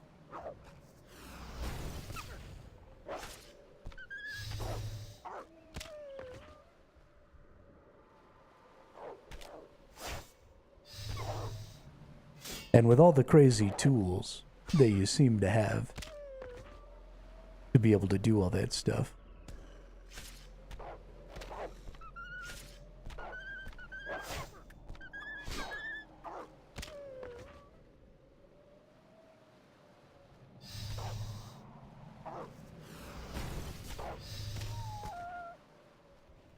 we're about to hit another defense level. If we get up to level 85, I think that should probably open up some additional armor sets. Yeah, some Glactite stuff, Battle Mage armor, Trickster armor, Vanguard armor. I think that's all part of one of the mini games. I don't think you can wear it outside of that. Tetsu armor. Need to get that.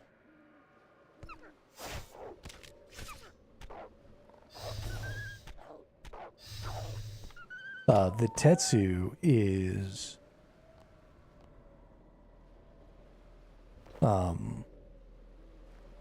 Fuck. It has an effect that I definitely wanted.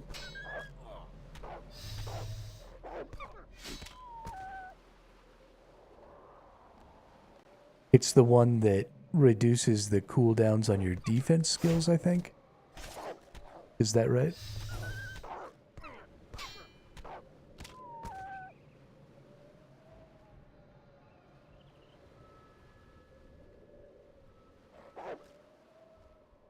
Oh wow, you get access to all kinds of new gear at 85. That's cool. Whoops. I pissed off 2 doggies at one time.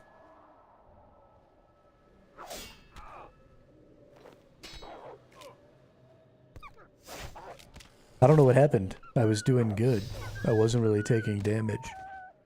And then all of a sudden, I'm almost dead. Hopefully, we'll get up to a point where I can rejuvenate. I don't know if I've actually been generating enough adrenaline. I might have to leave before I get back up. I think I am. Yeah, we'll just go. It's fine. It takes nothing to come back here and heal.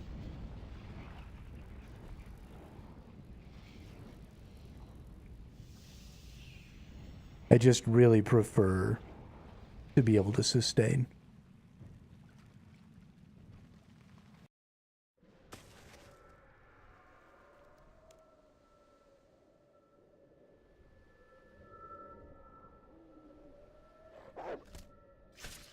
$9 million cooking XP. 268 bowstrings. How did your bowstrings go down? You had 271, and now you have 268.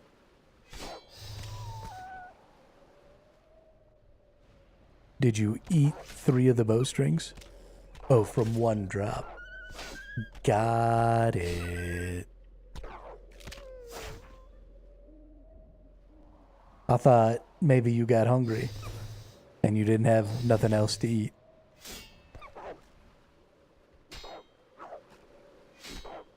Yeah, I mean, if you could sell bowstrings for 1,000 a pop, that's kind of fucking crazy. Honestly, that's unreasonable. That means I almost have 3 million gold in bowstrings. That's just dumb.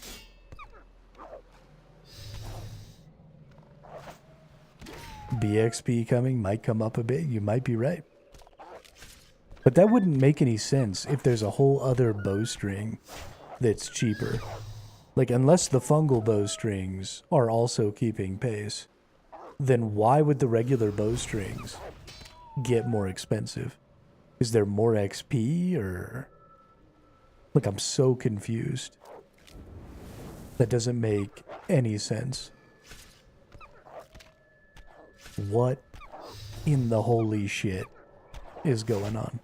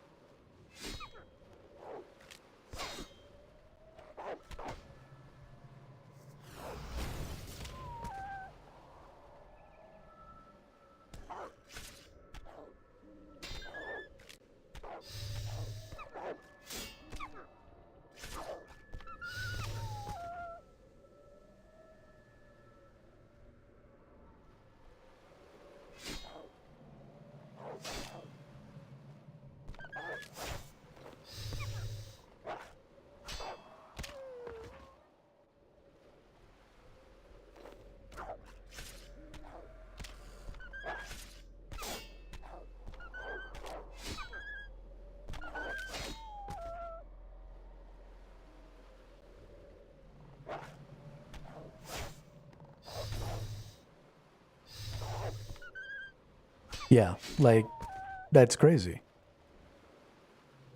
That makes the crafting so much more efficient. That makes transporting so much easier. I mean, just so much better to have the fungal ones. Why would the other ones sell for so much? Unless there's something you can only use them for. Which I guess. I mean, that has to be it, right? There's no way that the entire market is so stupid that those are just worth way more than they're actually worth. Like, that's not reasonable.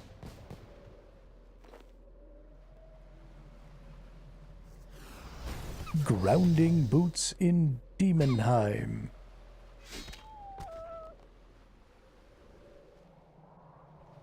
Yeah, I mean, that doesn't make any sense.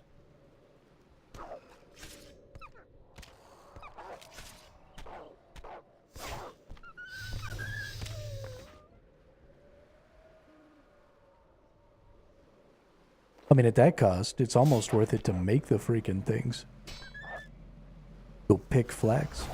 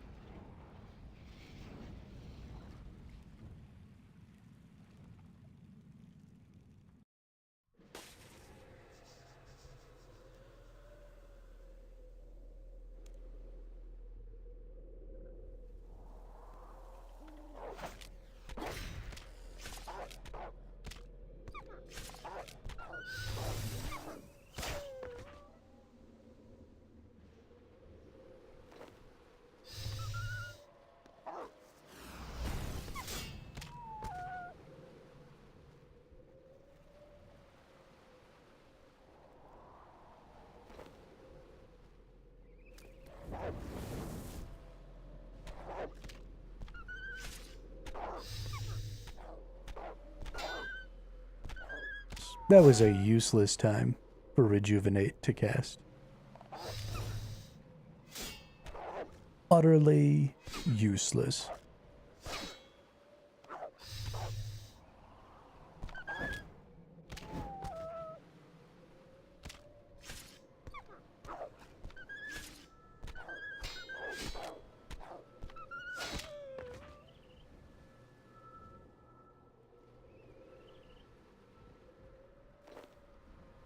I'm starting to get hungry.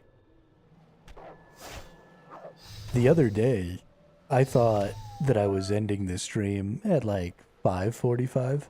I didn't realize that on Wednesday we ended the stream at 4 hours and 45 minutes, not 5 hours and 45 minutes. And I was about to do the same thing because I thought we were hitting that same mark and I was getting hungry. But I think instead we're going to finish up these hellhounds, and we're gonna see if maybe we can get an enemy that's aggressive, and then I can just leave it to AFK, even if I've got to like get my Bane gear out. I can just leave it to AFK for a minute while I go make myself some food and just shovel some food into my face.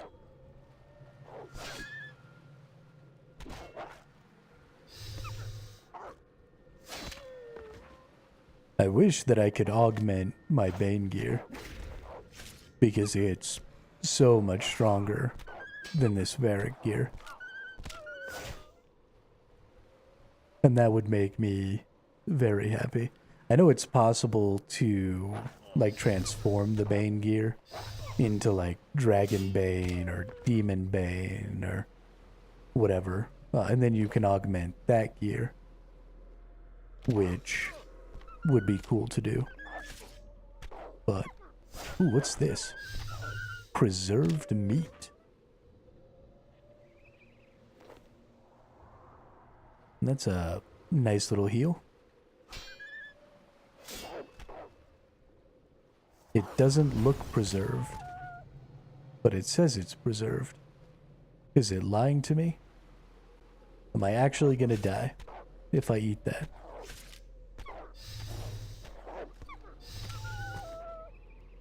What's going on over there?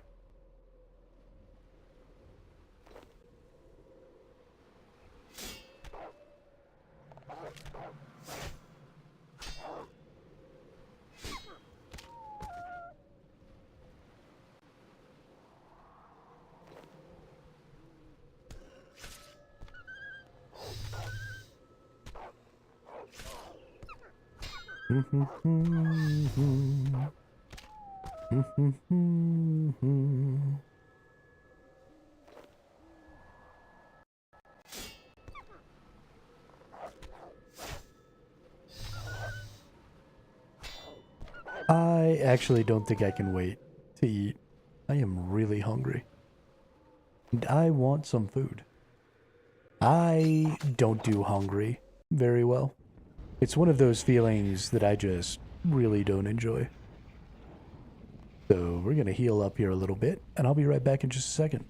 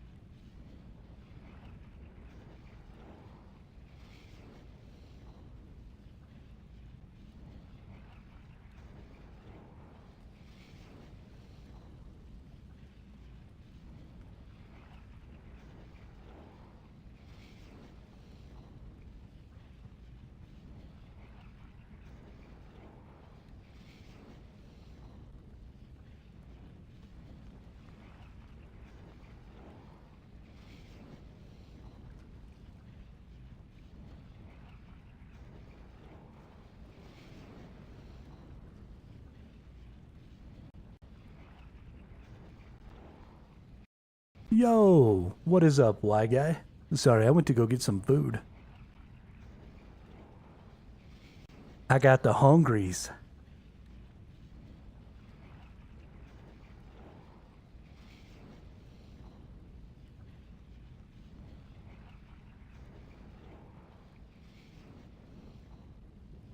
How are you today?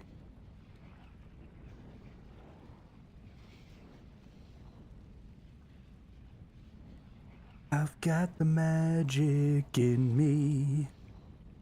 Every time I touch that track, it turns into gold. Now everybody knows.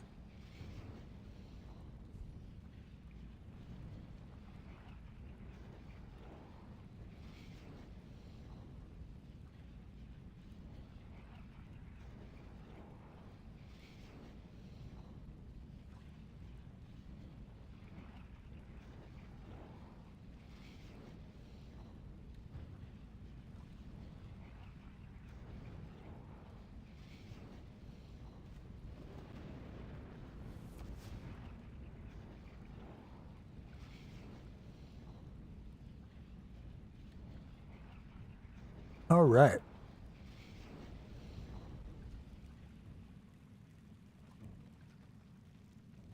Let's go murder some doggies while I stuff this food in my face.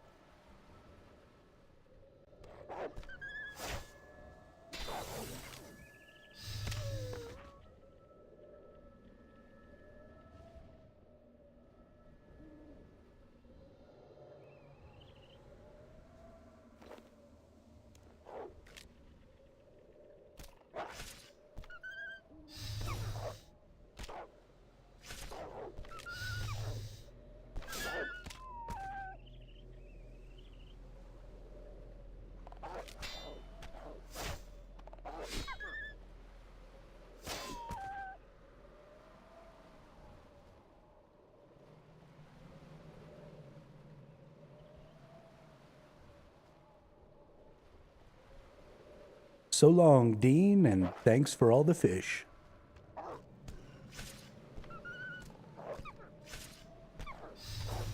Hope you have a great day.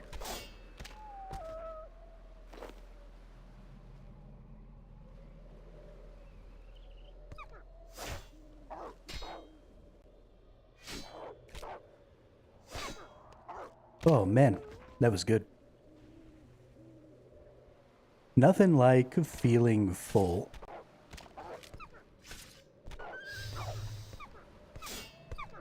Definitely one of my favorite feelings.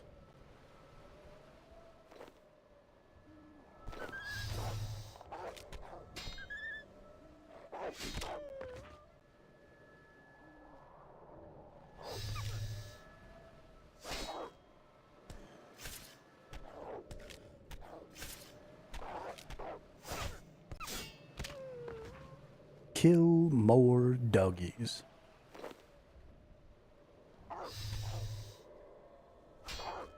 Only got to kill another 24 of these.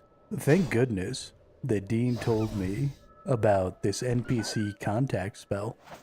The fact that I don't have to go anywhere in order to get my next assignment is super dope. I like it very much.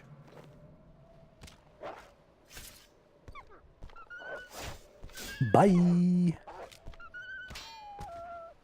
Is my audio suddenly not transmitting? Or did you get an ad? Okay.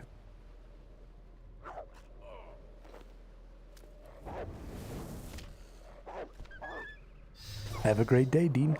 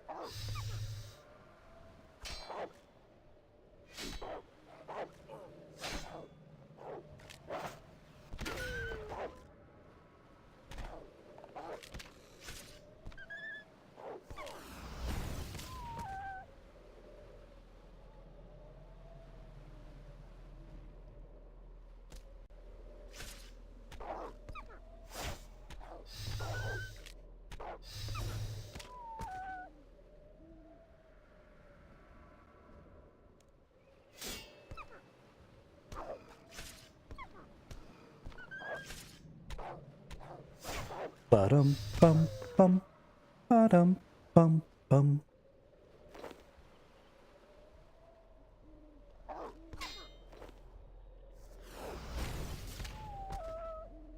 Let's see. Do I eat these meats? Ooh, what is that? A frenetic equipment patch.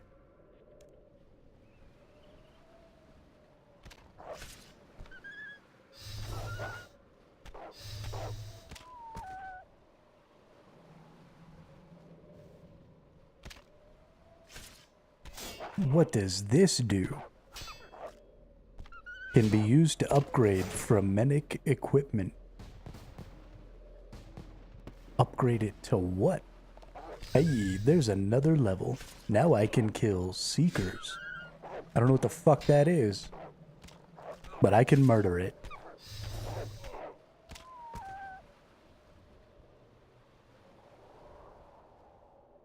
And that's how things go in MMORPGs.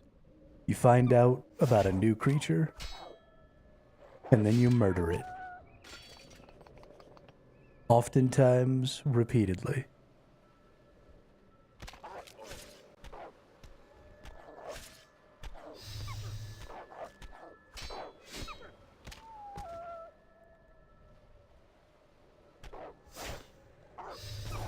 I think we're gonna eat at least one of those. But I'm pretty sure that as long as we're willing to eat the second one as well, we might not have to, but I think we can get all the rest of our hellhounds. And then we won't have to come back out here after we go back and heal, which will be nice.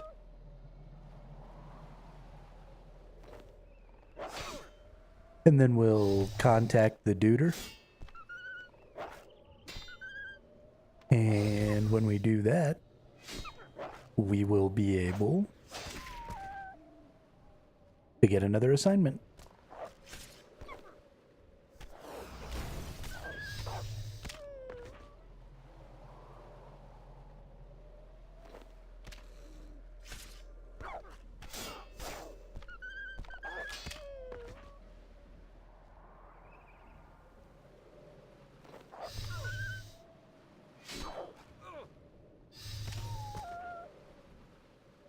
love murdering everything. We almost made it, but I didn't want to die. So I went ahead and ate that last food. I think it was worth it. It was just one food. It's fine. But now, we're all done.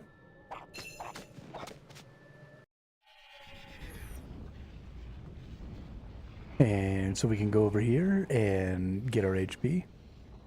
And we can talk to these people.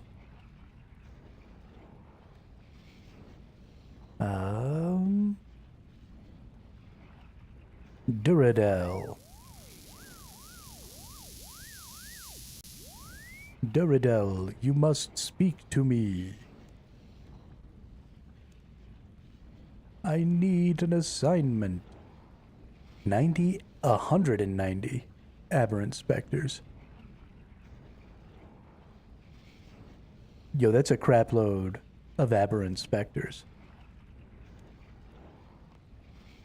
Let's get, while we're doing this, I should have been doing this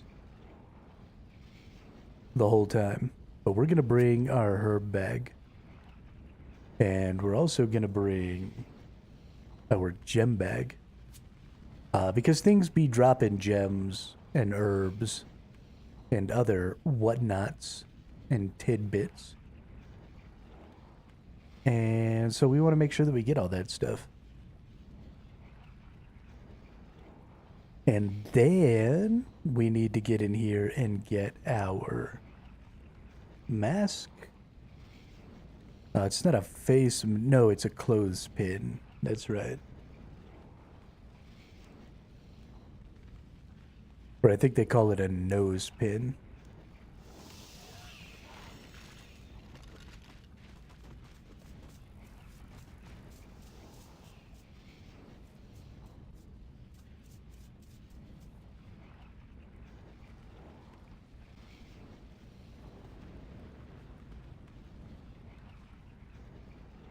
There it is.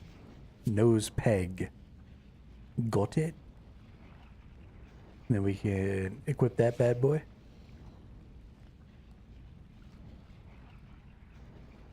Go murder 190 aberrant specters. I do like killing the aberrant specters. They've got some decent drop stuff going on over here. We should get quite a lot of things to break down, to disassemble. We get a lot of staves and things like that I had been high alking previously when I came here. But we'll go ahead and just regular alk them. And then I think I'm gonna get actually a bunch of herbs that are noted. So I might not even need the bag, but we'll just go up the stairs right here. I'm a little sad that I don't get to wear my full gear set. But I don't think the specters will be too bad. They are resistant to range damage, not melee. But I got 100% accuracy here. I'm way higher than them in level. So, oh yeah, you get snape grass. That's right. That's the good thing that you get out of here.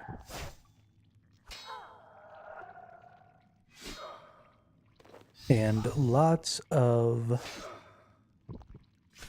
those little duders. Seeds. That's what they're called. They're called seeds. Yeah, and then some more noted herbs. Nice. We're going to have to look at some herb lore at some point. We need to go ahead and start leveling that up some as well. We have quite a few herbs. We do have our little incense burner. And weeks and weeks ago, before I took my break, when I was still angry, I said I was going to level up my herb lore completely by burning my herbs.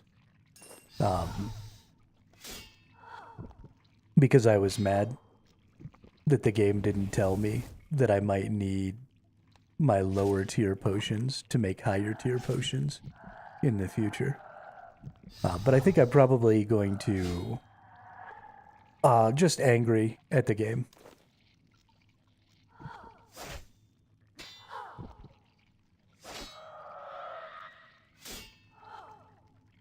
It didn't give me information that I felt like I needed to make the best decision.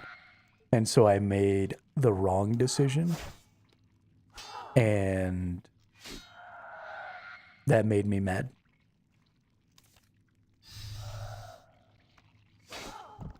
But I've gotten over it since then. So we'll be smart. And we'll make potions. It's going to require us to now have to go get a bunch of secondaries. But since I'm playing as a bronze, secondaries are much easier to come by because I can just buy them. So we should be good. Should not be a problem.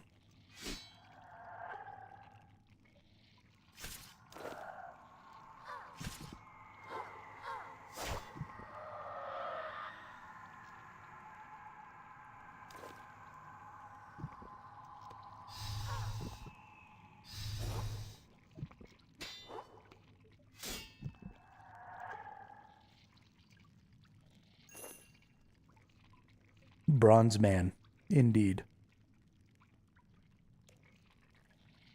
I gave up my iron status so that I could be bronze. Iron was just getting to be too much grinding for me. And not even necessarily too much grinding for me, but too much grinding for the stream. It was holding back our progress quite a bit. And so we were just constantly streaming, doing the exact same activity for, days or a week at a time. Sometimes even more than that. And it was starting to burn me out a little bit. But it was also having a pretty negative effect on viewership.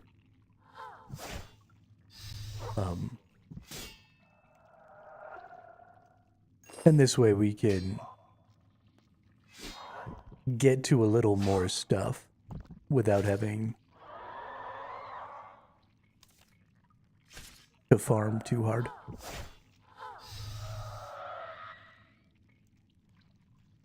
Make that money. Make money, money, make money, money, money.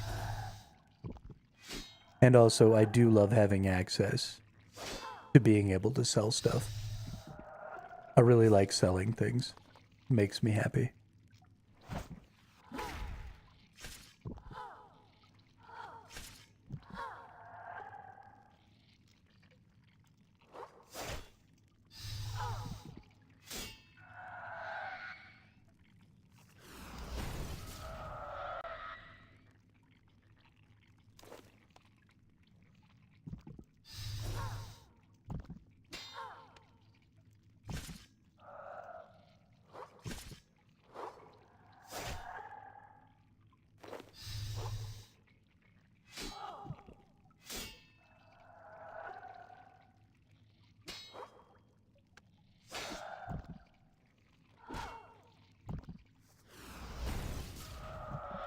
Now everyone report to the dance floor, to the dance floor, to the dance floor.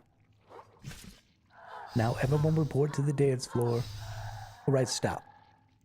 Pajama time.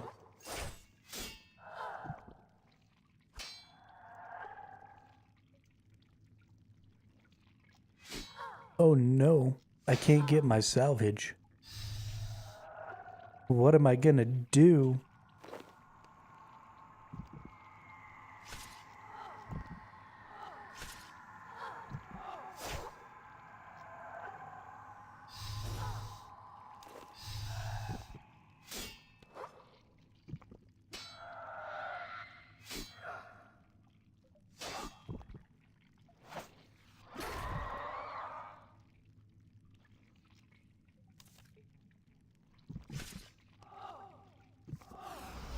Accidentally aggroed 2 of them. Oh, damn. You just got smacked, dude.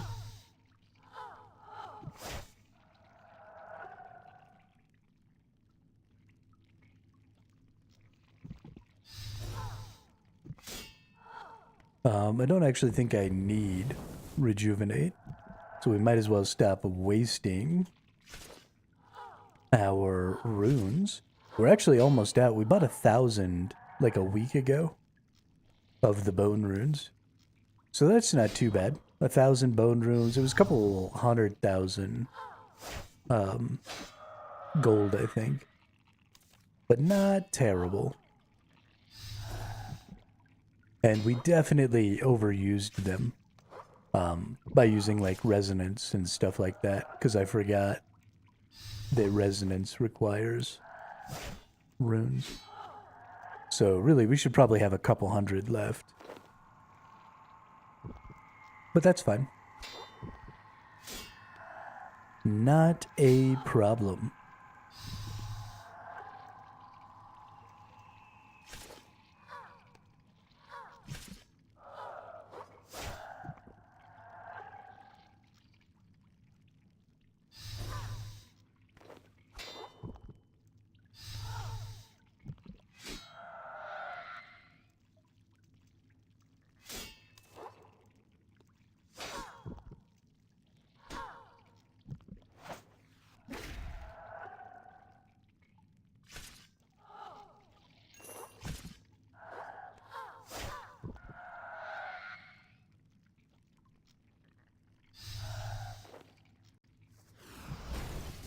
Throwing this Tuska's Wrath onto the bar for these Slayer tasks feels really good.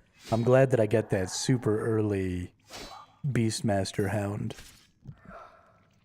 kill quest, and it reminded me, because if I hadn't gotten that quest and then also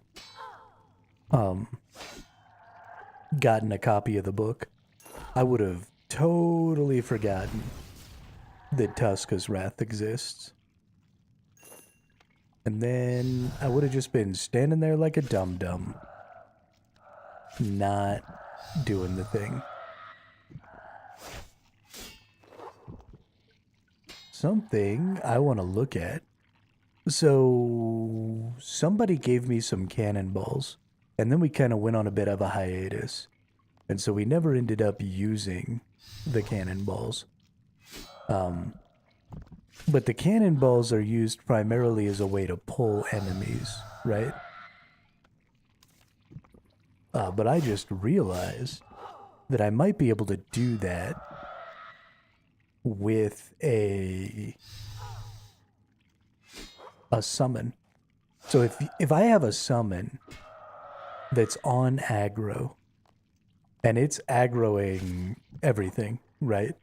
Can I stand there, and then will I go attack, will I retaliate on an enemy that's attacking my summon?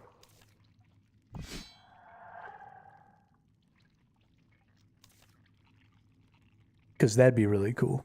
Because I know that there's like some really good DPS summons, like the Ripper Demons. Which you have to be pretty high level to be able to use. Yeah, 96. But that's okay.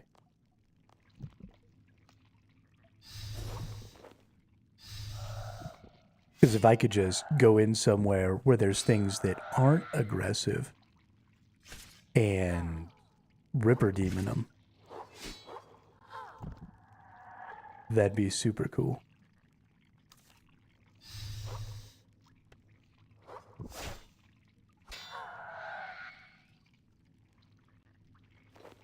God, there's so much cool stuff. I want to be level 99 in everything already.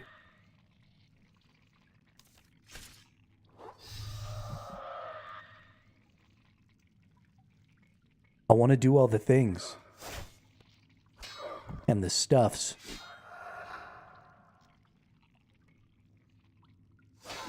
It's still going to take me like at least the rest of this year to completely level up this account. Like at least. And now that we've got 3 additional 120s, it might even take longer than that by a pretty significant amount. Because taking all of, I haven't even gotten to level 100 yet. We've just been murdering things for days. I've had the attack cape for like 3 days now. Haven't even passed 1 level. Ridiculous.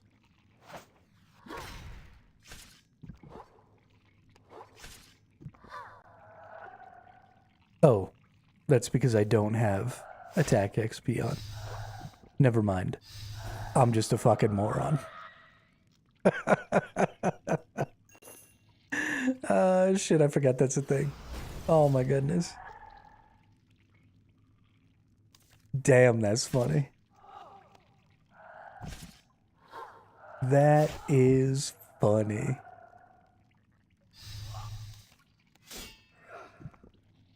Nobody saw that.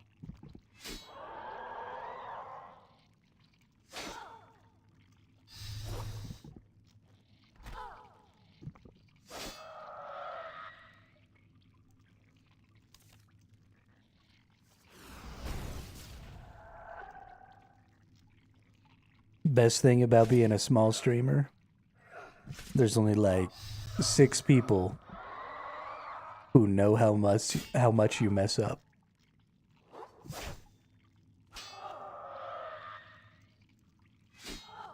Feels good.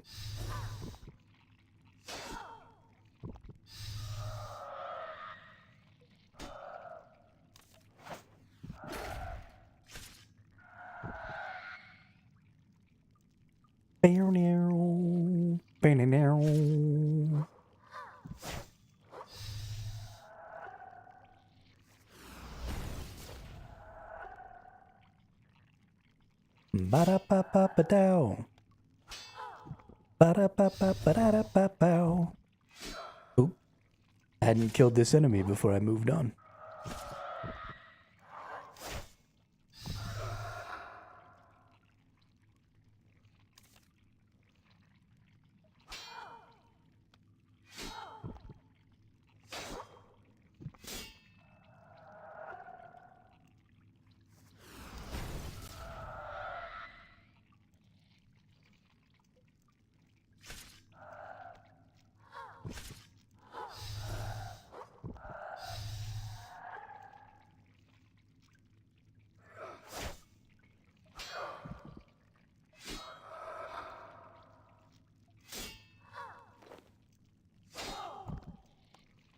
And I think to myself, what a wonderful world.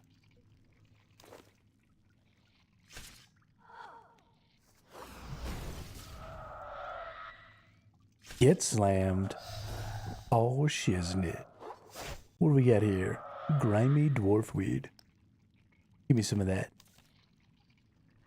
I'll throw away those mushroom spores for some grimy dwarf weed.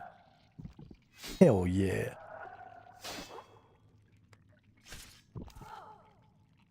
I do think I need to go back out to Miscellanea. I did go back the first day that I came back to streaming this game from Romestead. I went out there and made sure that my popularity was topped off.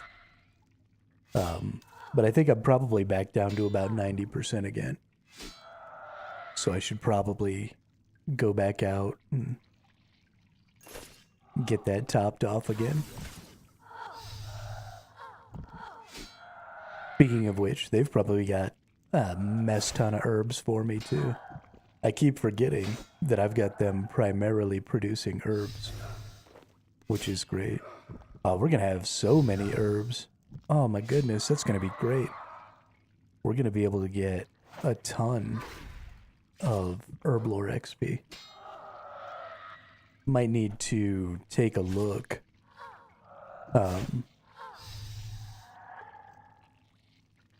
Take a look at some things that I might want to make.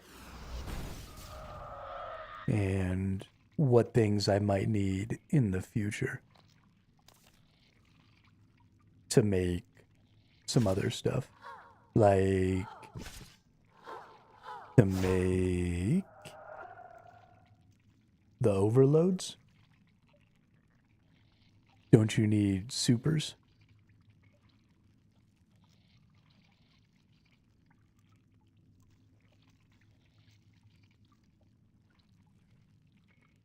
Like super attacks and stuff like that. Anti-poison plus. Coconut milk irrit, and magic tree roots. What?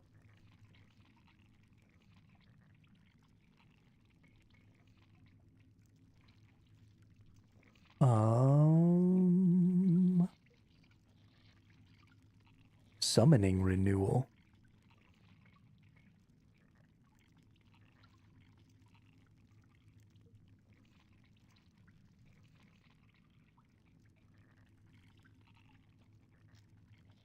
Where are my overloads? Extreme brawlers, extreme attack, extreme strength, extreme defense. Yo, this is what I want. So the overload potions give you... Ooh, is there a supreme brawlers? Hang on a minute. Because I got supreme of all of these. There's a supreme brawler. Supreme overload. Supreme overload potion. These require all that other stuff, right? Super attack. Oh, they require supers, not supremes. Interesting. So then, is the supreme better per stat? So instead of just bringing one potion, Extreme War Masters, attack, strength, defense, magic, and range. Ooh. So see, these are the things that I would actually be interested in, I think. Because that overload potion is good.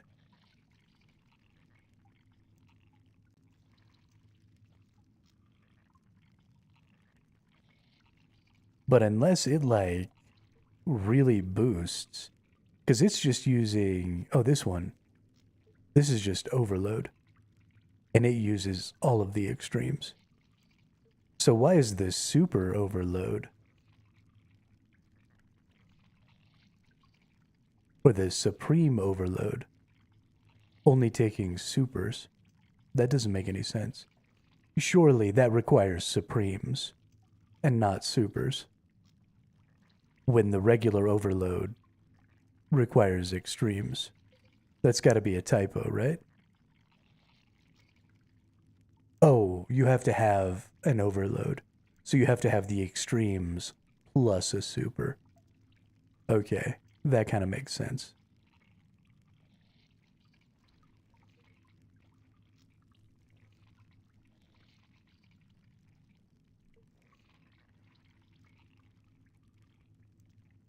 Weapon poison.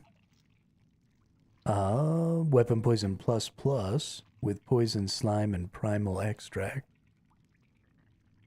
Should I come back from retirement to play RuneScape? Fucking A right, you should, Cristocho. Fucking A right. Why would you not want to play RuneScape? Especially, I gotta tell you, Melee feels fucking good since the most recent update. Like, I'm loving the melee combat. Loving it. My character feels so much stronger. I am just beating ass. And it feels phenomenal.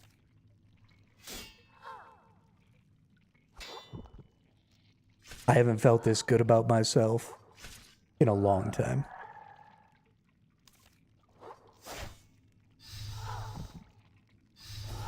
I got my fire cape because I killed Jad on Wednesday.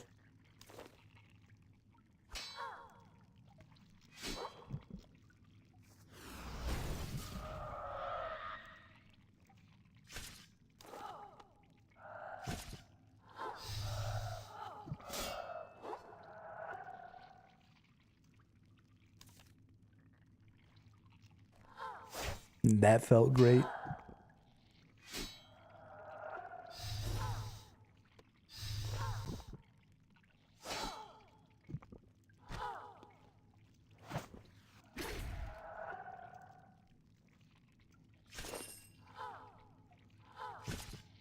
Now we're leveling up some Slayer so that we can actually kill the enemies in the God Wars Dungeon 2. I need to find a super AFK way to level up agility. Is there any AFK agility training? Because I don't want to go run around the fucking agility things. But I need to get 70 agility or 75 or whatever it is to go kill General Zillia. Fire Cape is looking juicy. Oh, it's so juicy, dude. So juicy. Look at it. Look at it. Like the baddest ass lava lamp you've ever seen.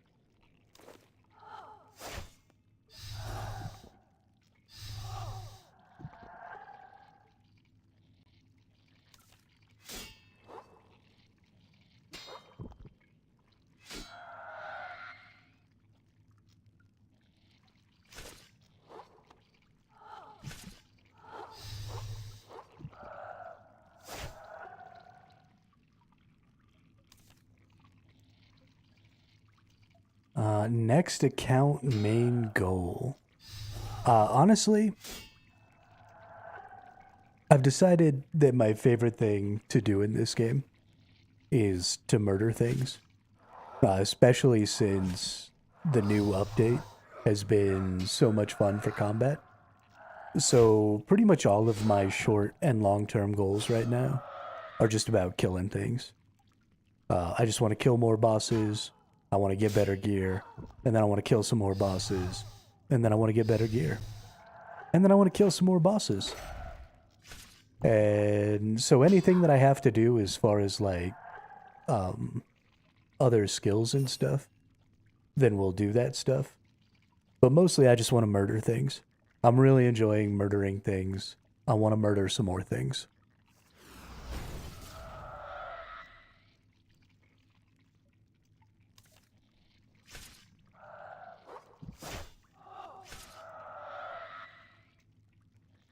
And I care about the things that are maybe going to help me with the murdering. Like I need to do this Syntistin stuff. I'll probably do that on my own next Thursday when I take the day off. So that I can get Ancient Summoning. So that I can start getting myself some Hellhounds. And I want to level up my herb lore a little bit. So I can get some of those higher tier potions. So that I can start taking those higher tier potions into boss fights and stuff. Because I think the boss fights are going to start getting pretty difficult. You know, we tried to fight Kellerak or whatever this dude's fucking name is. Where's this dude at? Karapak. There you go. I tried to fight that dude before I took my little 2-week break, and he beat the snot out of me. It was rough. But I should be right around the level where I should be maybe fighting that guy. So... And there aren't a ton of gearing options between me and that person. Right, there's maybe like some tiers 75, 80 gear. But for the most part, the the Grave Brothers are where you're going to get the gear that you kind of lead into, you know, God Wars Dungeon 1 and some of those other bosses at. So, obviously, I'm missing some power somewhere. I think a lot of that is probably, you know, my summoning, my herb lore, my archaeology, my divination. I haven't really focused on getting the secondary and tertiary power from a lot of those places. So we'll have to look at some of that. But for the most part, it's just about killing shit. I'm a murder hobo, and it's time I embrace that.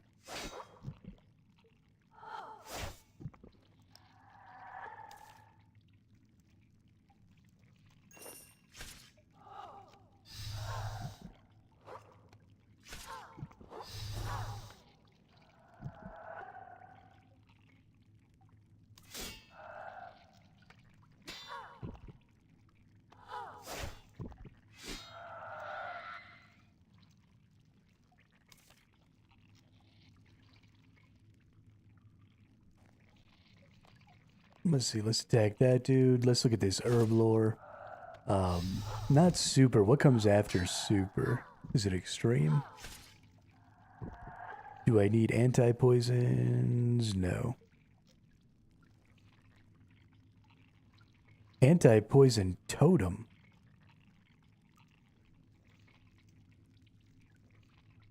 Pocket totem. Yo, what is all this stuff?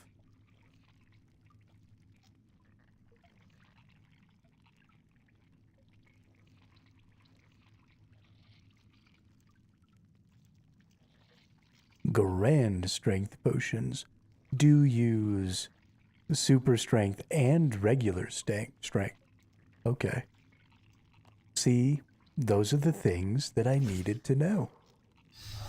So if that's going to be true for all the grands, and I need all of, well, let's see, what comes after grand? I think we get extreme, right?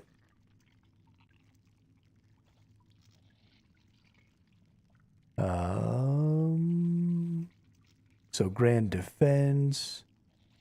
So we should be looking at extreme around here somewhere. Here we go, extreme attack. Do I need the grands?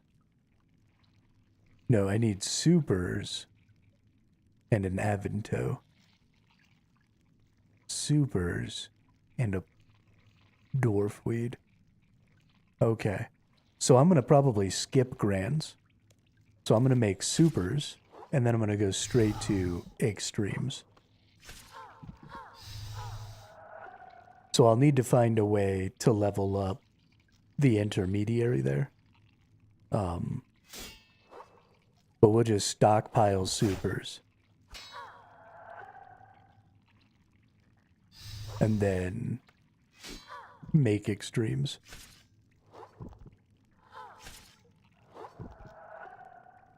And eventually, I really want to make those extreme warlord potions. Or extreme war something or other. Because those look really cool. Not the extreme brawler. Extreme war master. There you go. Yeah, so attack, strength, defense, magic range. All together. That looks like fun. And then we'll be able to do, because I've got my Zamorak gear now. I've got my Defender, my Repriser, and my other thing.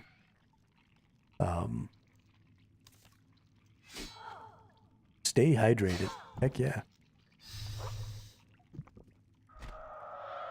Heck yeah. I'm almost done with 16-ounce bottle number 2 of water today.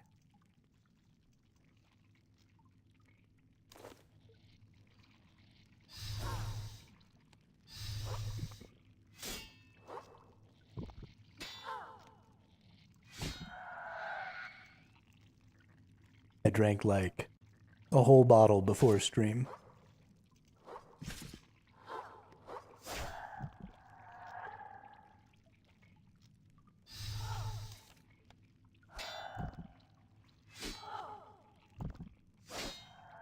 Yeah, I fucked around and found out when it came to not drinking enough water when I was younger. And it has definitely affected me all throughout my life.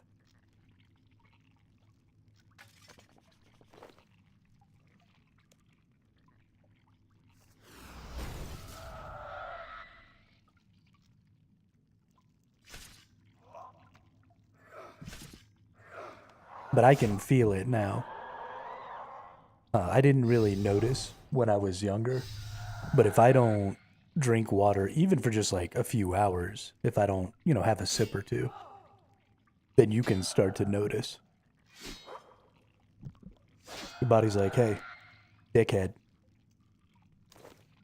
I'm 70% water. Why don't you put some more of that in me?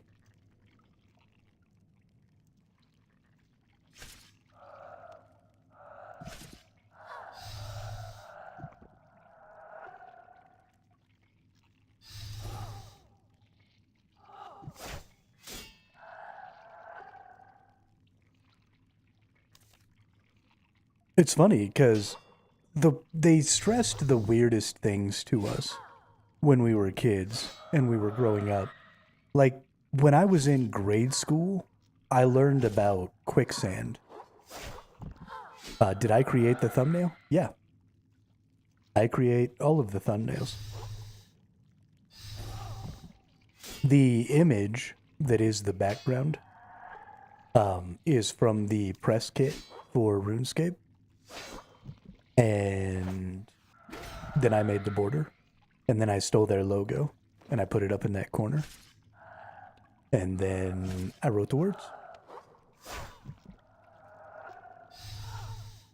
4KY.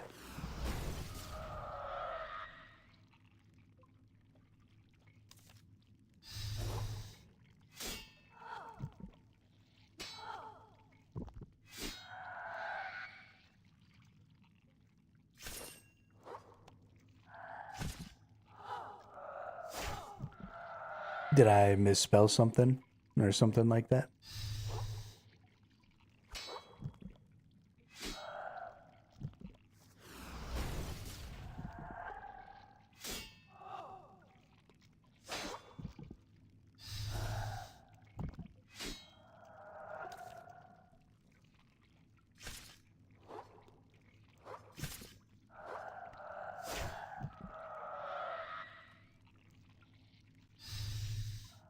Well, thank you. I appreciate that. It's the way all of my thumbnails typically look.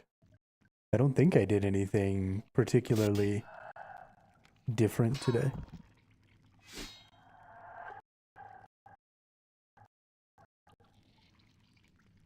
Yeah, no, it's the same as normal.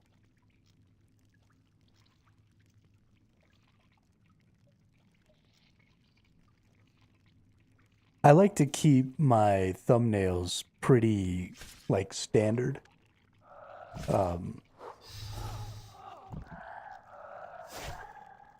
And not, make each one, like, super unique. Because then people know that it's me just by looking at it, which I guess could have the opposite effect that I'm intending.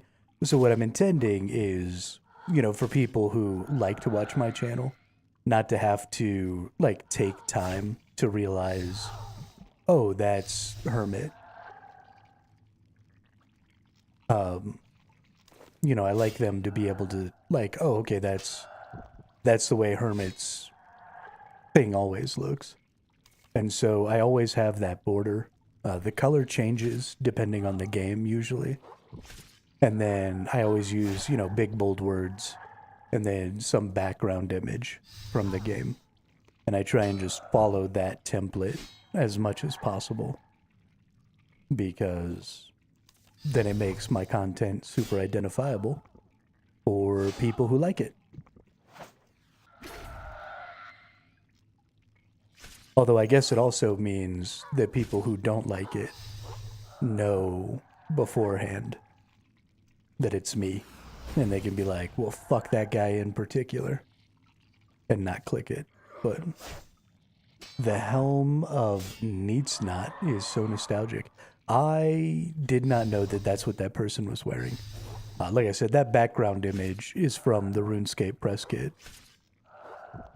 And so I just jacked it from them.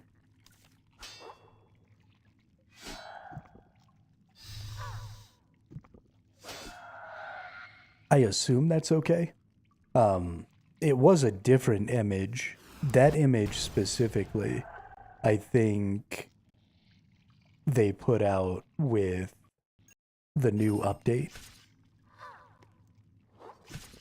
If I'm not mistaken, that's like their new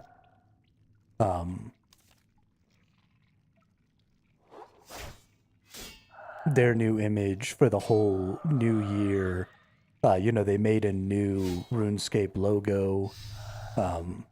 They've got a new like background poster image.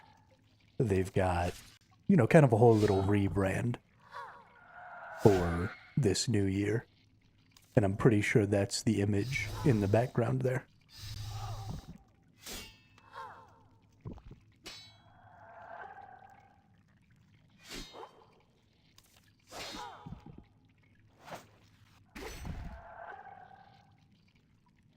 That's one of those things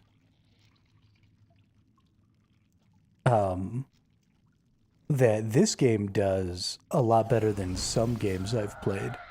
And then there are games like that Romestead game that I was playing the other day that even though they're kind of a small group, they also had like a little press kit and some images and stuff that you could just steal.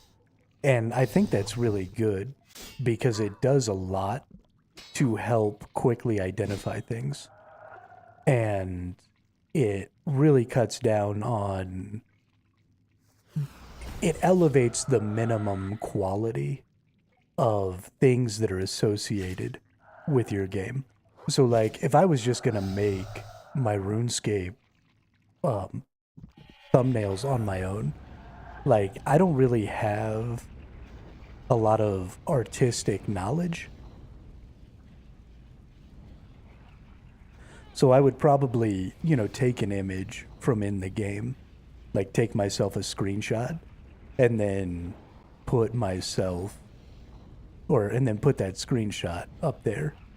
But the color composition and stuff, I wouldn't be able to do any color mastering or anything like that.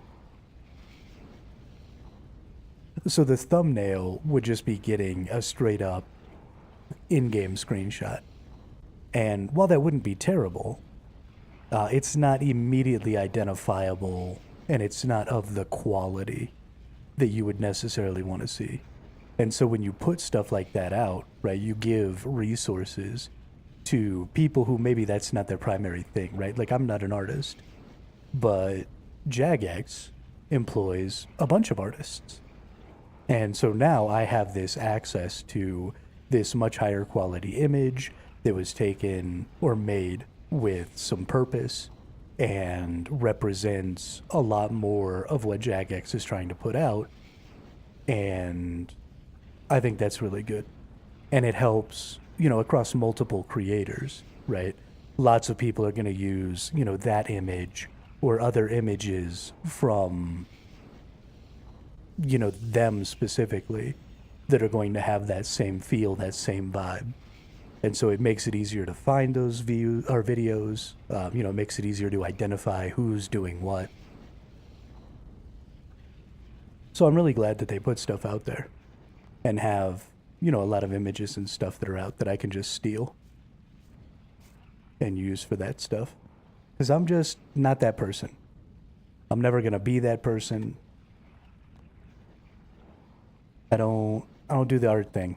I don't like art. I like to look at it, but I don't like to do it. I am a performing artist, not a visual artist.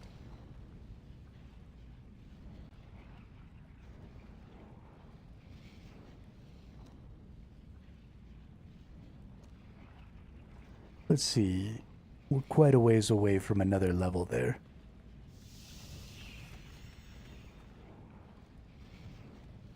We gotta get so high. We gotta get to like 95 in our Slayer, which sucks.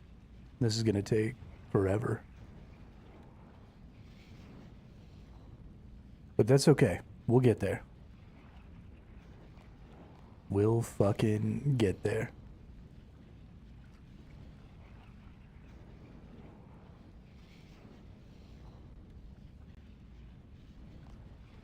You know what we should do for the last little while before the stream's over here is let's fucking clean some stuff.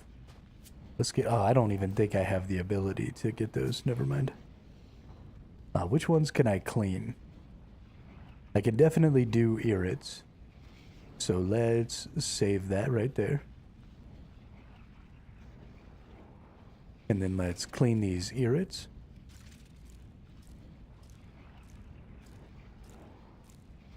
I wish I could clean them in noted form. I'm going to double check on that. Because, well, either way, I'd have to put a bunch of them back. Never mind. Doesn't actually speed things up at all. I wish I could clean them in noted form and then have them come out clean in noted form.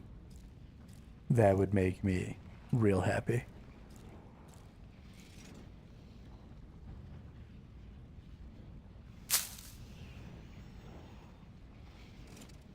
Real fudgin' happy.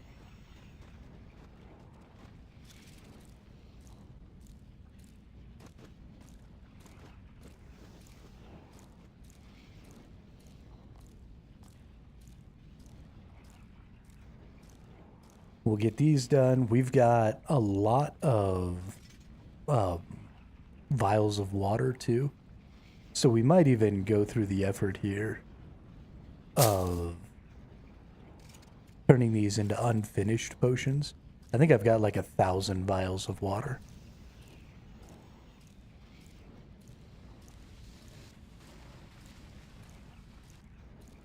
And then maybe even we can make some actual potions. Get some serious levels going on here.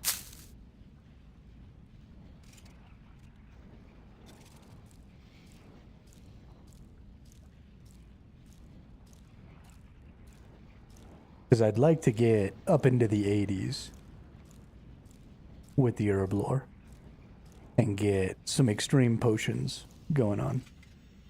That sounds like fun. Get some real good bonuses.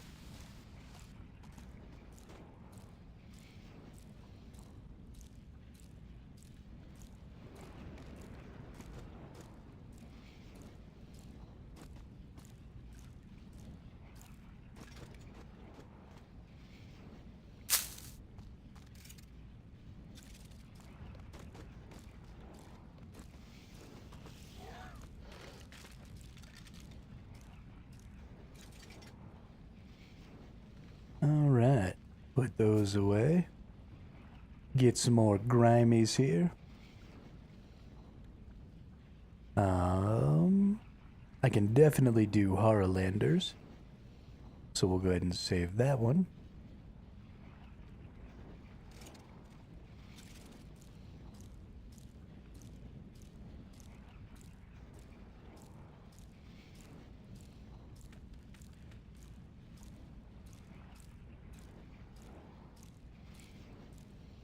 They need to come out with a way to do 60 of these at a time. Like they did with the making bars. I mean, they don't really need to do that. I'm just being a lazy bum. But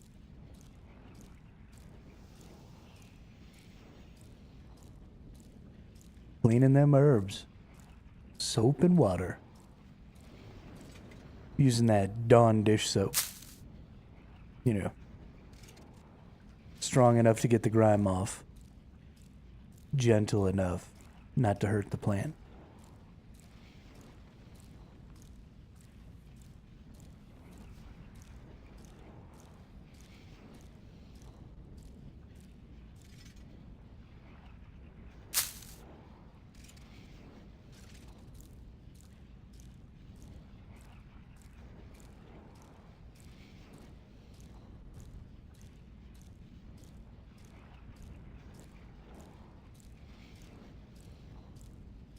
Insta-cleaning is possible, but requires level 99. Well, what the hell good is that?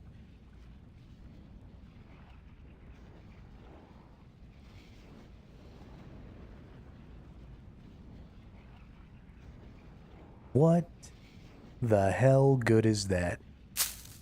When I'm 99, I don't need to clean herbs anymore. Stupid ass game. I mean, I guess I do, because I gotta go all the way to 120. But adrenaline renewal potion. What does that do?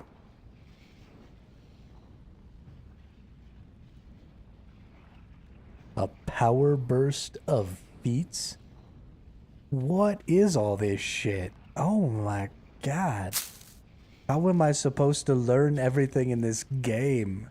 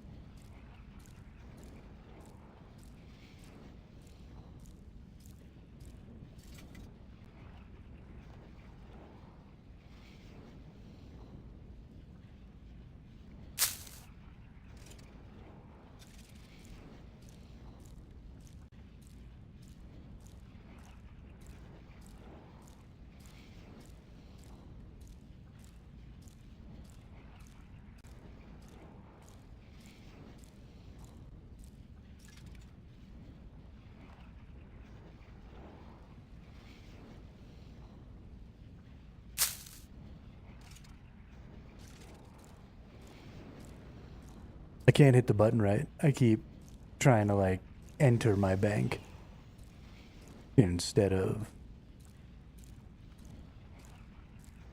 doing this. Yo, I think it's gonna take a lot longer to clean these herbs than I thought it was going to. I was gonna make a bunch of unfinished potions and then maybe even make some other potions. But I don't think that's actually going to happen. Get some more Grimes here. We can definitely clean Raynar's. We might be able to do Aventos. Let's find out. We'll go ahead and save it.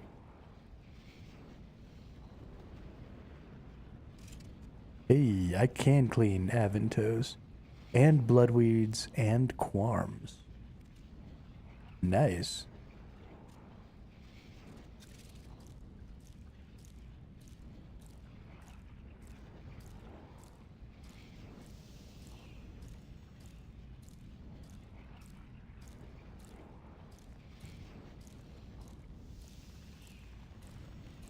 Bloodweed. I don't think I have any Bloodweed.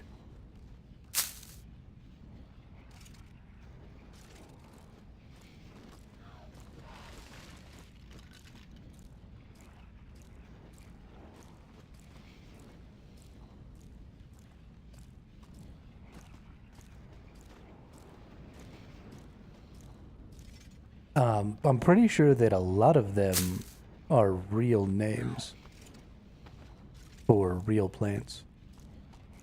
I mean, it's so easy to name things in video games because everything on the planet not just has a name in the language that you speak, but it has a name in every language that's ever been spoken.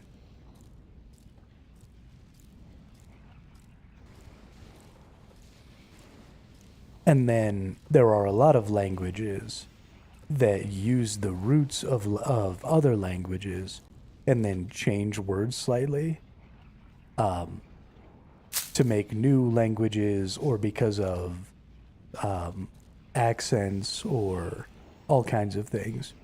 So it honestly shouldn't be ever very difficult to name a thing because you can just figure out what the name of it is and then look up the name in 10 different languages and then add an O or an A or some other vowel onto the end.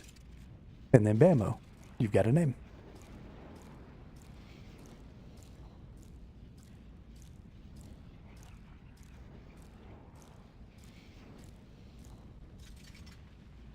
I mean, this is called Avanto, but you could have. I assume Avanto is probably a real plant in the real world, but you could have removed that E and put an A on it. It could have been Avantoa. And that's a totally reasonable thing to call a plant. I mean, it sounds a little nonsensical, but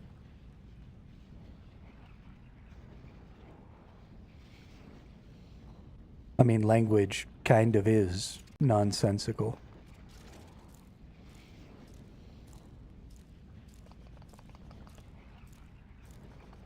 We just mash letters together and then collectively agree that that means something.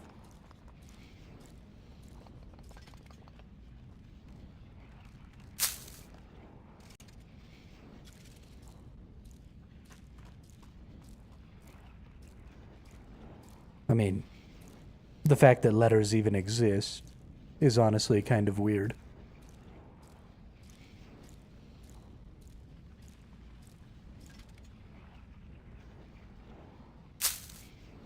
The whole concept of language. Like, I've been speaking English my entire life. It's literally the only way that I know how to communicate with people is to use language. And yet, if you really think about it, it's the weirdest fucking thing ever. Like, we just make sounds at each other, and then we know what that means. Because think about how hard it is to get, like, your friend group to all agree on something. And then think about the first languages and trying to get an entire species of people to collectively just be like, oh yeah, that's fine. We all agree that this sound means this thing. And nobody to like splinter off and be like, no, I think that that sound should mean this thing and this sound should mean that thing. And the fact that you think differently makes you an idiot. And I'm not gonna do it that way because your sound is dumb and my sound is the right sound. Like, how much of a pain in the ass did it have to be to invent language?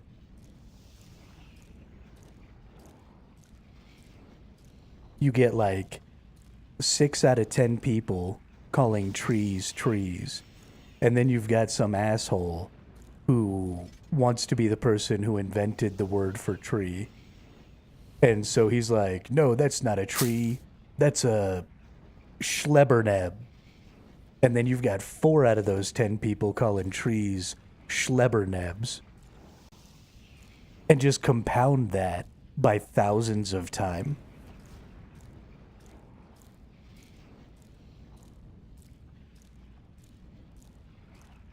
just insane. Just absolutely fucking insane.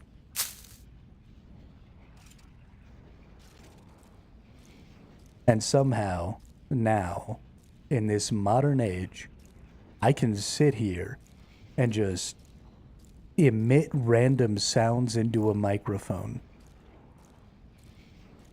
And almost everybody who logs in to watch this channel across the entire planet, hundreds of different countries, often speaking the same language as me as a second language. And almost all of those people come in here and know exactly what I'm saying. It's bonkers.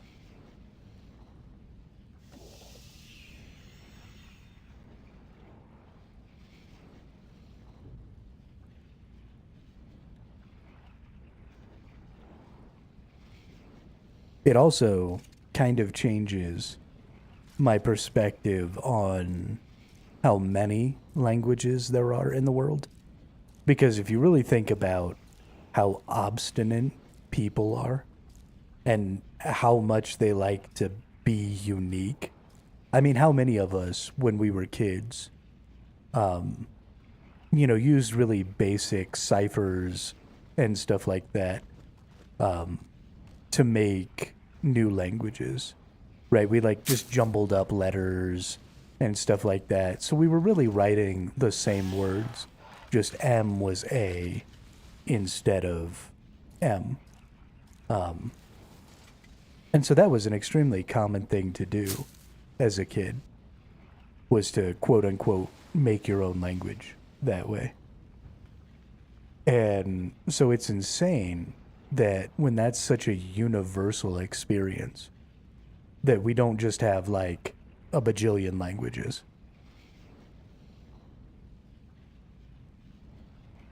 Because of all the people trying to be unique.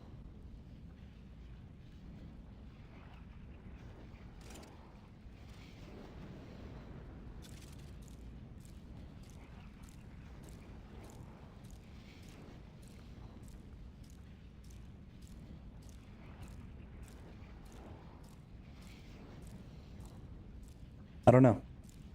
That just went way down a crazy rabbit hole.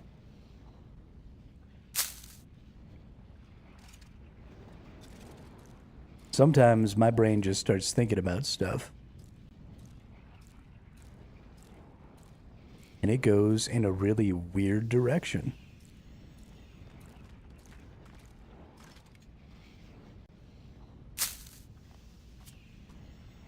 I don't want those. Grimy. I think I can do the dwarf weeds. And I can definitely do the terramins. So let's get the dwarf weeds out. And let's see. Can I do the dwarf weeds? Nope. Looks like the terramins are the last ones.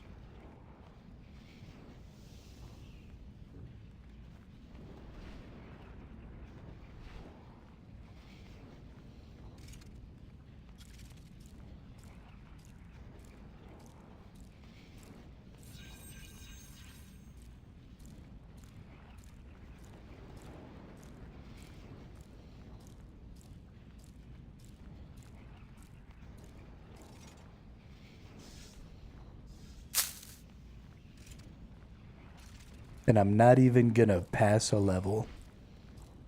Cleaned like 1,000 fucking herbs. Not even gonna pass this level. And the level, I was already like 3 or 2/5 of the way.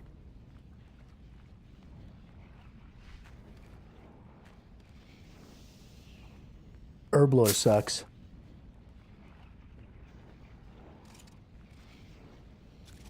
Herblore sucks. I mean, I know that I can get like 10 times that XP by just crafting the potions, but a luck potion? What does a luck potion do? What is this? What's this? What's this? Icon has?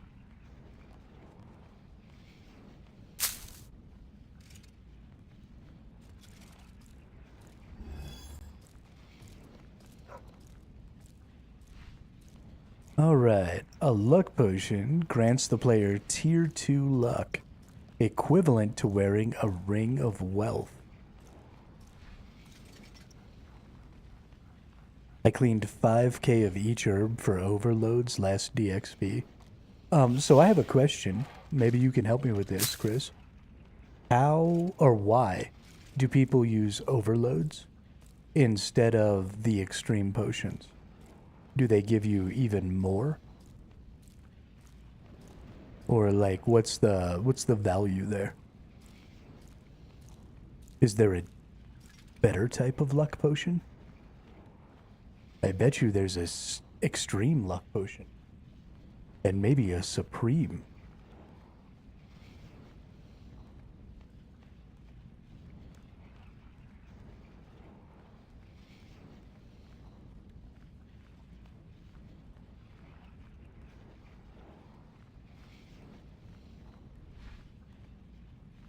Your stats don't drain for 5 minutes. Got it. Got it.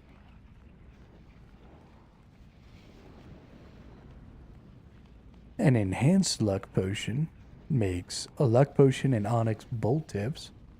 Okay. I bet you that one gives you tier 3. So if there's a supreme luck potion, I bet you that one gives you tier 4.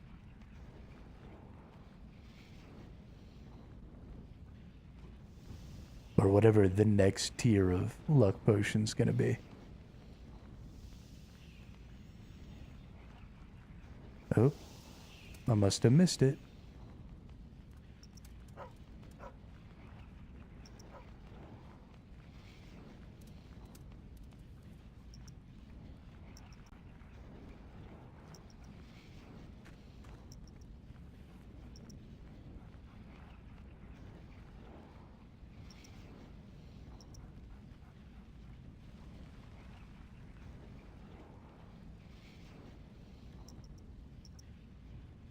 Okay, well that's hard to look at.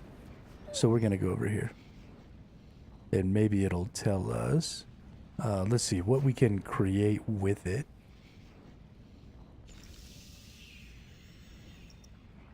Bloodwood potion unfinished and crushed dragonstone.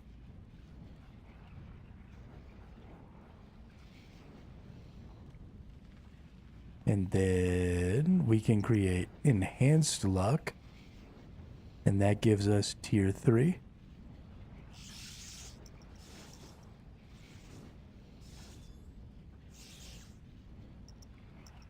That's the Ring of Fortune.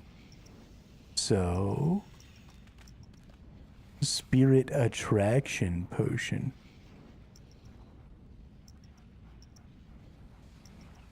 Nope, that's not what I'm looking for. Aww, you can't get tier 4 luck from a potion? That's sad. Okay, but you can make a Spirit Attraction Potion.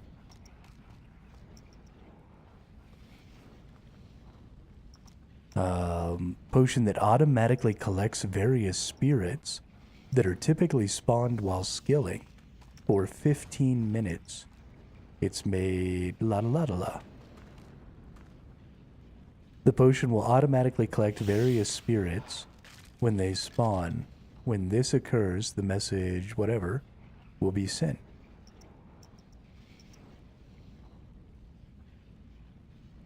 Oh, that's cool.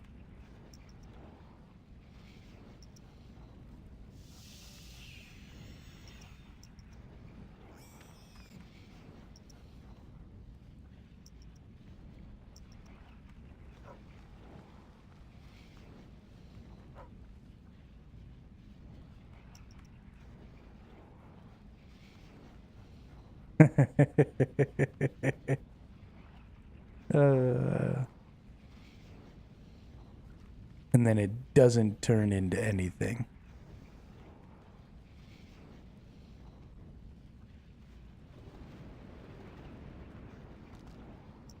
Oh, but you can get them from the Darkmire potion stall with thieving. Interesting. Okay, well those aren't terribly useful. I've been trying to think of ways to get tier 4 luck. Because if I'm gonna be killing stuff, I might as well have a chance to drop the Hazelmere ring. And so I was really hoping that maybe instead of having to make the luck of the dwarves or whatever, I could get away with just getting my herb lore up. But it doesn't look like that's the case. Unfortunate. I should probably just look up luck 4.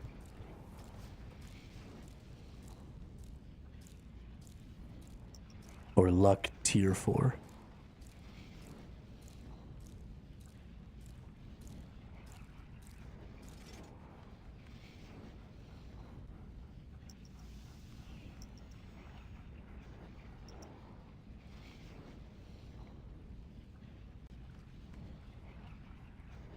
Let's see. 4 tiers of luck.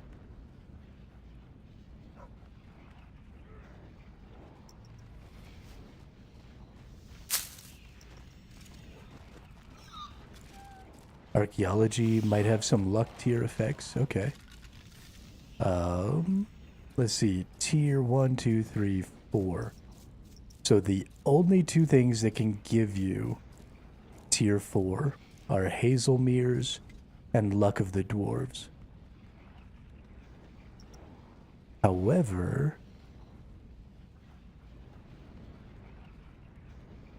Ring of Wealth, Collector's Insignia, Relic Powers. You can get Ring of Luck, Ring of Wealth, Ring of Fortune. Oh, you can get Luck of the Dwarves as a relic power. Okay. See. Okay. So how do I get Luck of the Dwarves as a relic power?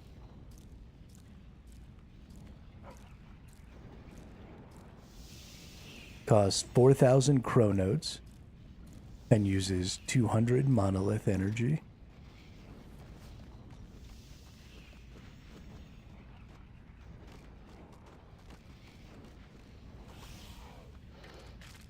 Oh, you actually have to feed the Luck of the Dwarves.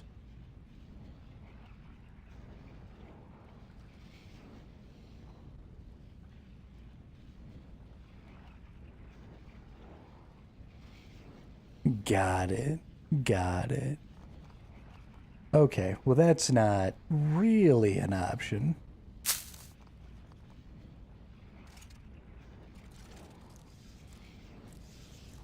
Well, it looks like I am resigned to getting to 107 invention so that I can get the stupid onyx thing that I need.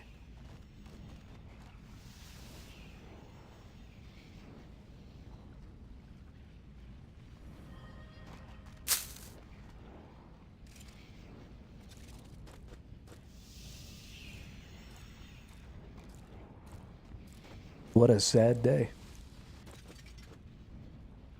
All right. Well, there is all of my shit cleaned. That feels good. Look at all of them. Oh, you know what? Miscellane or Miscellanea probably has a bunch of stuff for me. You know who else probably has a bunch of stuff for me? Anachronia. I haven't been over here to upgrade Anachronia in a while.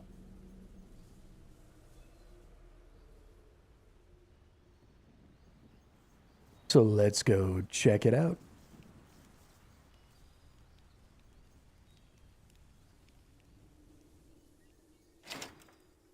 Let's see. We're all maxed out. That feels good.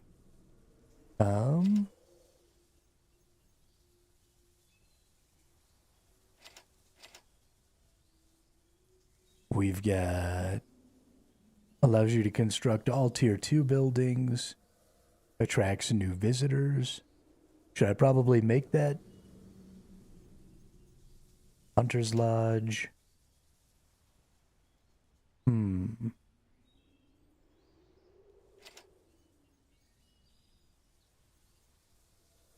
Slayer Lodge.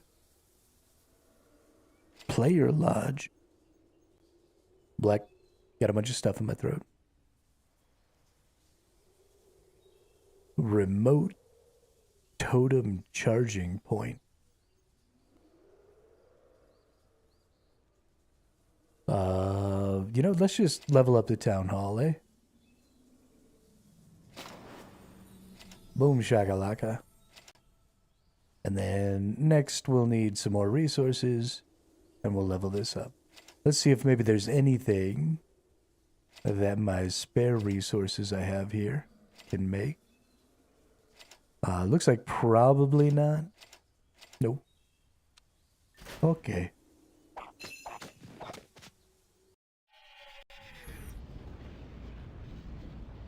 All right. Well, that is our regular stream time there. So I think we're going to go ahead and call it. Thank you all for coming and hanging out. And thanks for the good information there at the end. We're starting to get to a point in this game where we're needing to look at some of the broader stuff. The game is not getting less complicated, but it's definitely getting a lot more complicated. And we're getting to a point where our lack of knowledge could potentially cause us some problems. So it's definitely time to start making a lot more use of this wiki, a lot more use of you all in the chat who have a lot more knowledge than I do.